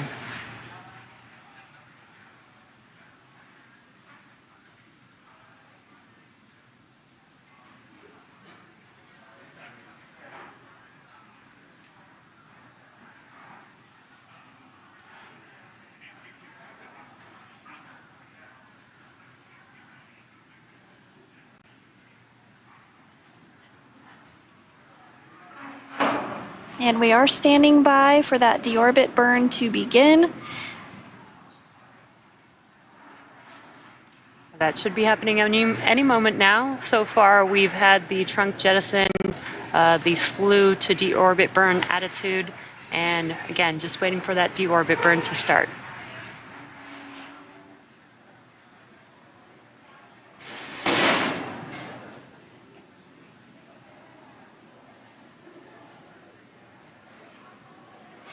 Hearing 10 seconds until the burn begins.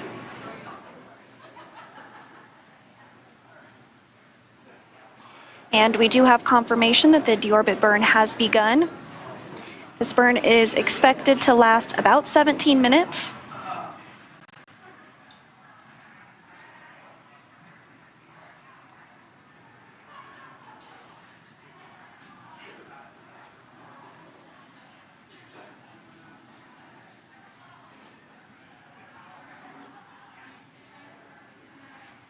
So within the last 10 minutes, Dragon jettisoned its trunk and initiated the deorbit burn just seconds ago. That deorbit burn is now underway.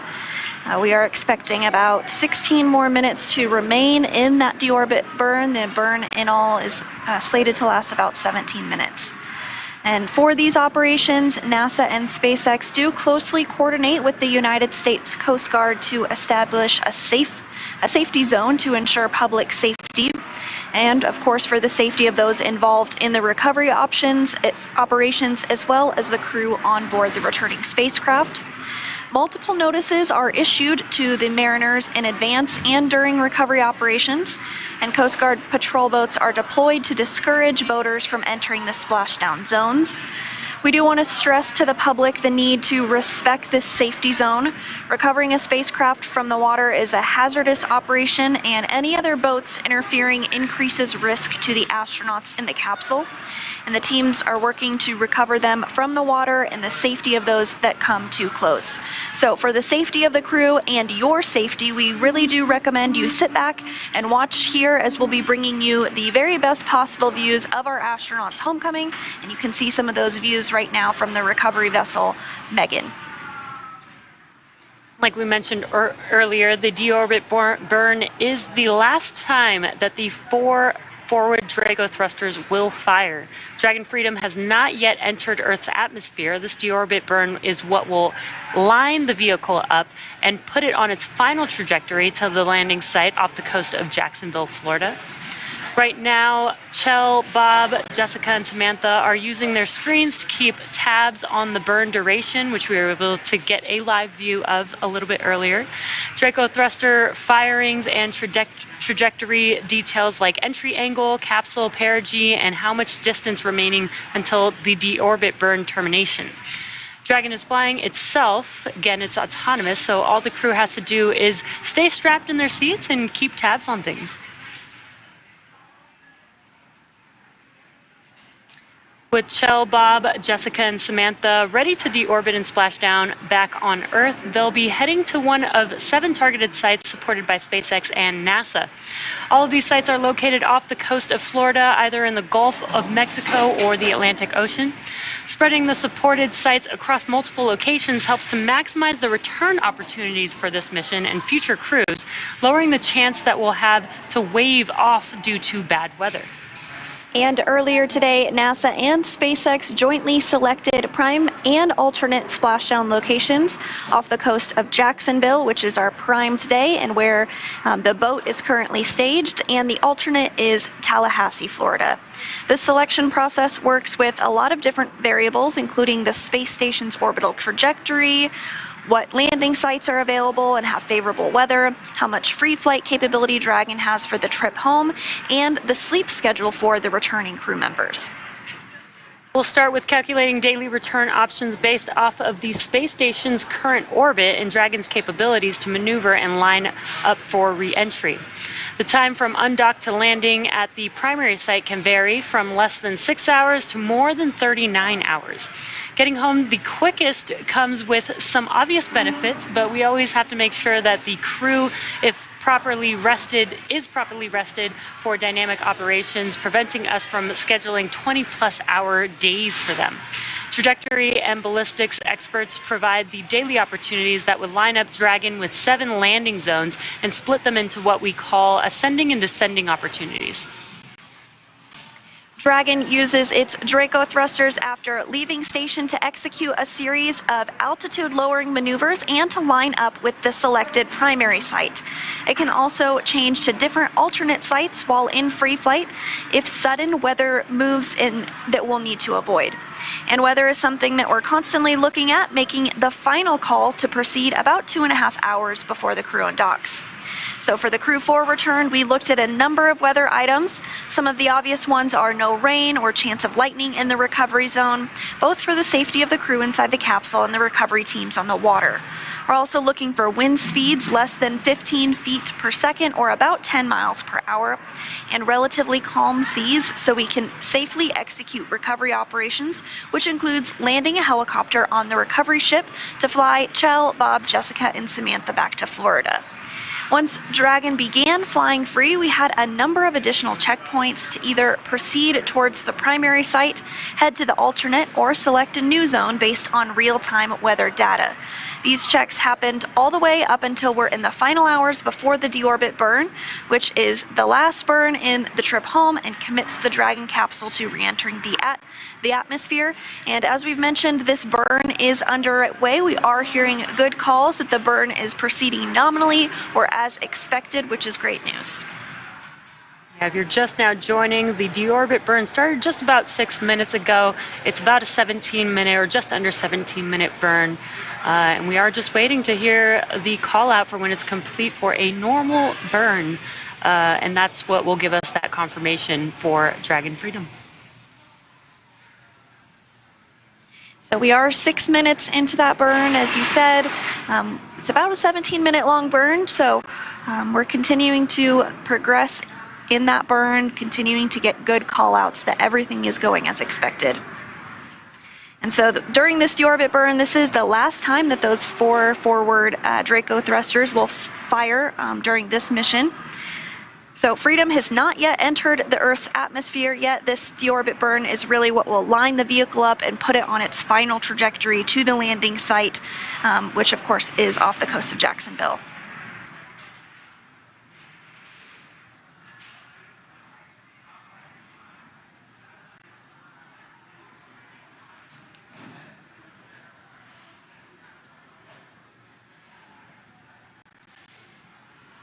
So the crew continues to really head home after spending 170 days in space.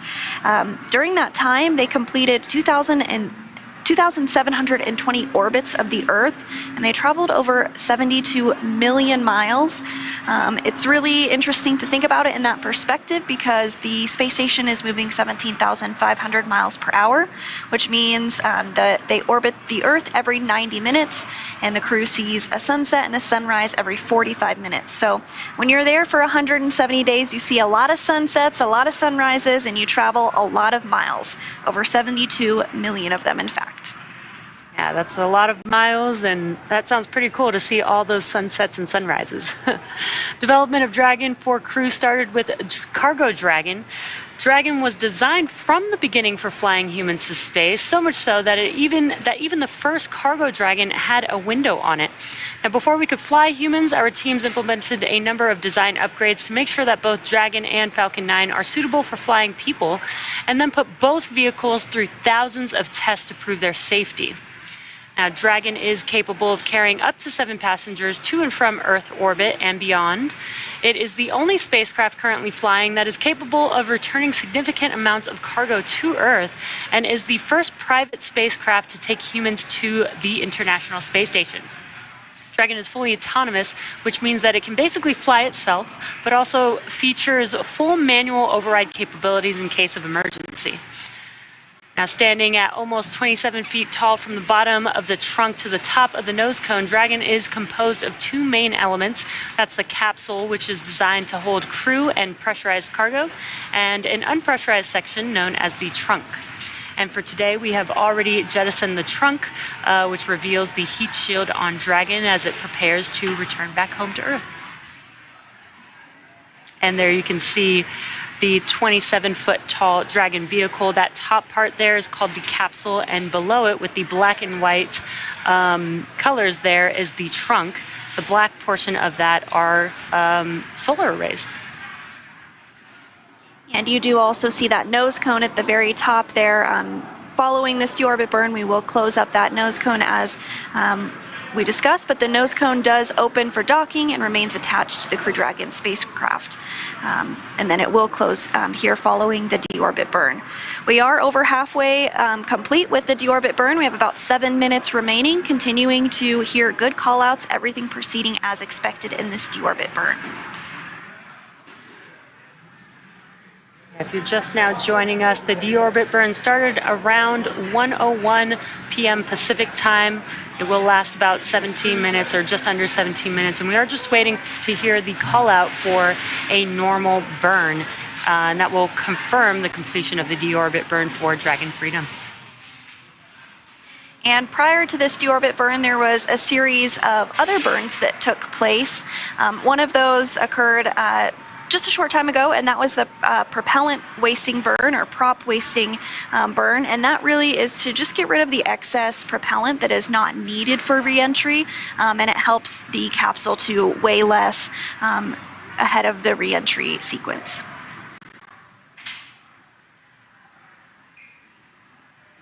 And coming up after the deorbit burn, about 12 to 13 minutes later, we will begin to close the nose cone. Speaking of, Dragon's previous design, we used to jettison the nose cone, but for reusability purposes, we now keep the nose cone attached. So once we finish the final burn, which is the deorbit burn, we no longer need to use those thrusters, those forward bulkhead thrusters, so we can close the nose cone as it makes its way back down to Earth.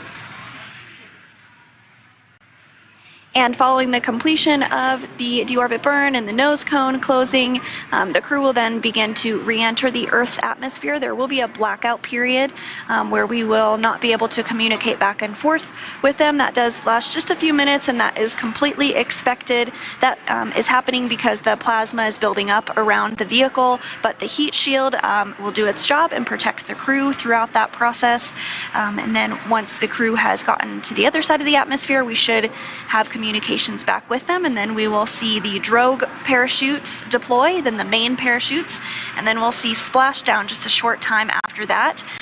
Really, that's just about 40 minutes away from now. We should see the crew splashing down in the ocean. So I'm excited for it. I'm sure the crew's excited for it. But we are nearing the end of this deorbit burn, about 5 minutes remaining in it.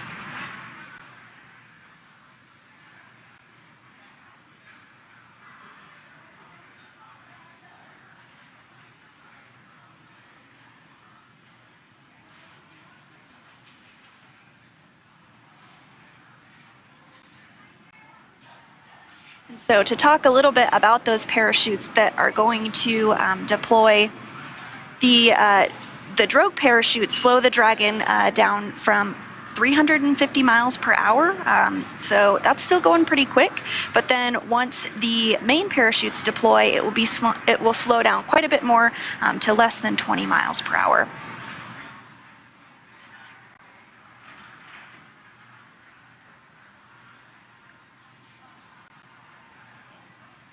Just about 4 minutes remaining in the deorbit burn.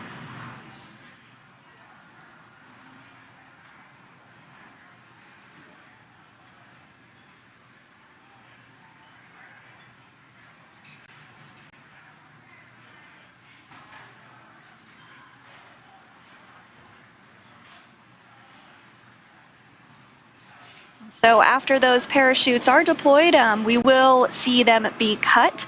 There's a fast boat that goes out there, and that's really the purpose of the of that particular fast boat, is to cut those parachutes. And that's really just to make sure that they don't get caught in the wind or is pulling the crew around. So those parachutes will be cut. That's expected. And then after that, a sniff check will be done by one of the recovery folks, and that's just to ensure that there is no vapors or anything that would pose a risk to the recovery personnel or the crew themselves as they egress the capsule.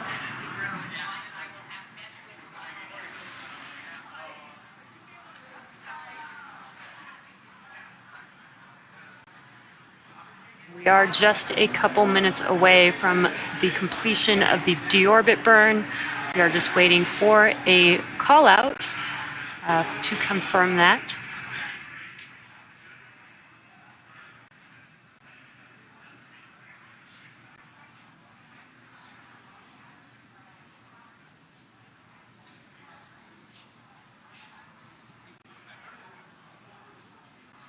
We have about 2 minutes left in this deorbit burn. And next up after the deorbit burn will be the nose cone closing. It's very important to close that nose cone because it protects the docking mechanism and some guidance and navigation and control equipment.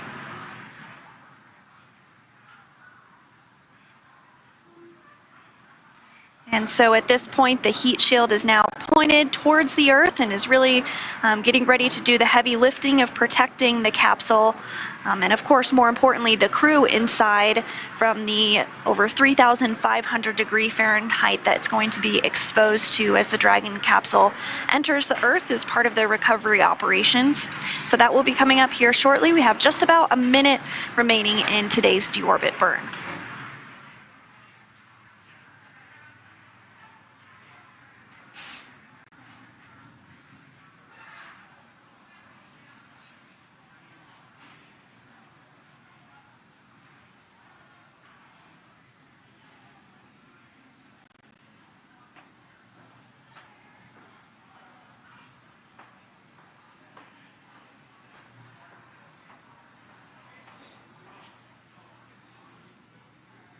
Continuing to hear good callouts that the deorbit burn is going as expected.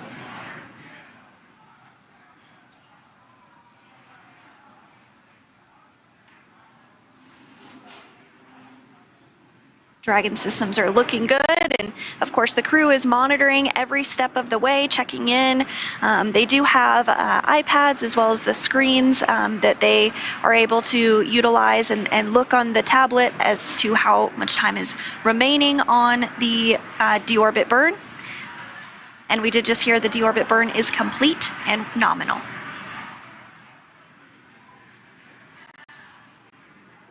Freedom, SpaceX, deorbit burn complete, performance nominal, nose cone closure is initiated.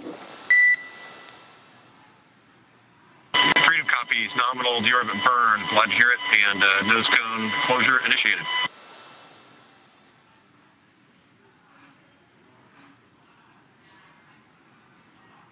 Awesome news, nominal deorbit burn, and also heard the call out that the nose cone procedure is going to begin. So in the background, Dragon is currently inhibiting those forward bulkhead Draco thrusters that we just used to complete the deorbit burn, ensuring it's safe to latch the nose cone shut for re-entry. Also, the vehicle has initiated the nitrox suit purge. This will help keep Chell, Bob, Jessica, and Samantha cool and comfortable during re-entry. And you do see that nose cone beginning to close here on your screen.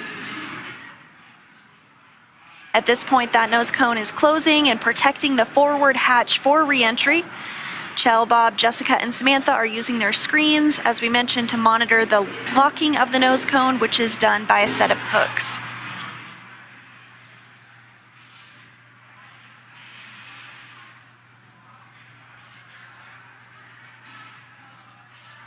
Again, this nose cone sequence is about 12 to 13 minutes long, so we've got about 11 minutes left for that nose cone to officially complete its closure.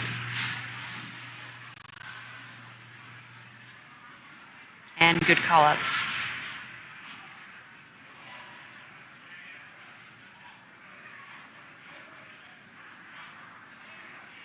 So now we're really just in a waiting period right now before we begin that re-entry period.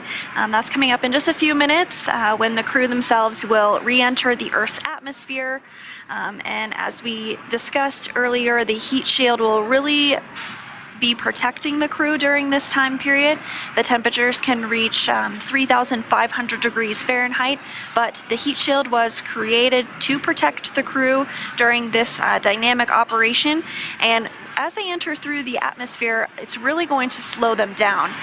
Right now, they're going a little more than 17,000 miles per hour, but as they re-enter the Earth's atmosphere, once they come out on the other side, they'll be going much slower, and then the parachutes will just continue to slow them down from 350 miles per hour to a little less than 20 at the time that they splash down.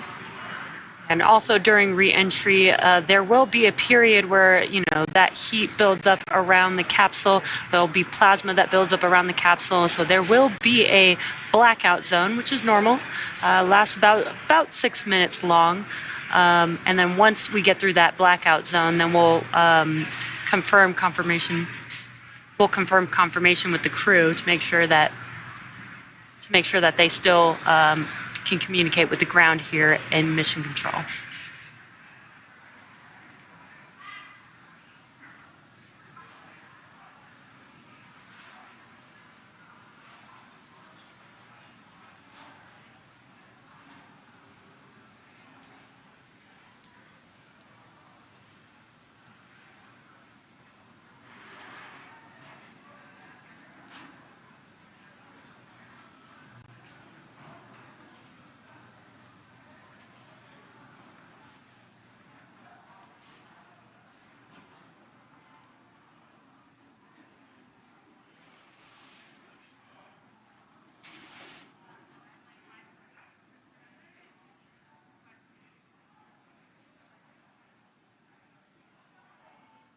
And so we continue to progress through the nose cone closure process.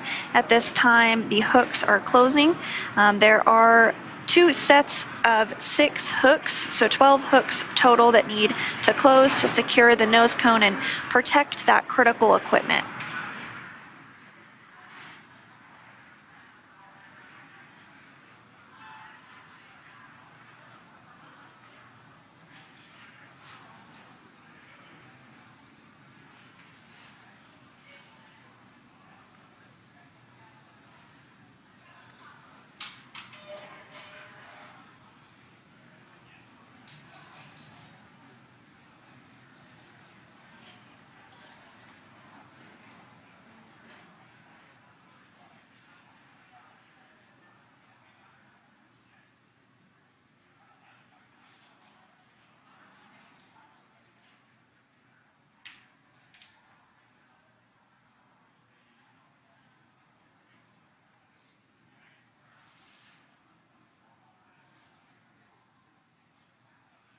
So we are getting a view on the left hand of your screen of Mission Control in Houston, Texas.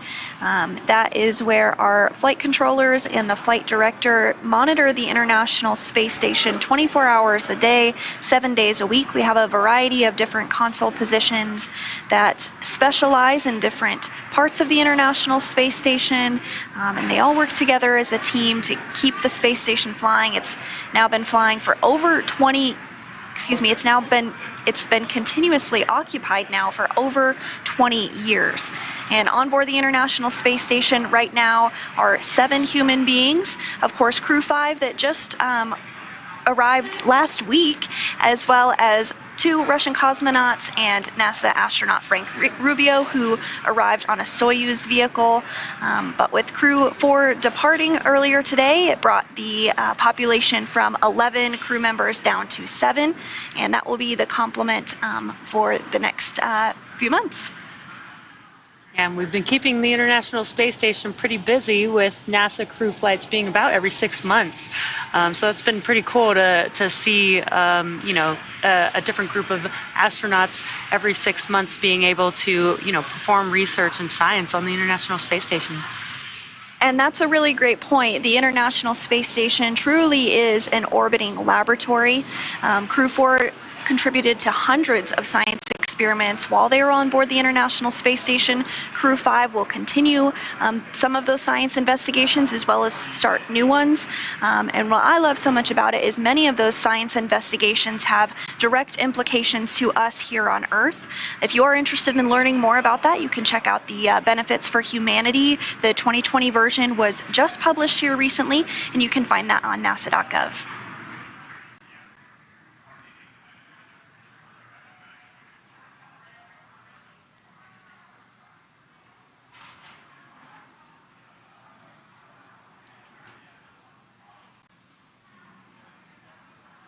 So if you are just tuning in with us, Crew4 has undocked from the International Space Station, and the deorbit burn has taken place. That was all successful, and Freedom, SpaceX, nose cone secured for entry. Freedom copies, shit.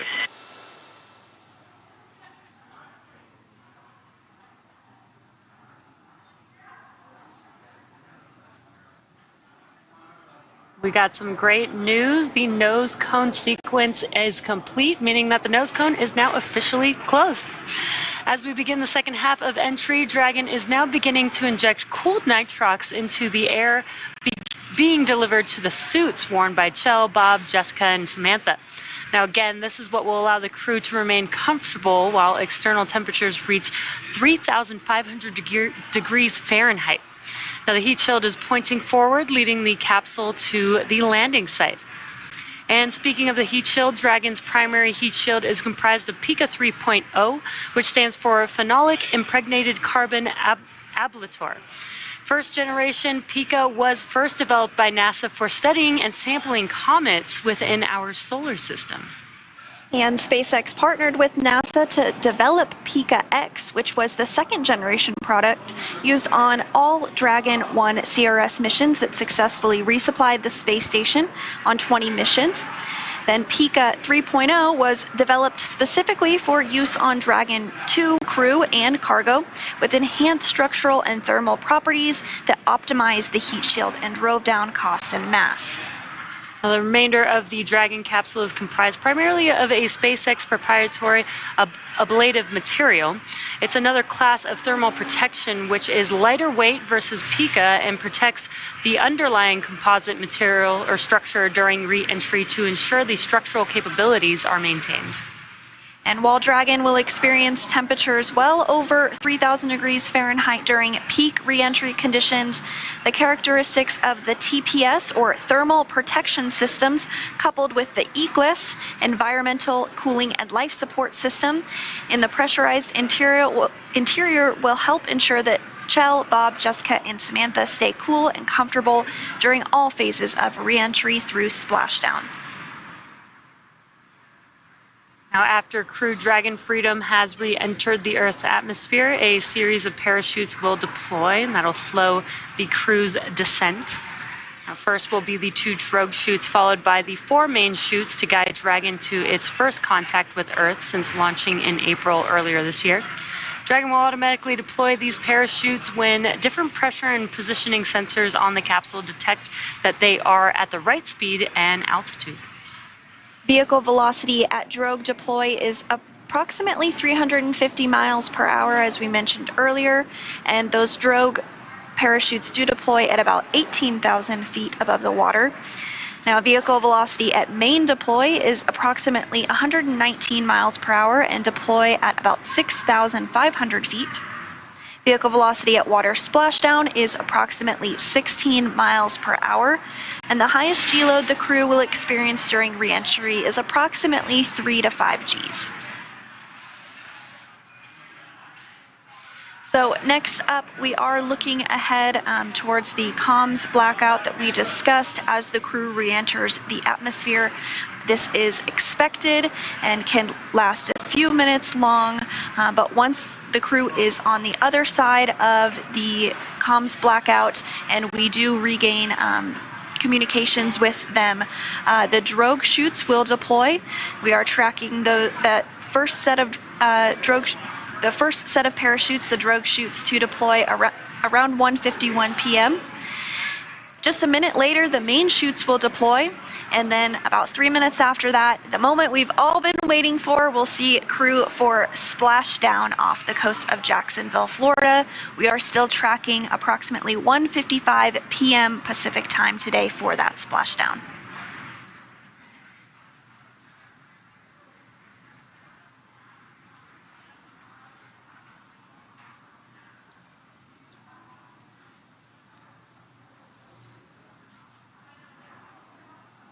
And so at this time, all of the recovery teams are in place. Those fast boats that we were talking about earlier have deployed, and we really are getting ready to bring this crew home. Everything has proceeded as expected with the deorbit burn. The nose cone is now deployed, and the next big milestone that we're looking towards is that communications blackout.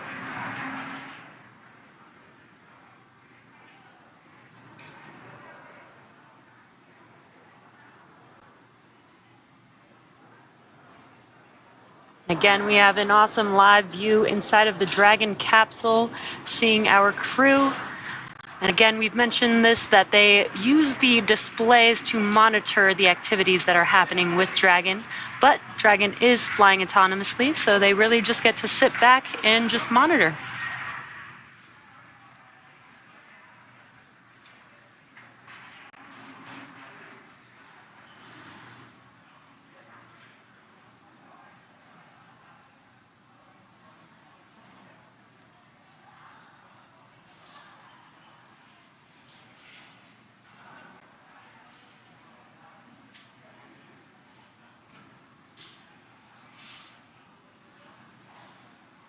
So we did mention that we are looking towards entering a period where we will have a communications blackout with the crew. That is because of the plasma that's building up, because we're using the atmosphere itself to help slow us down. We're going about 17,000 miles an hour, and we do need to slow the crew down before they re-enter the Earth's, before they splash down. And as they re-enter the Earth's atmosphere, that will definitely happen. They'll be going about 350 miles per hour once they enter the other side of the atmosphere. And as we said, they'll be going less than 20 miles per hour at the time of splashdown. Freedom, SpaceX for entry briefing. And Freedom, stand by. UHL, I have no deltas from the previously briefed tablet timeline. Dragon systems are looking healthy and ready for entry, and we have no updates for splashdown. The recovery team is ready to support, and weather's looking good. How copy? We copy all, Arthur. We're looking forward to splashdown and seeing the recovery forces.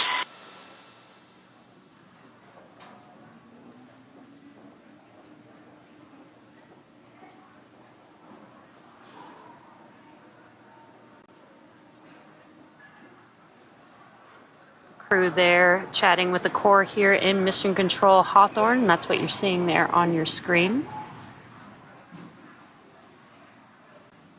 We did get to see a live view of the crew in their seats in the Dragon capsule as they're making their way back home. The suit's primary function is to protect the crew in the event of a cabin depressurization. And if that were to occur, the suit would inflate to provide a habitable environment long enough for the crew to return home. And there you can see them there. Right now they are also filling their suits with some cool nitrox that actually helps keep them cool. The suits are kind of an extension of the Dragon capsule. It's almost like they have their own personal AC unit on them. And the suits are flame-resistant materials on the outer layer. Also protects the crew in the event of a fire. They are custom-tailored single-piece suits. This means that the helmet, gloves, and boots all remain attached together. And the helmet that we were able to see on the screen that they're wearing is 3D printed nylon and does have a visor that pivots open. And then they do have quick disconnects or QDs on the right thigh, which mates to an umbilical on the seats, and that is what provides the air for ventilation, oxygen, nitrox for pressurization, and allows the electronics to be connected all from a single location on the suit.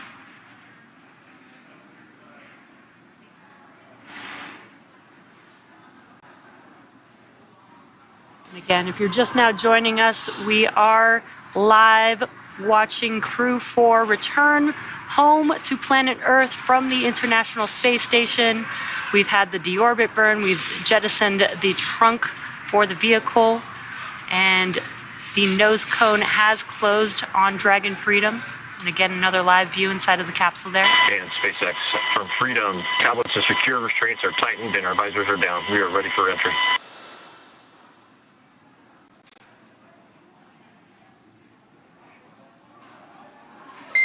SpaceX copies for tablets, restraints, and visors. Please confirm that tablets are stowed with the loops as provided on the satchels.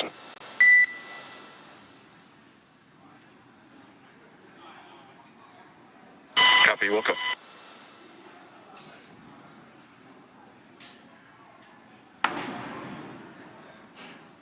So we are now less than 20 minutes away from splashdown, and again we are going to be entering that blackout communication period. But once we are on the other side of that, things will happen pretty quickly. The drogue chutes will deploy. And SpaceX Freedom tablets are all secure. SpaceX copies. Thank you, Freedom. And at this time, we're just over 5 minutes from predicted comm blackout. We will see you on the other side at 2049. Okay, copy from LOS, and we'll see you on the flip side at 2049.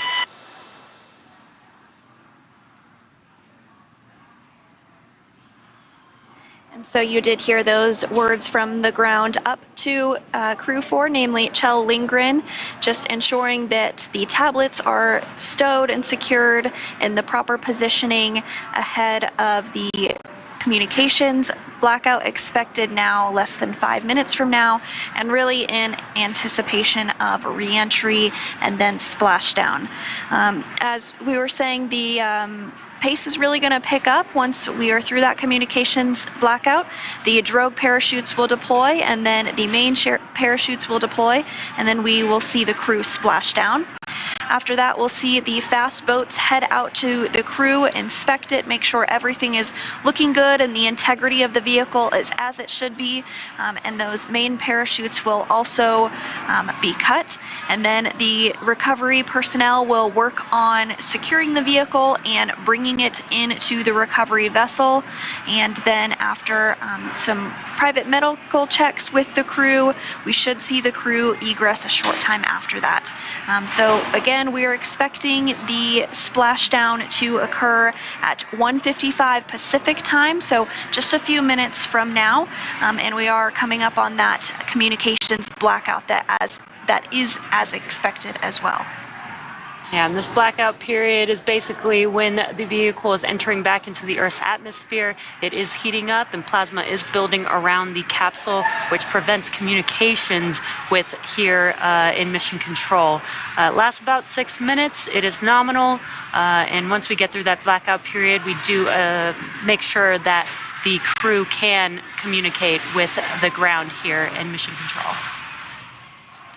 And we do have the NASA plane, the WB-57, which is up in the air, and it's equipped with some imaging technology that will be able to get pretty much the first views of the Dragon capsule on its return back to Earth.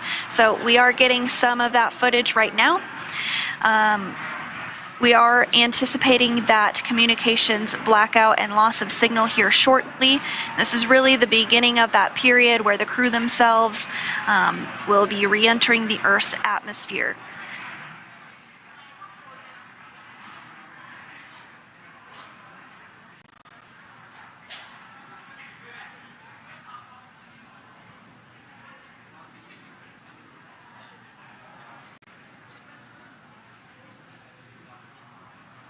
And at this time, the Dragon is working through a slewing maneuver, which means that the Dragon is helping to orient itself in the proper orientation ahead of the re-entry of the Earth's atmosphere. Again, we're just a couple of minutes away from that anticipated blackout period.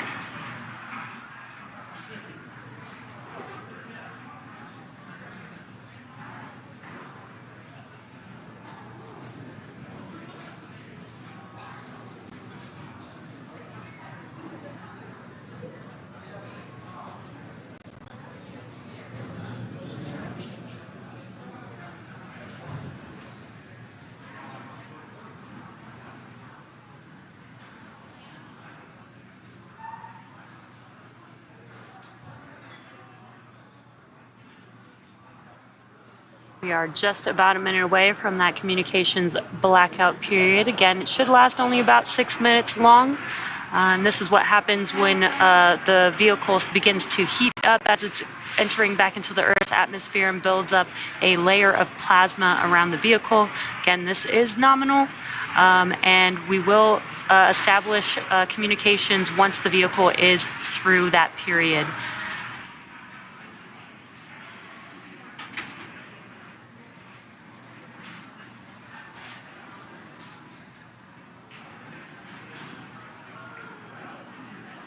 So we are hearing that the Dragon is beginning to hit the Earth's atmosphere here, really at the upper limits of the atmosphere. So that's going to help to slow the vehicle down quite a bit, but we are now seconds away from the anticipated loss of signal.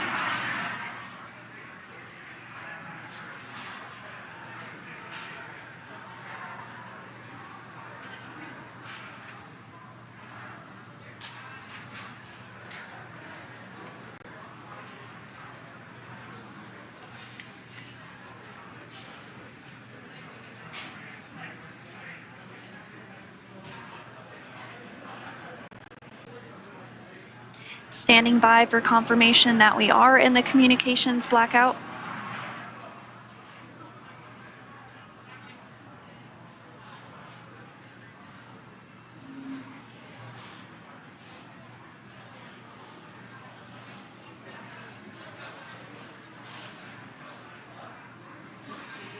And as we await that confirmation, you can see the crowd is starting to grow here in Hawthorne behind the Mission Control Center here.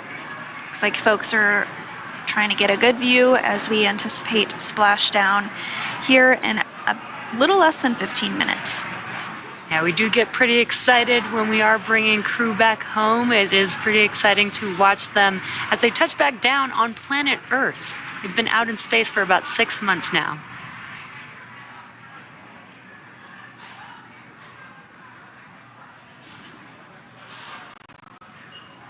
Again, we are currently in the comms blackout period. This is nominal, lasts about 6 minutes. We are just a few minutes away from passing through this blackout period.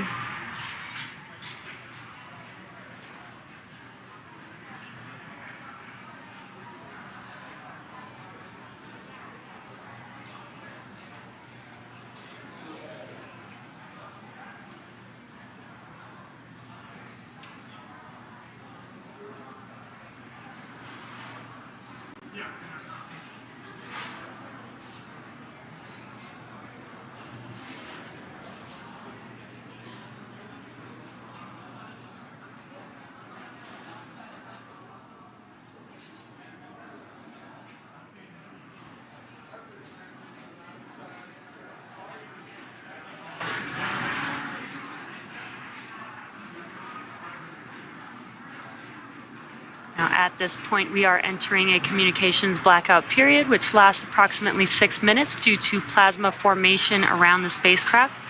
Now, during this time, no vehicle telemetry is received by mission control or the recovery team, and no external commanding of the vehicle or voice communication is possible. Now, as a reminder, Dragon is designed to fly itself, so during re-entry, the vehicle will be slowing down from orbital velocity, which is approximately 17,500 miles per hour. Now, the top temperature Dragon will experience upon re-entry is about 3,500 degrees Fahrenheit. And again, the blackout period is expected to last about 6, maybe up to 7 minutes long. And we are just about 4 minutes remaining in this anticipated communications blackout period. And during this re-entry phase, the crew is going to be experiencing a deceleration, and the team here on the ground is going to continue to monitor that, make sure that everything is proceeding as expected. But once we're on the other side of this communications blackout, that's when we'll begin to see the parachutes deploy, beginning with the drogue parachutes and then following with the main parachutes, and then we'll see splashdown and then the recovery process to get the crew onto the recovery vessel, and then out of the capsule will begin.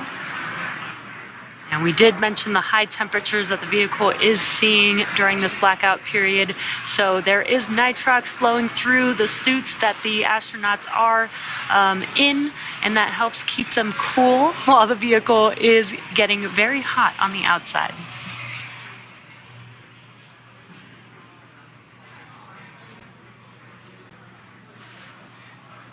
So we are getting our very first views there from the WB-57 of the capsule as it re-enters the Earth's atmosphere. Those views coming from an infrared camera that is on board.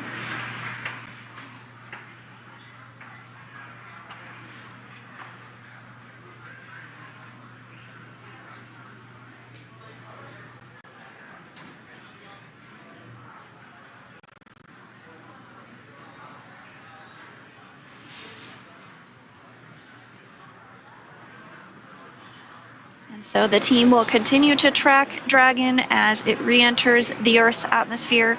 We now have about 3 minutes remaining in the blackout period, but again, the WB-57 that is deployed is getting those views of Dragon already.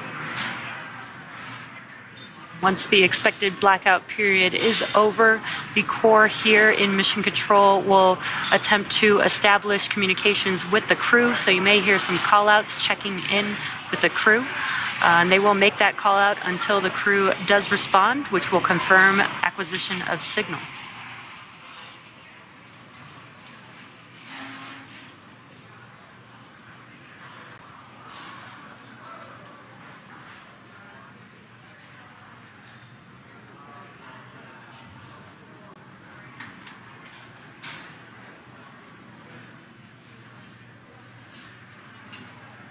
We have about 2 minutes remaining in the anticipated period of communications blackout. Now, it's not an exact science. There might be some variation that occurs. We might hear from the crew a little earlier than we expected, or potentially a little bit later. But we are all on the edge of our seats, eagerly awaiting to hear from the crew. So far, everything looking good.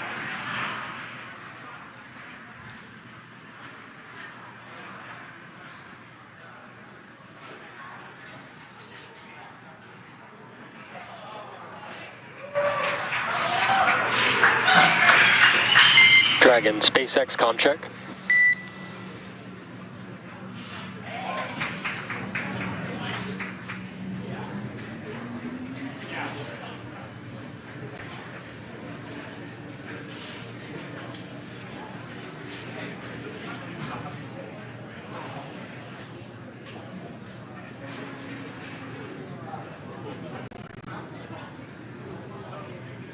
Continuing to get those views from the WB-57 of Crew Dragon as it continues to make its way closer and closer to Splashdown. Freedom, SpaceX, comm check.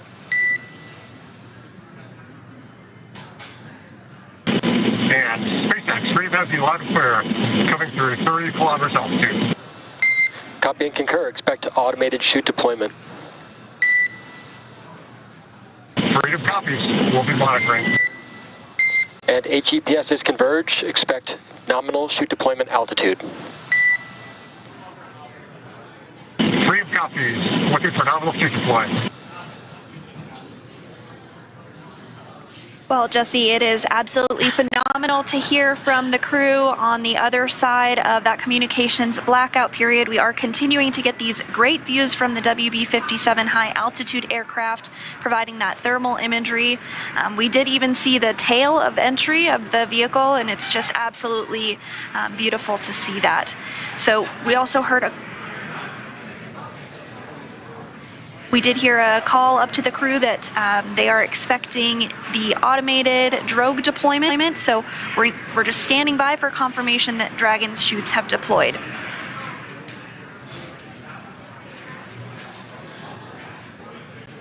Again, there will be a set. Freedom, SpaceX, brace for drogue window.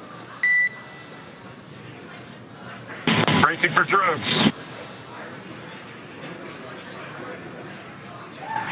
Core here communicating with the crew, giving them a heads up that they should feel the drogue chutes deploying here shortly, followed by the main chutes just about a minute later.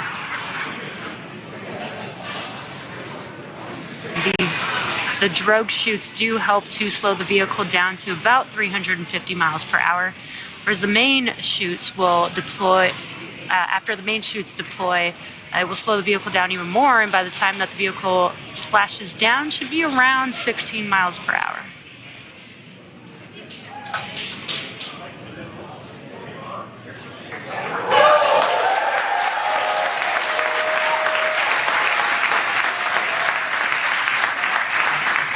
And there's those drogue chutes, and you can hear the crowd here very excited to see them deploy.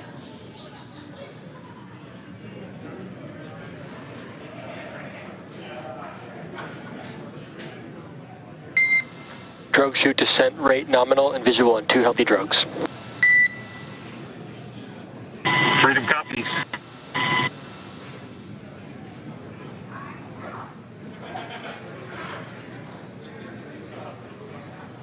Very cool view of Dragon with the 2 drogue chutes. We are just anticipating the main chutes to deploy here shortly.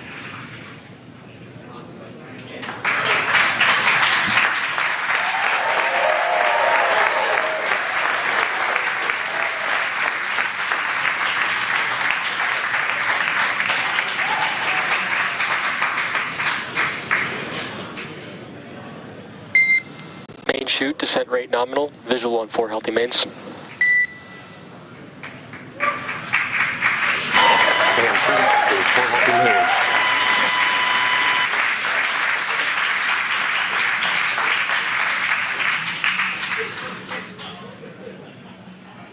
And great news, as you can see there, the main chutes have deployed, slowing the Dragon vehicle down significantly, down to approximately 119 miles per hour. Freedom is 1,000 meters.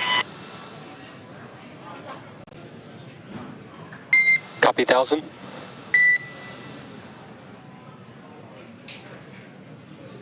Now Dragon has saved all propulsion systems and is now terminating the nitrox suit and cabin purges, and is beginning to increase. Freedom's at 800 meters. Copy 800. Dragon is beginning to increase pressure in preparation for landing. And mission control, the mission control team here in Hawthorne is reporting the precise landing coordinates to the recovery team. So we did get that confirmation on the main chutes. 600. The crew is now 600 meters away from splashing down. We do expect splashdown in about 2 minutes from now.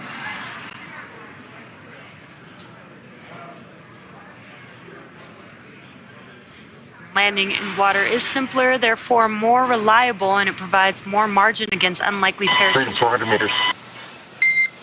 Copy, 4.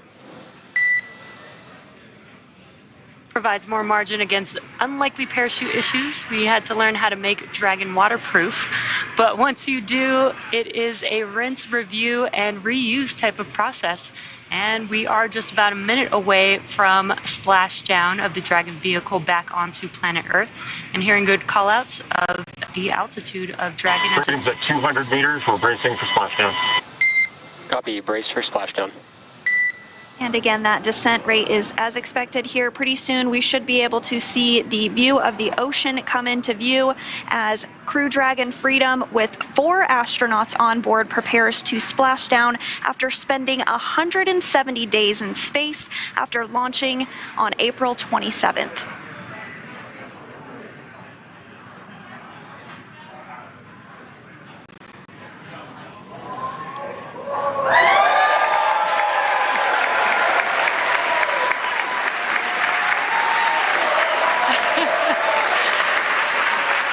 Incredible view as the crowd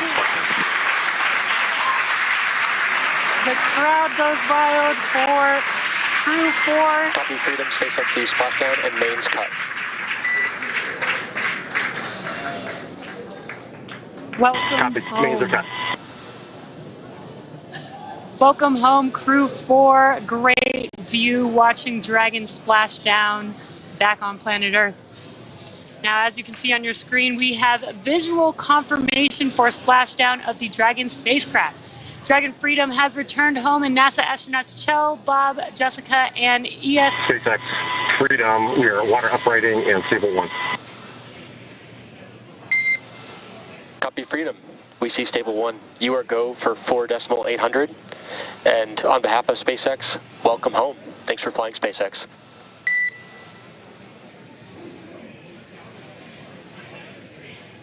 And SpaceX from Freedom, thank you for an incredible ride up to orbit and an incredible ride home. Glad to be back.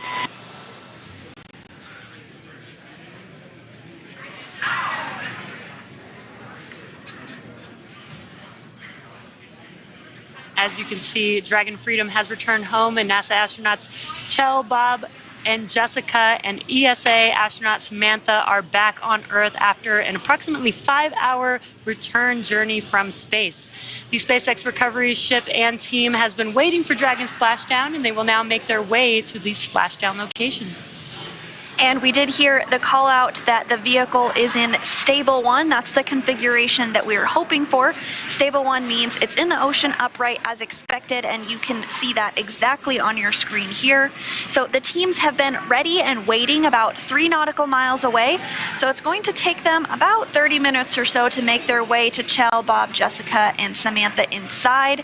But about 1 minute and 30 seconds after the landing, Mission Control Hawthorne will give the go for final approach and the safe approach. And then about 2 minutes after landing, the approach boat will begin those inspections that we discussed earlier. That's just to ensure that everything is as expected with the vehicle. X-Dragon, complete with waiting for...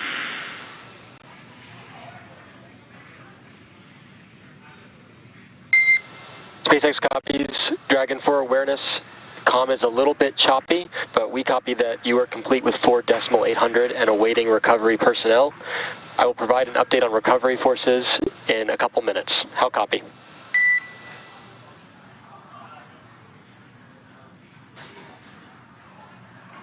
Standing by.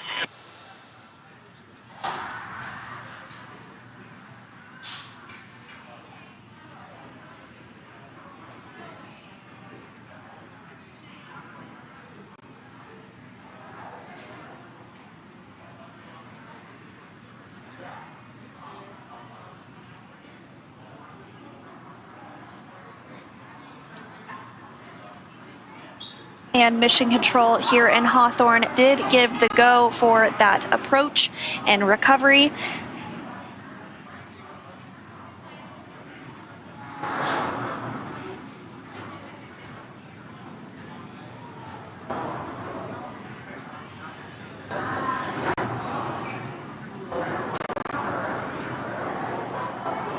And so here shortly we should be able to get some views of the fast boats as they approach the Dragon Freedom with the crew still on board.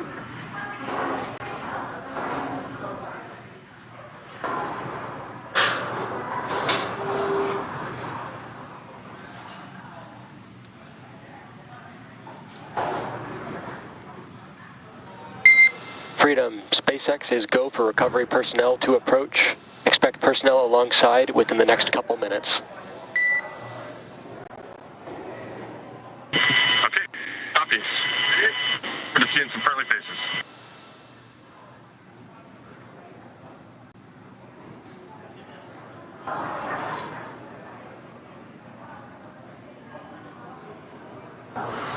And there you are getting a view of those fast boats as they approach the vehicle.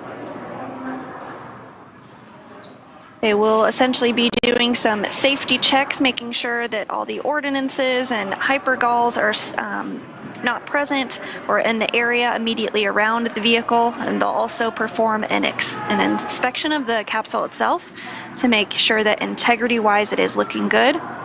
You are seeing that very first fast boat approach the vehicle there. And they really want to do these inspections to make sure that everything is looking good before they do hoist it up into the recovery vessel. So it will take a little bit of time before we do see the crew egress or exit the capsule. We're shooting for less than an hour to bring the Dragon onto the recovery ship and open the hatch to egress.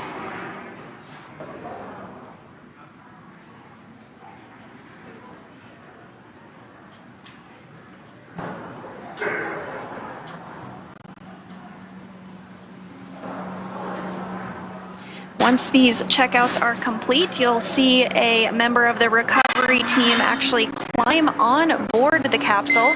Freedom, SpaceX for camera configuration.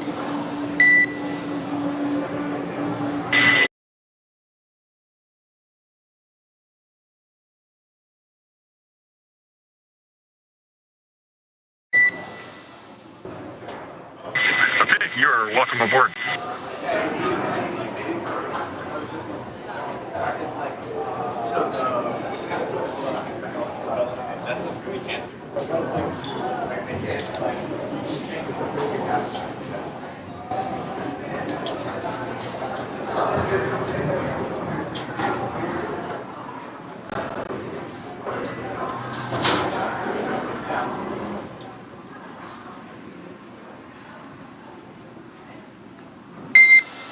And Freedom, we are back on board with the display cam.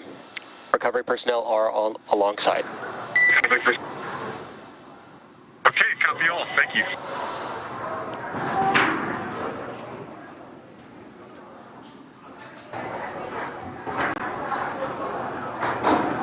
And getting some waves from the crew on board Freedom post splashdown. Looks like they're doing pretty well. First time feeling gravity in 170 days. It looks like they're waving to the world, technically. The crew will remain in their seats all the way until they are brought on board the recovery vessel.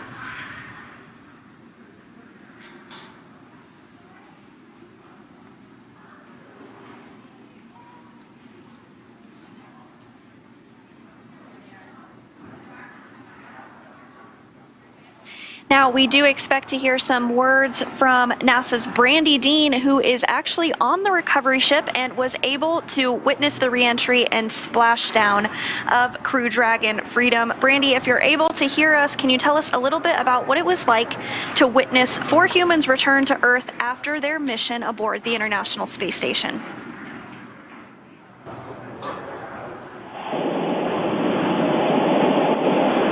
Hey Sandra, it is a gorgeous day for a Splashdown. I hope a little rougher than they've been in the past, but it's still it's a beautiful day. Watching the capsule down, the parachutes were just glowing. The sun behind them, it was gorgeous. And so we are now underway and making our way towards the team here on the boat was so excited. There were cheers. We heard the double bus room as it answered, and got to see the stroke chutes and then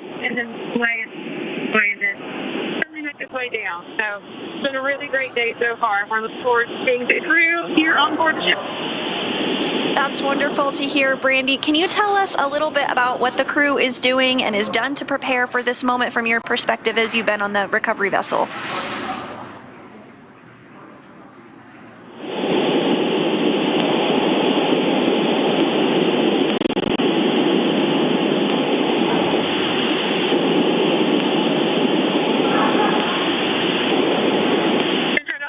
You or not, I haven't heard any questions yet. In other words, we've got you, Brandy. Here, I'll repeat it. Freedom, SpaceX, hypergol sweeps, and unfired ordnance checks nominal. The rigging is in progress. Approximately 5 minutes until capsule lift. Stand by for PMC with SpaceX flight surgeon. Okay, Freedom copies all. Hypergol checks are passed, and we're about 25 minutes out. We're standing by for the PMC.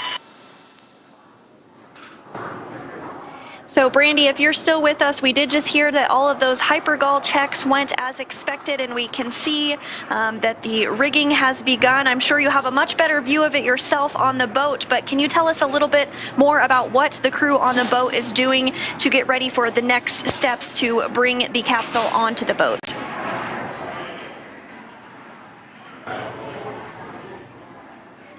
And it sounds like we may have lost Brandy. They are out at sea, so communications can be a bit spotty. We might be able to join back with her a bit later, but you are seeing right now someone on the capsule. They are doing what is called rigging.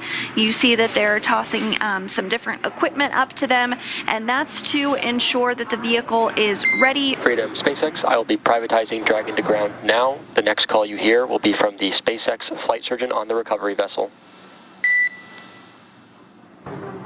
Freedom copies.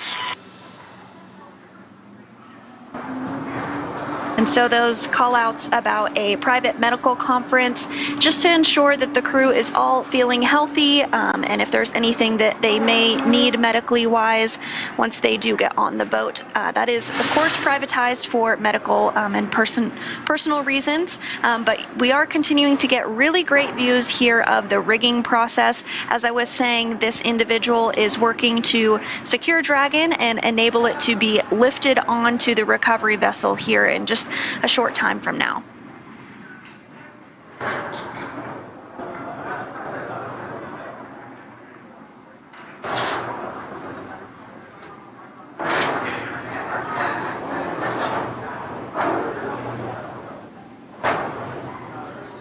And so once this process is complete, the next steps will be to hoist up Dragon and place it onto the boat, onto the platform.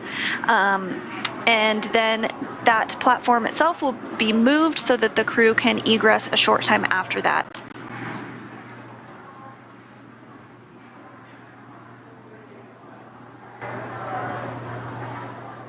Then once the crew is on the boat and back inside of the capsule, they will board helicopters that are on the boat to bring them back to Ellington Field, which is near the Johnson Space Center in Houston, Texas.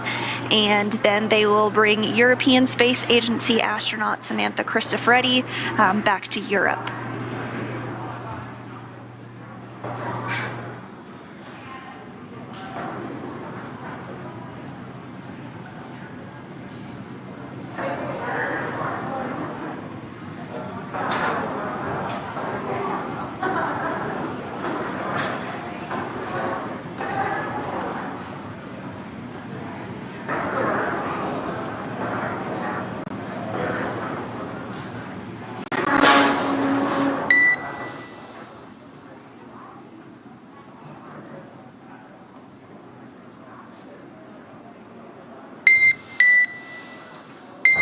Freedom, SpaceX, PMC complete, and Dragon to ground is no longer privatized.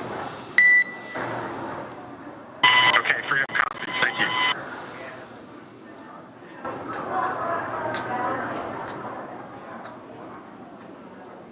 And it sounds like we do have Brandy back with us. So Brandy, if you can hear us, can you tell us a little bit about what the crew on the vessel is doing to prepare for the capsule to be placed onto the boat? We did see the rigging that was taking place, but I'm sure you have a much better view from your perspective.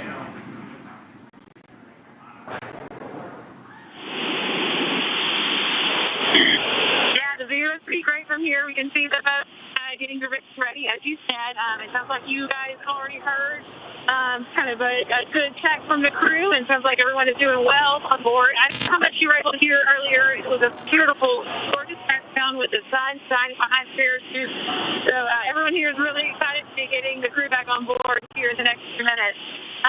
The ship left around the time of Undocking today, and then the NASA and ESA teams joined up by a few hours later. So since then, it's been getting the medical room ready. It's filled down, and it's going to be really comfortable for the crew. It's been just a little time there, just as long as it takes for the crew to feel kind of worked up to making the helicopter ride back to dry land.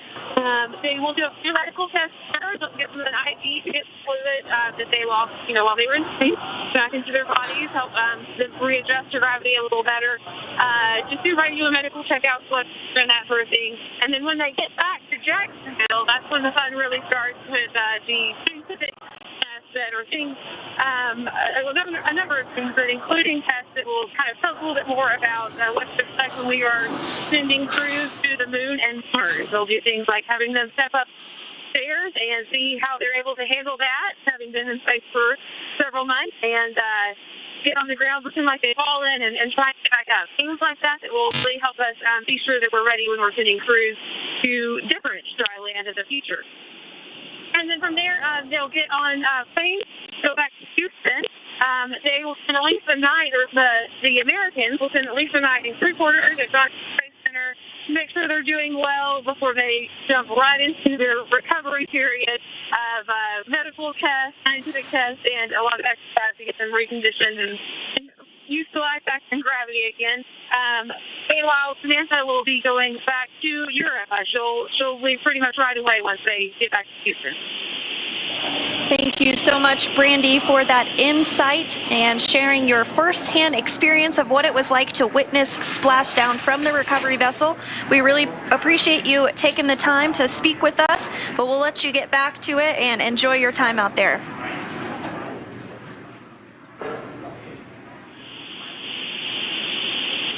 Thanks, guys.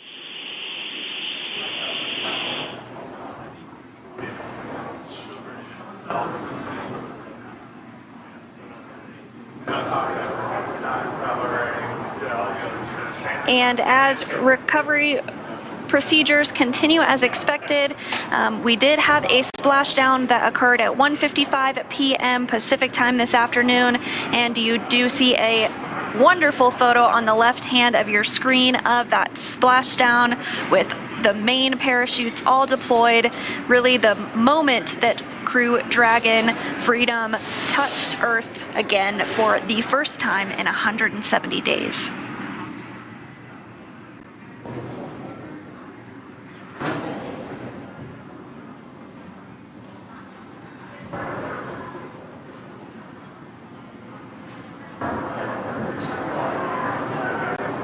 So we do see the recovery vessel continue to approach the Crew Dragon Freedom vehicle.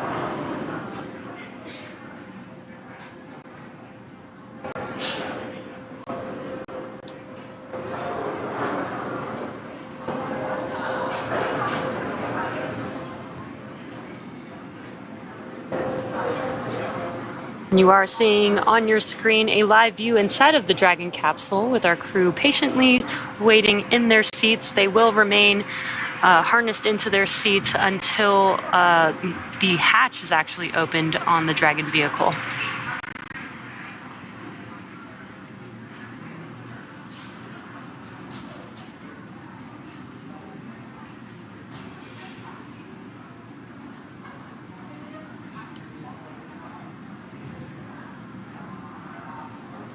And we did see the rigging process that was taking place a short time ago, and now we're getting another view of it here. That person on the capsule is called the rigger, and they are working to secure Dragon to rigging hardware to safely lift it up and out of the water. And that will be done using that A-frame, which is the boxy frame that you see towards the back of the boat there.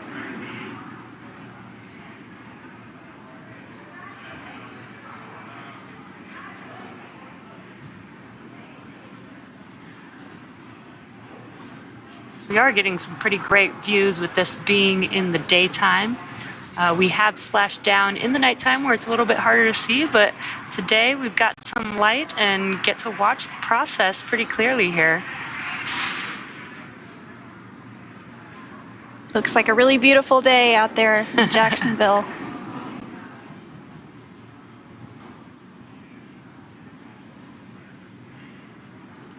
Now, I am hoping that we will have the chance to see the rigger jump off of the vehicle. That's always one of my favorite parts.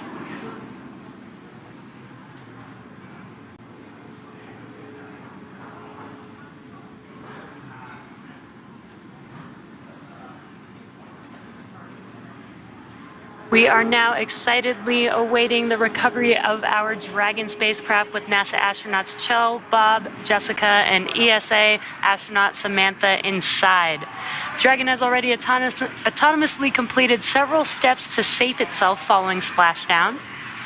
Now, for those of you just joining us, the mission has gone smoothly so far. Dragon successfully splashed down in the Atlantic Ocean off the coast of Jacksonville, Florida at 1:55 p.m. Pacific time. Approximately 5 hours before splashdown, Dragon autonomously undocked from the International Space Station and completed a series of departure burns. The trunk was then jettisoned, and the final burn, the deorbit burn, was completed to place Dragon on a trajectory toward Jacksonville, Florida. Dragon successfully re-entered the Earth's atmosphere, followed by deployment of its parachutes to slow the spacecraft down to a gentle splashdown. And we saw that moments ago, just a few minutes ago rather, and we had really gorgeous views of it.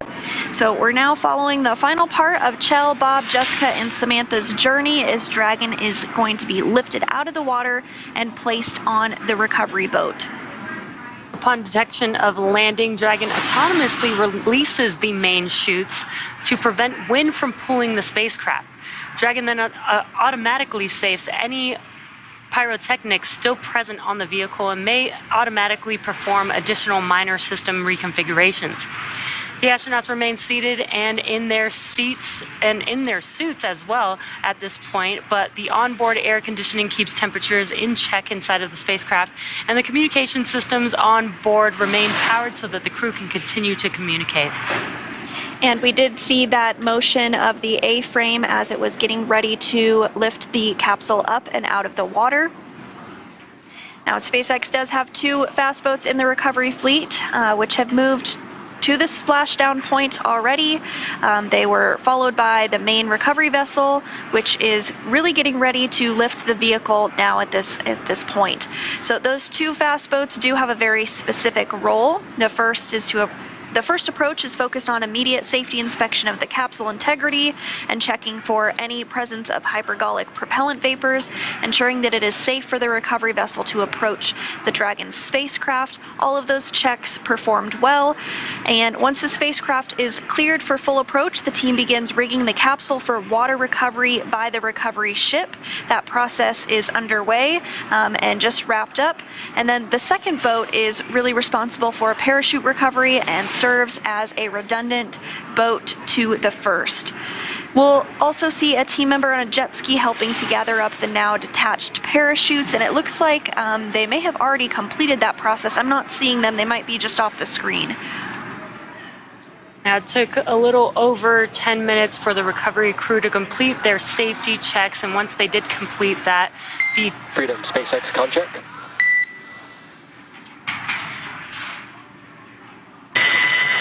SpaceX, Freedom has you on clear. Rigging is complete. Please brace for capsule lift. Copy that. Bracing for capsule lift. Great news. All preparations for rigging have been completed with that confirmation of the comms there. So we should see Dragon start to lift out of the water here in just a few seconds.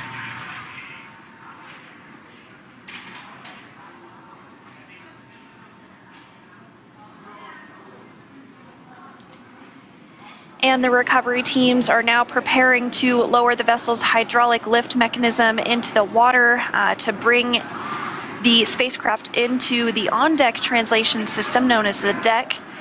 Dragon will remain known as the nest, and Dragon will remain in this nest during the crew extraction and then for the journey back into port. So here momentarily we will see the capsule being lifted and set on the nest.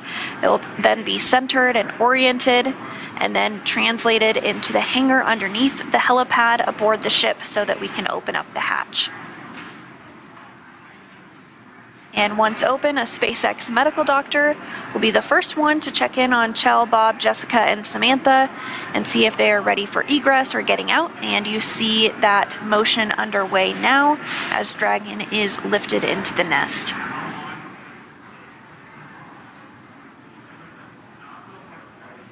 This is a very cool view and cool process as we lift the Dragon vehicle, and you can see the nest there that it's going to be sat down into.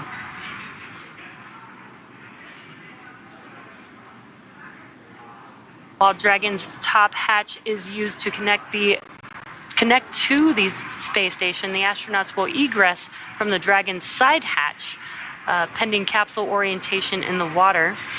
Now, before opening the hatch, the spacecraft's cabin pressure must be equalized with the outside environment.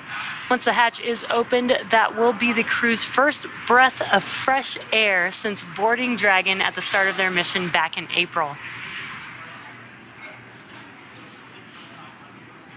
So it is important to note that Chell, Bob, Jessica, and Samantha will be getting some assistance from the recovery team while they are exiting the capsule. This is the same process for any returning long-duration crew members, as returning to a gravity environment can wreak havoc with our vestibular system responsible for maintaining balance and motion. And of course, safety is always our #1 priority. So you'll see Chell, Bob, Jessica, and Samantha helped out of the capsule and assisted the few feet to the medical quarters aboard the boat.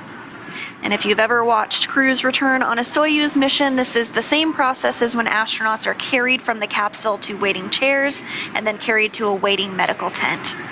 So it looks like we are getting views now of Dragon in the nest, successfully lifted up out of the water.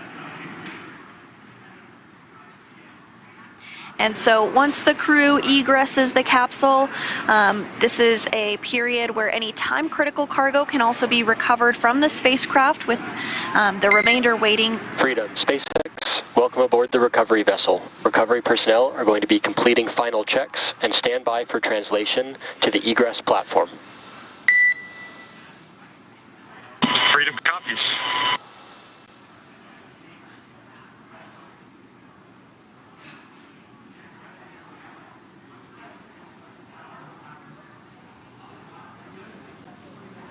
Great news there as Dragon sits in the nest there, and you did hear some comms. What they're going to do is, once they de-rig this, they will slide the Dragon vehicle to a platform where the astronauts can easily exit that side hatch there.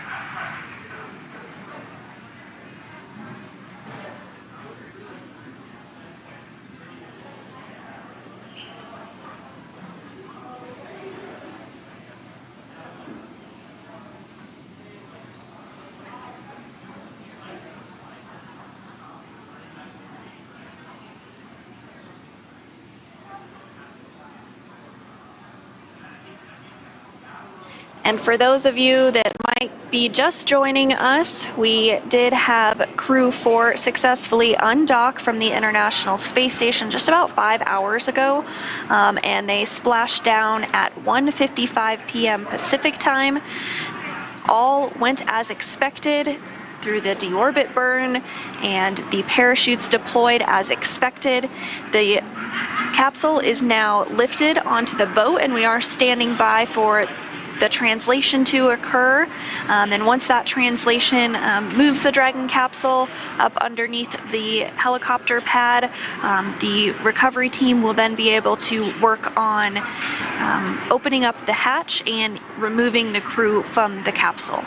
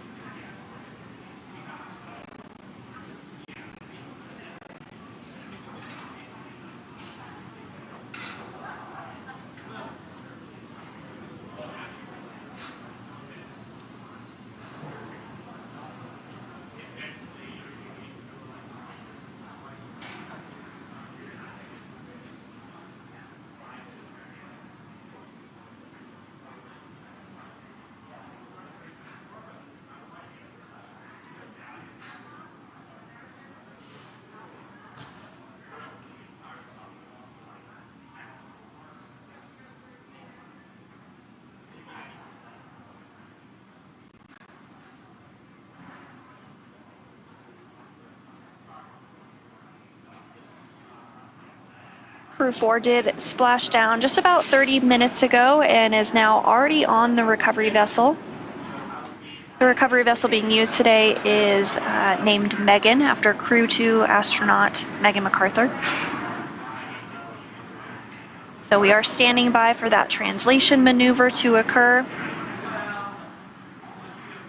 You can see on the recovery vessel the platform that they will translate the Dragon vehicle to. If you saw the view earlier, the hatch is slightly above ground level, so that platform will allow the crew to exit the vehicle.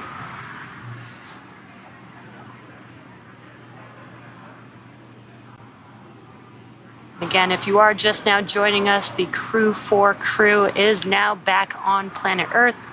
They are still inside of their seats and suits inside of that Dragon capsule that you see there on your screen.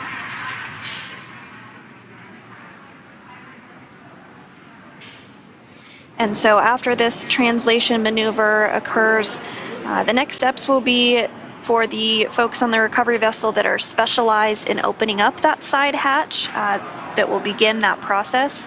Now, we have mentioned that we do have medical doctors on board that will help take care of the crew after the hatch opening and will conduct a series of initial checks before they are flown by helicopter back to shore. The recovery vessel, as you can imagine, takes quite a bit of time to get out into the splashdown zone, so the crew is flown off of the vehicle on helicopters and then take aircraft and fly back home to Houston for our 3 NASA astronauts on board, and then for our ESA astronaut on board, Samantha Cristoforetti, she'll head back to Europe.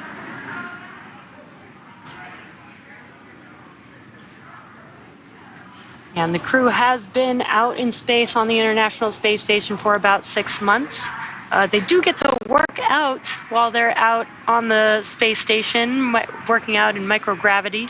But that is why the medical team is there, to make sure that they are safe and healthy, make sure that they are able to adjust to gravity. It's probably a pretty big adjustment being gone from gravity for such a long period of time. So the medical team will be there to make sure that they can exit the vehicle safely, and then we'll do some private medical checks with each of the individuals.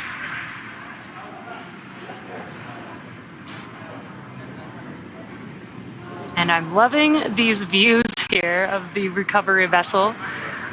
We don't often get to see this because sometimes it is nighttime, depending on when undocking and splashdown does happen for the crew members. So this is a pretty nice treat to get to see this great view. And you can see the helicopter pad on top of the recovery vessel there that Sandra was mentioning.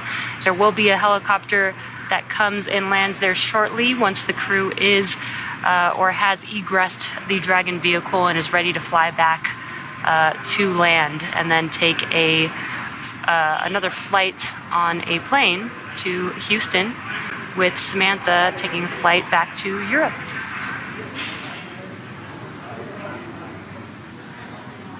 And it looks like we are seeing that translation maneuver underway.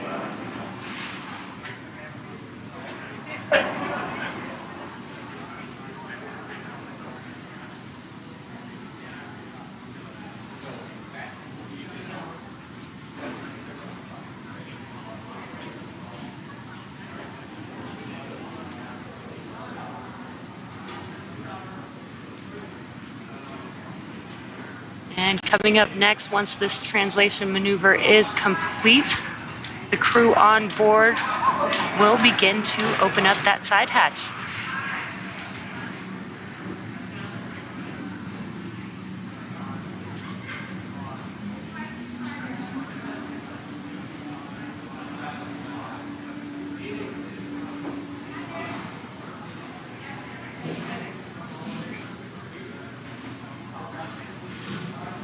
And as you can see from this view inside Crew Dragon Freedom, it looks like the crew does have their visors. It's kind of hard to tell from this angle if they're up or down, but when they egress from the capsule, we do expect those visors to be up. It'll be their first breath of fresh air in 170 days since they launched back in April.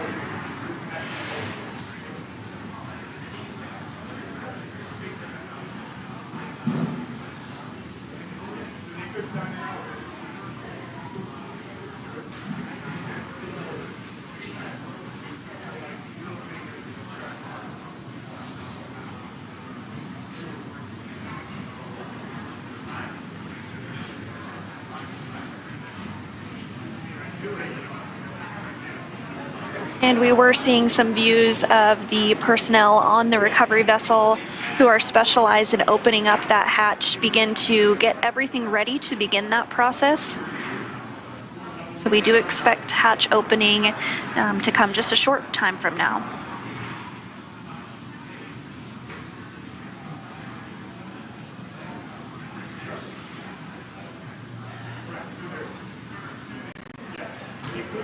And once that hatch is open, we'll see the footrests actually be removed before the crew egresses, and that's really just to help make egressing a little bit easier.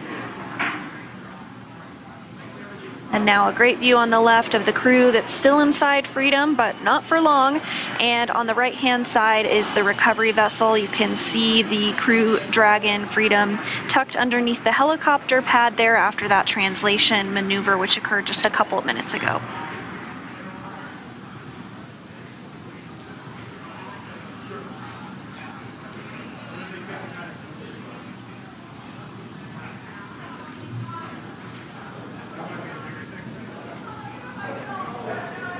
Also, prior to hatch opening, the pressure inside of the cabin must be equalized with the outside environment, so that is also happening at this moment. Up and Freedom, SpaceX, side hatch open.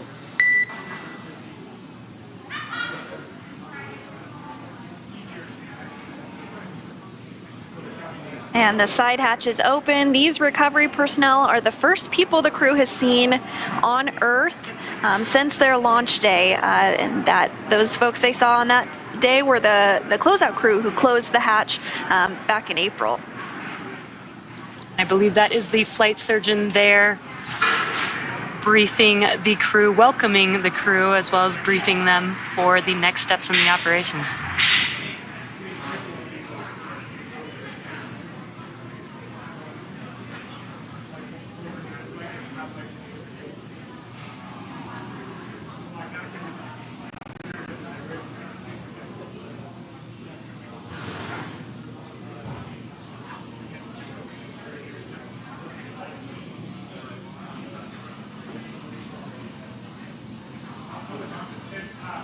Now that the side hatch is open, the recovery personnel are going to work to remove those footrests, and then after that we should see the crew begin to egress the capsule.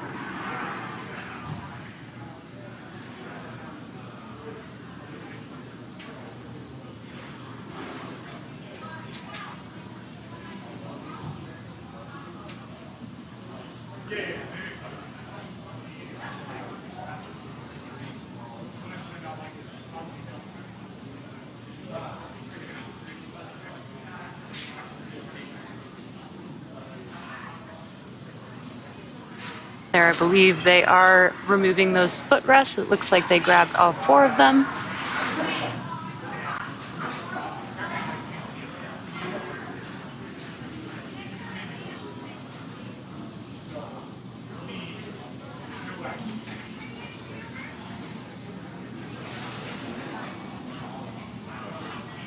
Some smiles, thumbs up. Looks like they're feeling pretty good.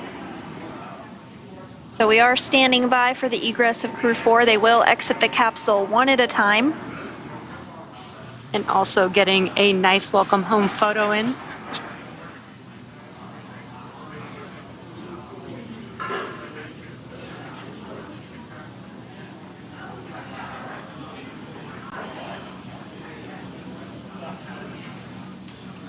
And as the crew exits, you might be able to see a stretcher in the view. That is perfectly normal and expected. It's part of the nominal procedure. As we mentioned, the crew will be taken to medical facilities. So this is really just all part of the standard procedure that we do for any crew return. Yes, again, they have been out in space in microgravity for about 6 months. So they may need some assistance adjusting back to gravity here back on Earth.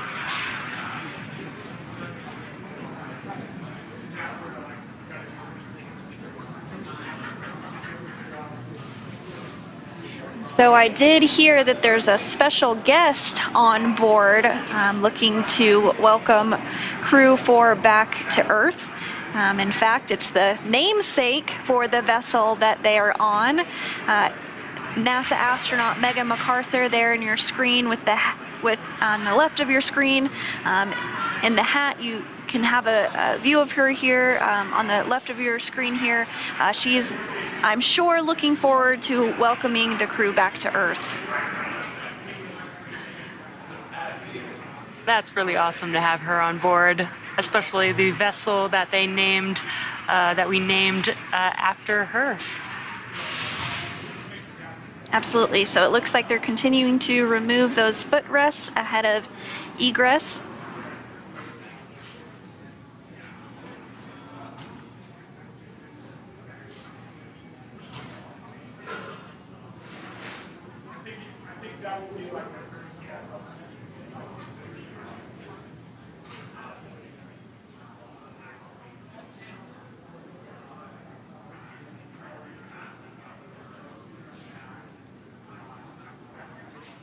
You can see there is a crew member there helping to remove the harness, the umbilicals, and make sure that the crew is ready to get out of their seat and exit or egress the Dragon vehicle.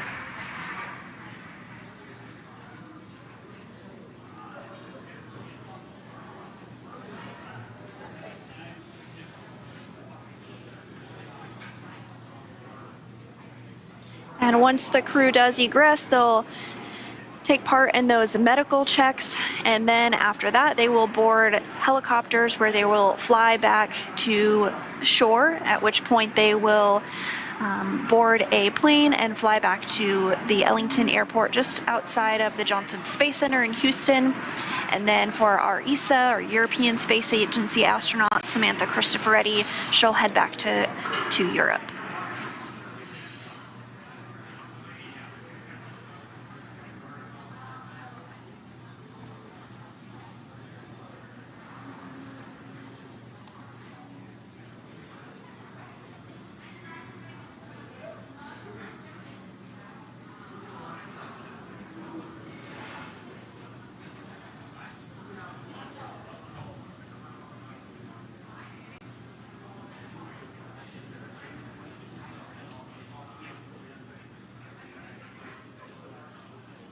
And so from this view over the shoulder of the crew, kind of looking behind the crew, from left to right, we can't see her right now, but on the farthest left is European Space Agency astronaut Samantha Cristoforetti.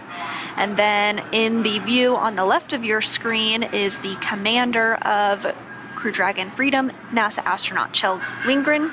To his right, which we can see on our screen, is NASA astronaut Bob Hines. And then to his right, again, we can't see her just yet, but we will in a moment here once they egress, is NASA astronaut Jessica Watkins. Now, this was the first flight for Bob Hines and Jessica Watkins. Both Samantha and Kjell had flown previously.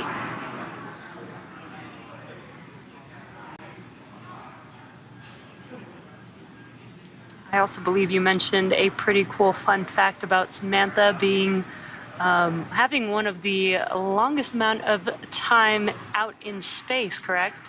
Yeah, that's right. So Samantha Cristoforetti now is second in the running for longest space flight by any woman. She has totaled 369 days in space over her 2 flights, and she is second only to now retired NASA astronaut Peggy Whitson.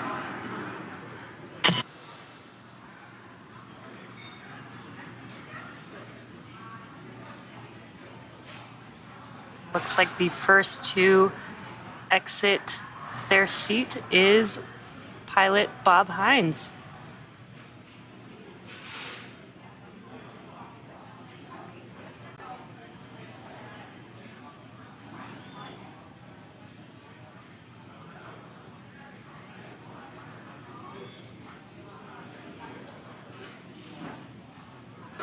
And so again, you do see that stretcher to the left of the screen there. That is all part of our standard procedures. Looks like we're getting some claps and cheers for Bob Hines. First out of Crew Dragon Freedom.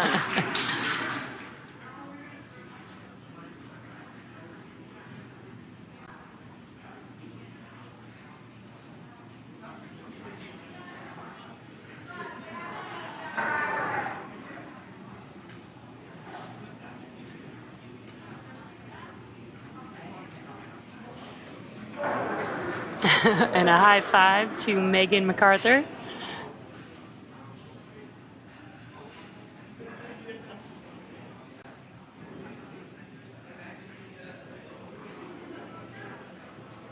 And so as we just saw, Bob Hines was the very first to exit or egress the capsule. He spent a total of 170 days in space. This was his very first space flight. And it looks like next up we will have the commander, Kjell Lindgren, who will exit the capsule.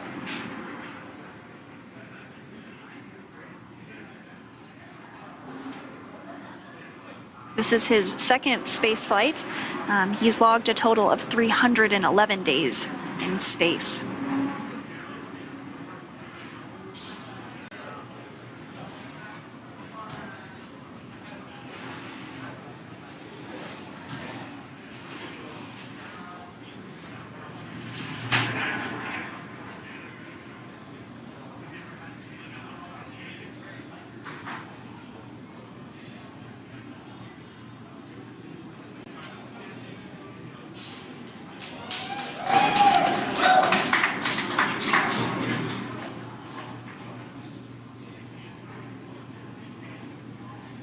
And Kjell Lindgren is now outside of Crew Dragon Freedom.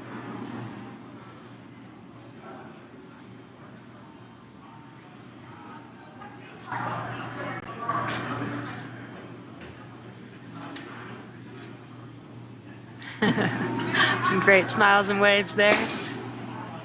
A big high five to NASA astronaut Megan MacArthur.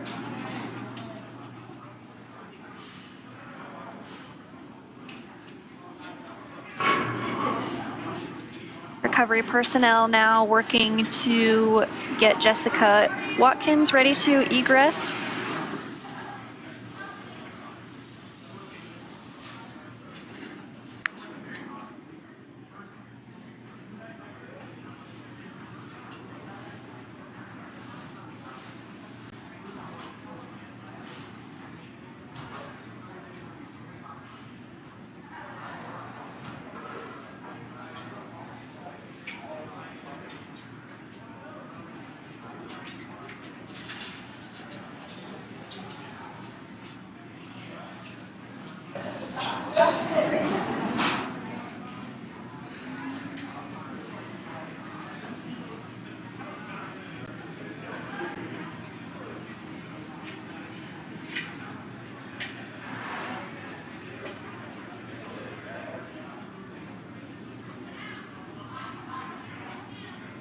So just 5 hours ago, this vehicle was docked to the International Space Station, and now we have 2 of the 4 crew members having been removed after a successful splashdown.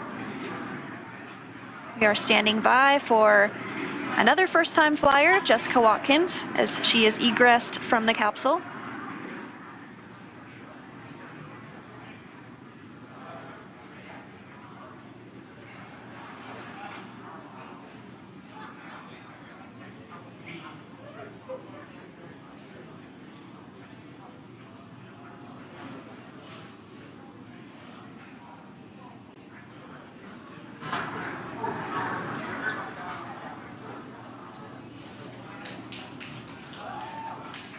And there she is, NASA astronaut Jessica Watkins, standing up for the first time in about 6 months.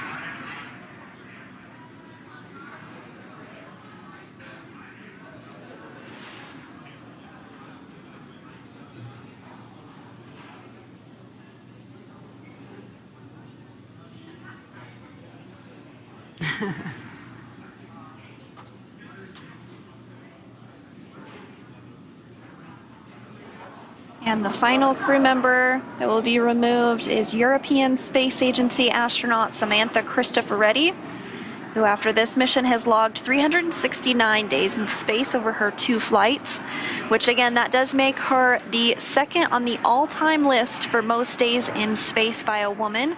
And that is second to NASA's Peggy Whitson, who logged 665 days in space over her 3 space flights.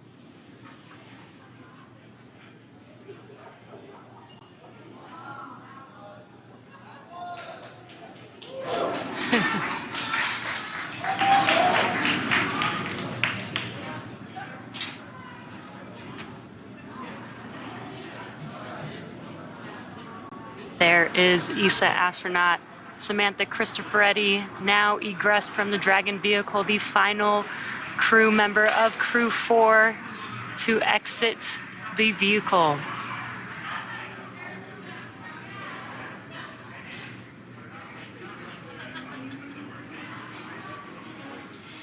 Well, now... Well, there we all are. That was great. Safely down, splashdown. Brilliant. Always a little bit nervous when you expecting to see the parachutes open. I mean, they always do, but you know, we get slightly nervous for them. But yeah, great. It's been a long stream. It's gone 7.5 hours, I think, streaming this today. So it's been a long day. I hope you've enjoyed it, and I really want to thank everybody for coming and watching, and taking the time out to watch my stream. It's been great. It's the viewers that always make a channel. So, you know, without views, we don't have a channel. So really appreciate you all coming. Thank you very much, one and all. I'm going to be on the Shills tonight. We've got the Shills at midnight. The link is on the top of the chat. It's been pinned. So if you'd like to join us for that, we're going to look at some more Stupid. They're really good if you can join us then. That's in about, about an hour and 10 minutes time, I believe. I'm going to postpone the live stream I was going to do tomorrow on another day, I think. So apologies for that, but I'll reschedule it all and all the rest of it. It only really leaves me to say thank you very much again for coming, and until the next time, take care.